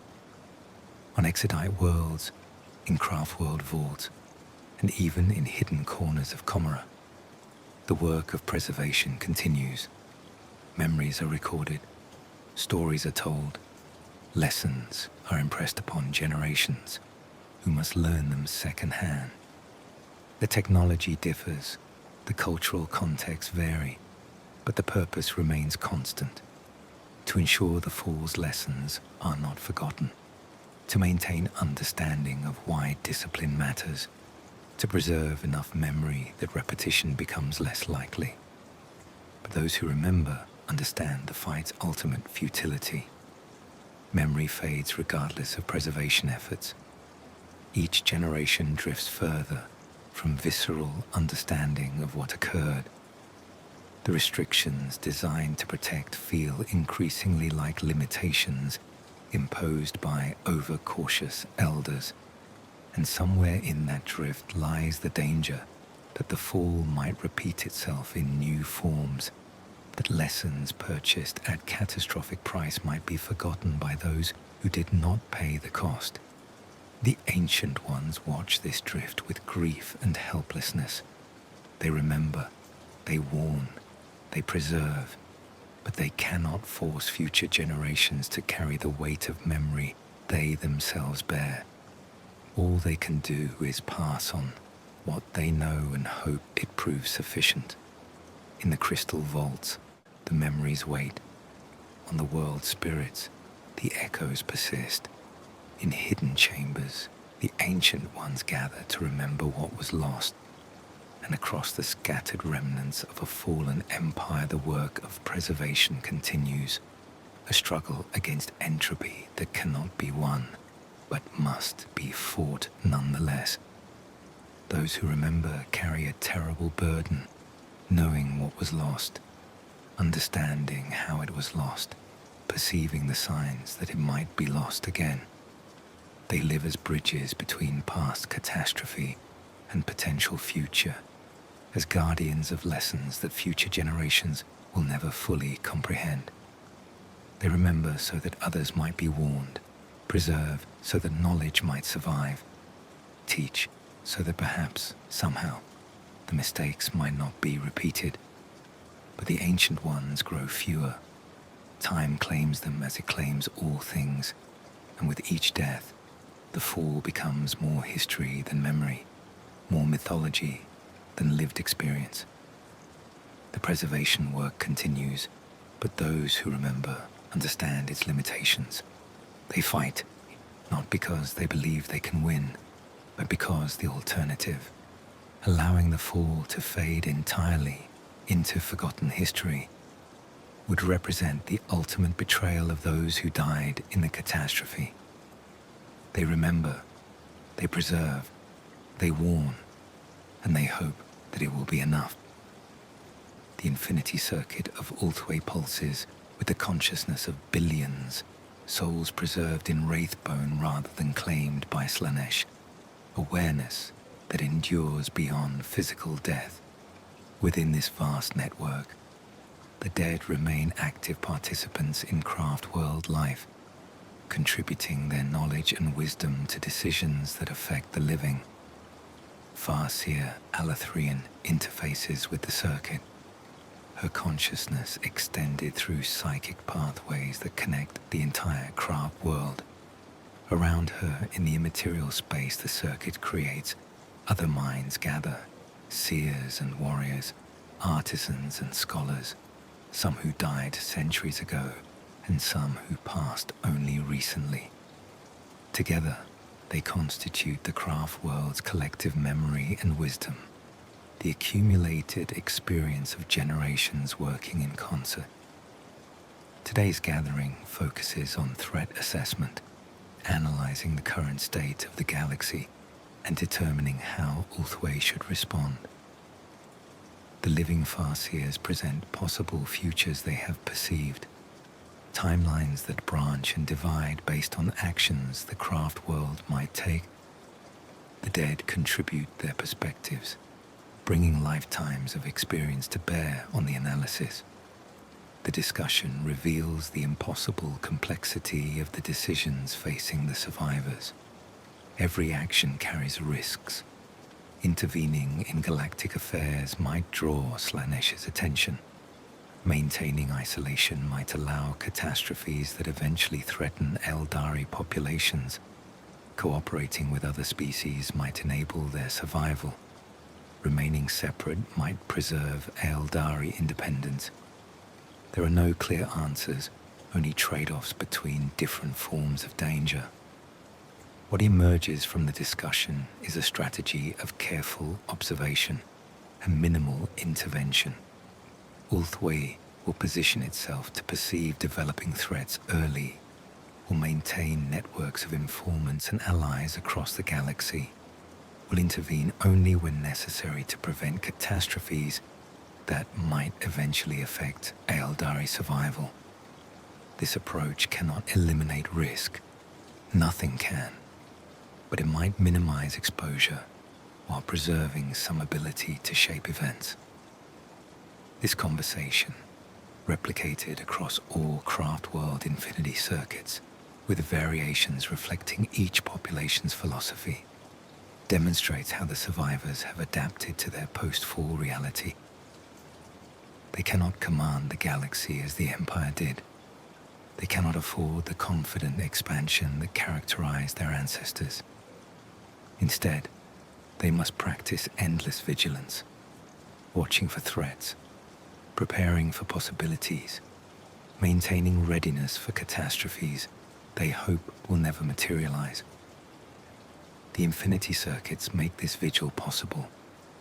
Without the accumulated wisdom of the dead, each generation would have to relearn lessons from experience, would make mistakes their ancestors already paid for.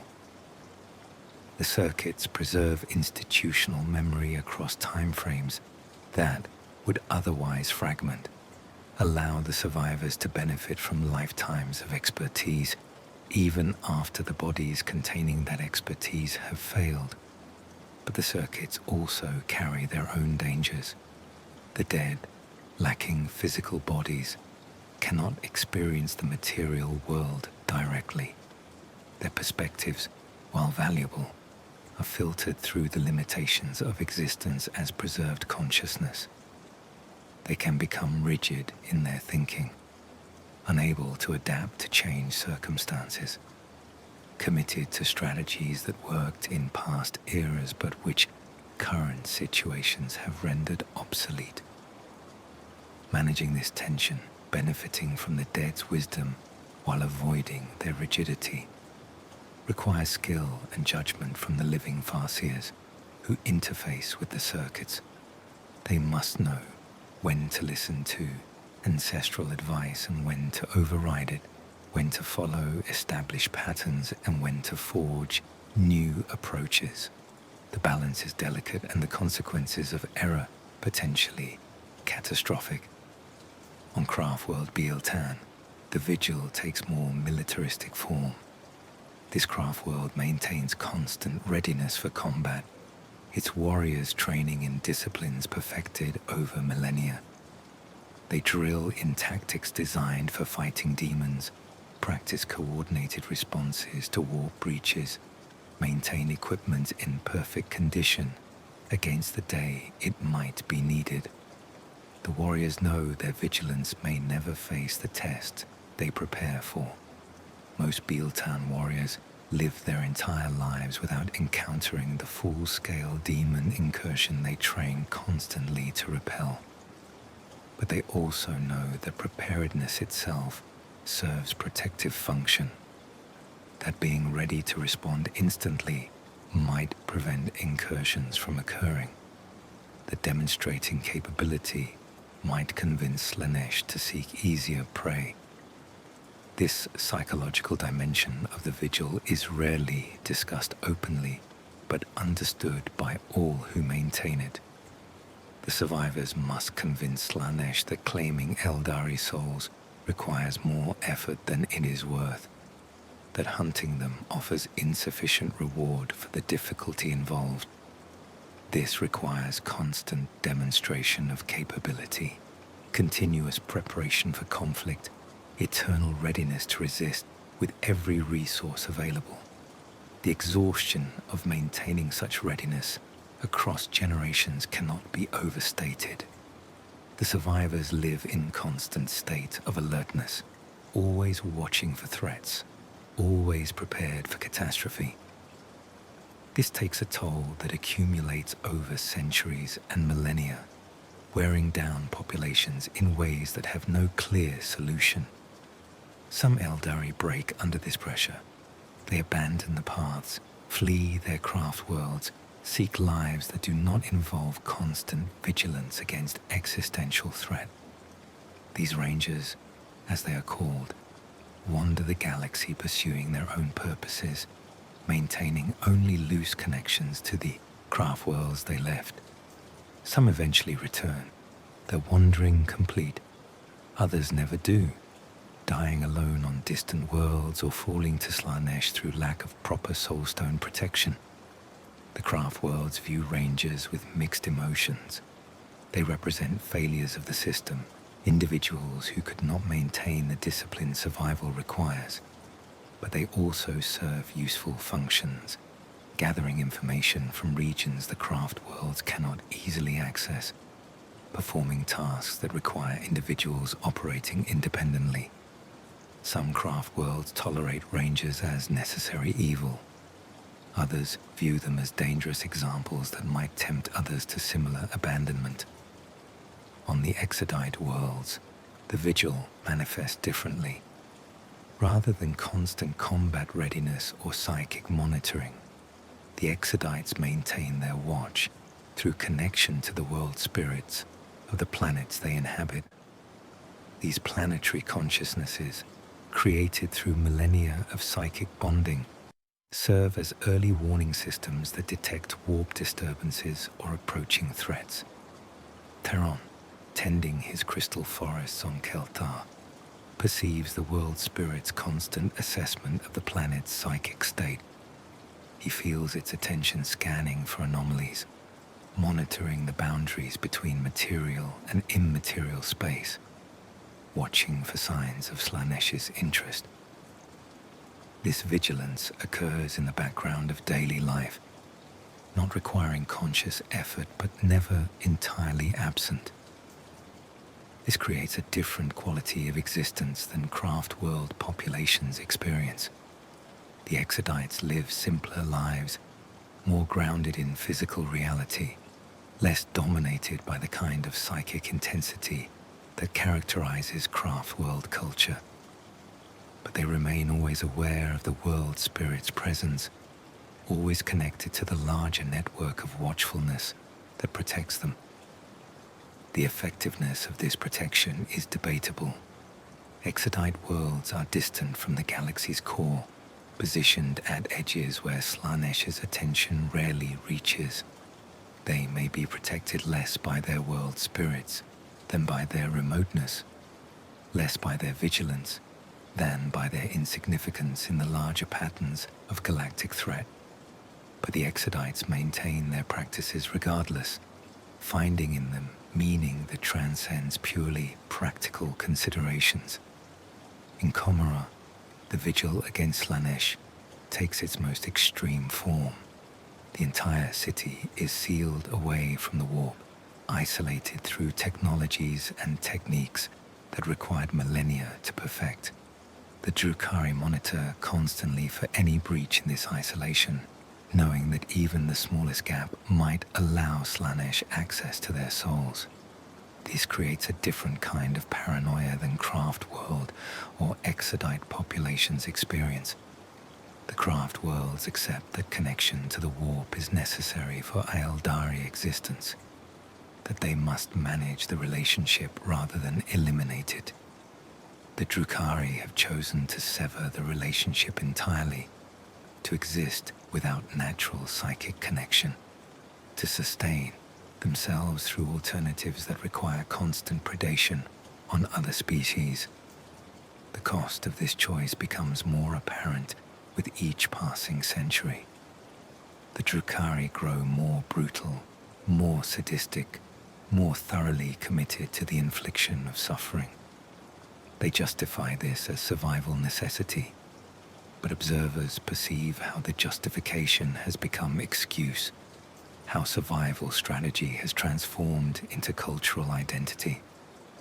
They watch the warp's boundaries constantly, but they also watch each other, seeking signs of weakness or corruption that might threaten their collective isolation.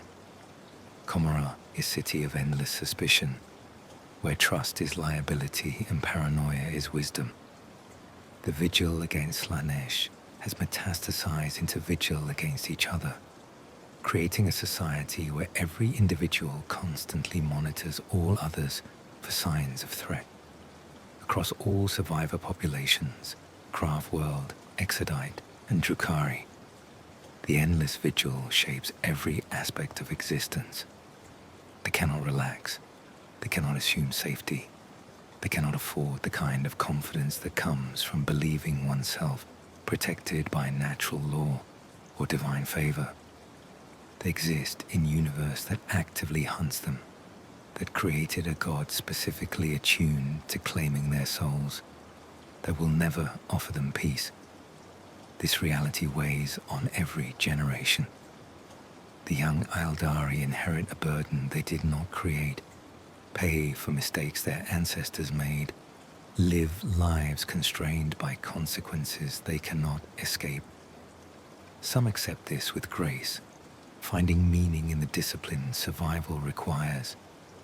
Others rage against the unfairness, resent the restrictions imposed by catastrophes that occurred before their birth. The Farseers who guide the craft worlds understand these resentments and sympathize with them. They too wish their people could live without constant vigilance, could pursue pleasure and achievement without fear of feeding the enemy. But wishes change nothing. Reality is what it is, and reality requires the endless vigil they maintain. On Ultway, Eldrad Ulthran contemplates the future of this vigil. He has maintained it for longer than any other living being, has watched generations rise and fall while the watch continues unchanged. He wonders how long it can be sustained, whether there exists any point at which the survivors might relax their guard, whether the vigil must truly be endless. His divinations provide no comfort. Every future he perceives, where the Eldari relax their discipline, leads to catastrophe. Slaanesh waits patiently for exactly such moments, will exploit any gap in their defenses, will claim any souls left unprotected. The vigil cannot end because the threat never will. This is the survivor's reality, eternal watchfulness against eternal danger. He also perceives something else in his divinations, that the vigil itself may eventually break not through external attack, but through internal exhaustion. The constant pressure, the endless restrictions, the weight of maintaining discipline across generations. These accumulate into burden that may eventually prove too heavy to bear. If the survivors fall, it may be not because Slaanesh breaches their defenses, but because they can no longer sustain the effort of maintaining those defenses. This creates a different kind of threat assessment than military planning typically addresses. How does one defend against exhaustion? How does one maintain morale across time frames measured in millennia? How does one preserve cultural will to continue fighting when the fight has no foreseeable end? Eldred has no complete answers to these questions. He works to maintain hope, to find meaning in survival itself, to remind his people that endurance is victory against an enemy that seeks their extinction. But he knows these efforts provide only temporary relief against pressures that never truly diminish. The endless vigil continues on craft worlds and exodite worlds, in hidden corners of Commorragh and scattered outposts across the galaxy. The survivors watch. They monitor the warp. They track Slaanesh's movements. They prepare for threats they hope will never materialize. They maintain disciplines that protect them, teach their children why those disciplines matter, work to preserve the vigilance that stands between them and damnation. It is exhausting work. It is thankless labor. It offers no glory, no dramatic victories, no clear endpoint where they might declare success and rest. The vigil demands everything and promises nothing except continued survival, continued struggle, continued existence defined by what they prevent rather than what they achieve.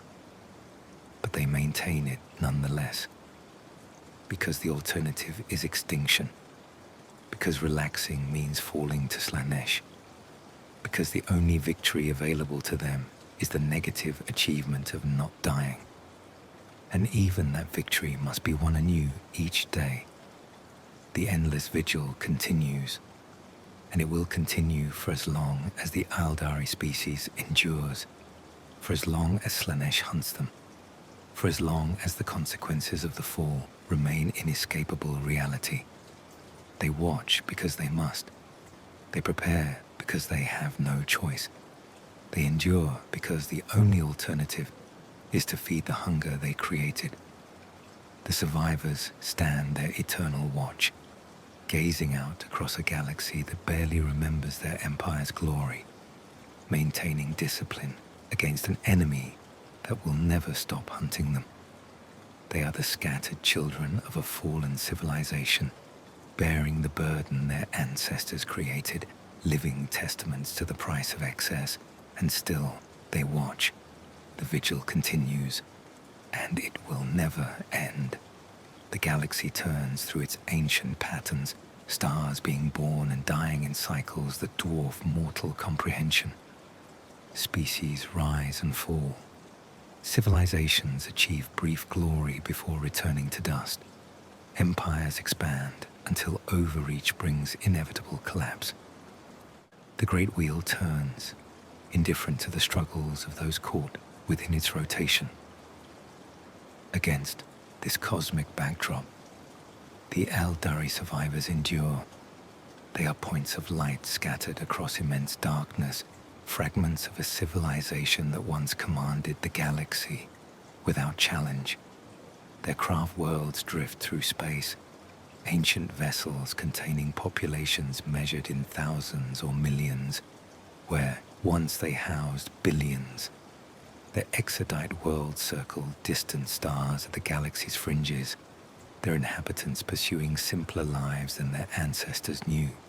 In Commorragh, the Drukhari maintain their dark city through predation and isolation, surviving through methods their empire cousins would never have embraced.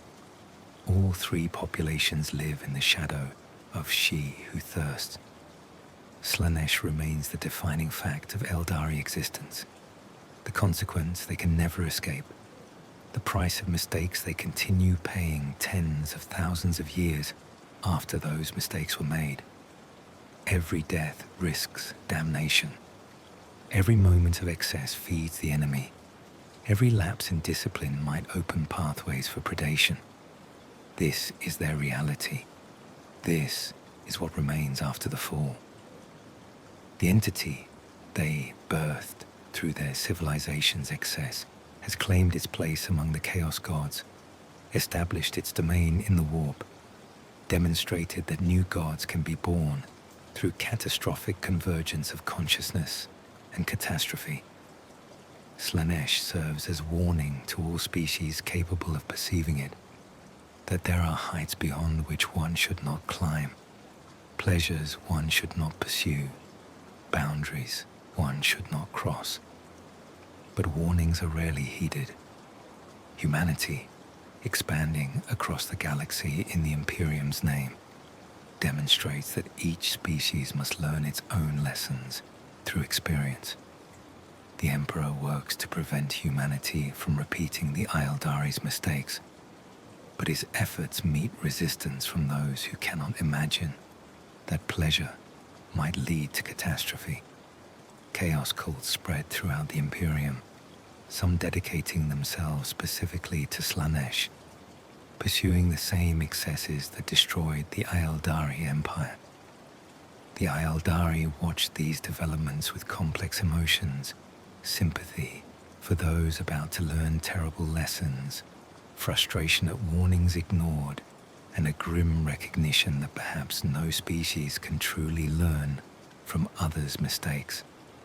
Each must experience catastrophe firsthand before understanding becomes possible, and by then the lesson comes too late to prevent the damage. In the Eye of Terror, Slaanesh consolidates its power and waits patiently for new souls to claim. The entity exists outside normal time, can afford to wait centuries or millennia for opportunities to feed its eternal hunger. It hunts the Eldari preferentially, finding their souls most satisfying, but it will claim any who pursue excess beyond restraint. Its domain expands gradually as more beings fall to its influence, as more cults dedicate themselves to its worship, as more civilizations discover that the path of pleasure leads ultimately to its embrace. The crone worlds within the Eye stand as monuments to what was lost, twisted reflections of the Empire's greatest achievements, cities that once celebrated beauty now serving torment, culture transformed into nightmare. They remain accessible to those foolish enough to venture into the Eye, tempting with promises of power or knowledge, delivering only damnation to those who accept their offers. The Eldari will never reclaim those worlds. The empire they represent is gone beyond recovery. All that remains is survival, is preserving what can be preserved, is maintaining enough discipline that Slaanesh does not claim every remaining soul. This is simultaneously too little and enough. Too little to satisfy those who remember the Empire's glory, enough to ensure the species continues rather than facing extinction. Future generations of Eldari will grow up in the shadow of thirsting, will learn from childhood that their species' greatest achievement was creating the threat that hunts them. They will wear their soul stones with religious care, will follow the paths with discipline their ancestors lacked, will maintain the endless vigil that stands between them and damnation. Some will resent these restrictions, will chafe under disciplines they did not choose, will question why they must pay for mistakes made millennia before their birth. The answer will always be the same, because the consequences persist regardless of who created them, because Slaanesh hunts the Eldari throughout time, because the only alternative to discipline is falling into eternal torment. The debt their ancestors incurred cannot be paid. It can only be managed across generations who must endure its weight. This is the legacy of the fall, the inheritance passed from those who experienced it to those who must live with its consequences. The Empire achieved heights no other civilization has matched. It pushed the boundaries of art and science and psychic achievement to their absolute limits. It demonstrated what a species can accomplish when freed from conventional restraints. And then it fell. The Eldari destroyed themselves through their own success, created their greatest enemy through unrestrained excess, birthed the god that hunts them throughout eternity. They serve as warning to the galaxy that there are limits that should not be crossed, that pleasure pursued without restraint leads to catastrophe, that sophistication does not protect against consequences. The warning stands.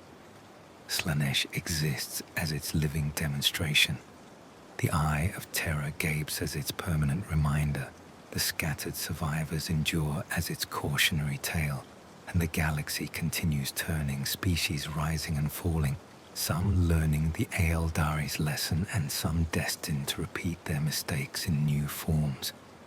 In the shadow of She Who Thirsts, the Eldari maintain their vigil. They watch the warp. They protect their souls. They preserve what memory they can of what was lost. They teach their children why discipline matters.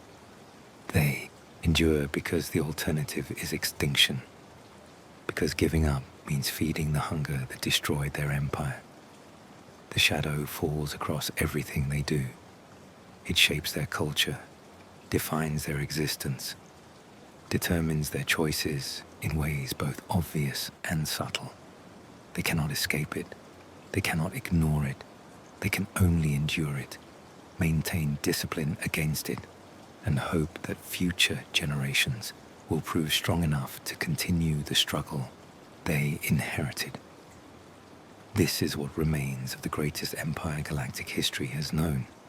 This is the price of excess, the consequence of ignoring warnings, the catastrophe that results when pleasure is elevated above all other values. This is the legacy of ashes scattered across a galaxy that barely remembers what was lost.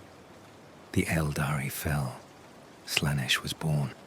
The shadow spreads across the cosmos, and in that shadow, the survivors continue their eternal struggle, living warnings to any who might repeat their mistakes, carrying the burden of knowing that their species created the very god that hunts them.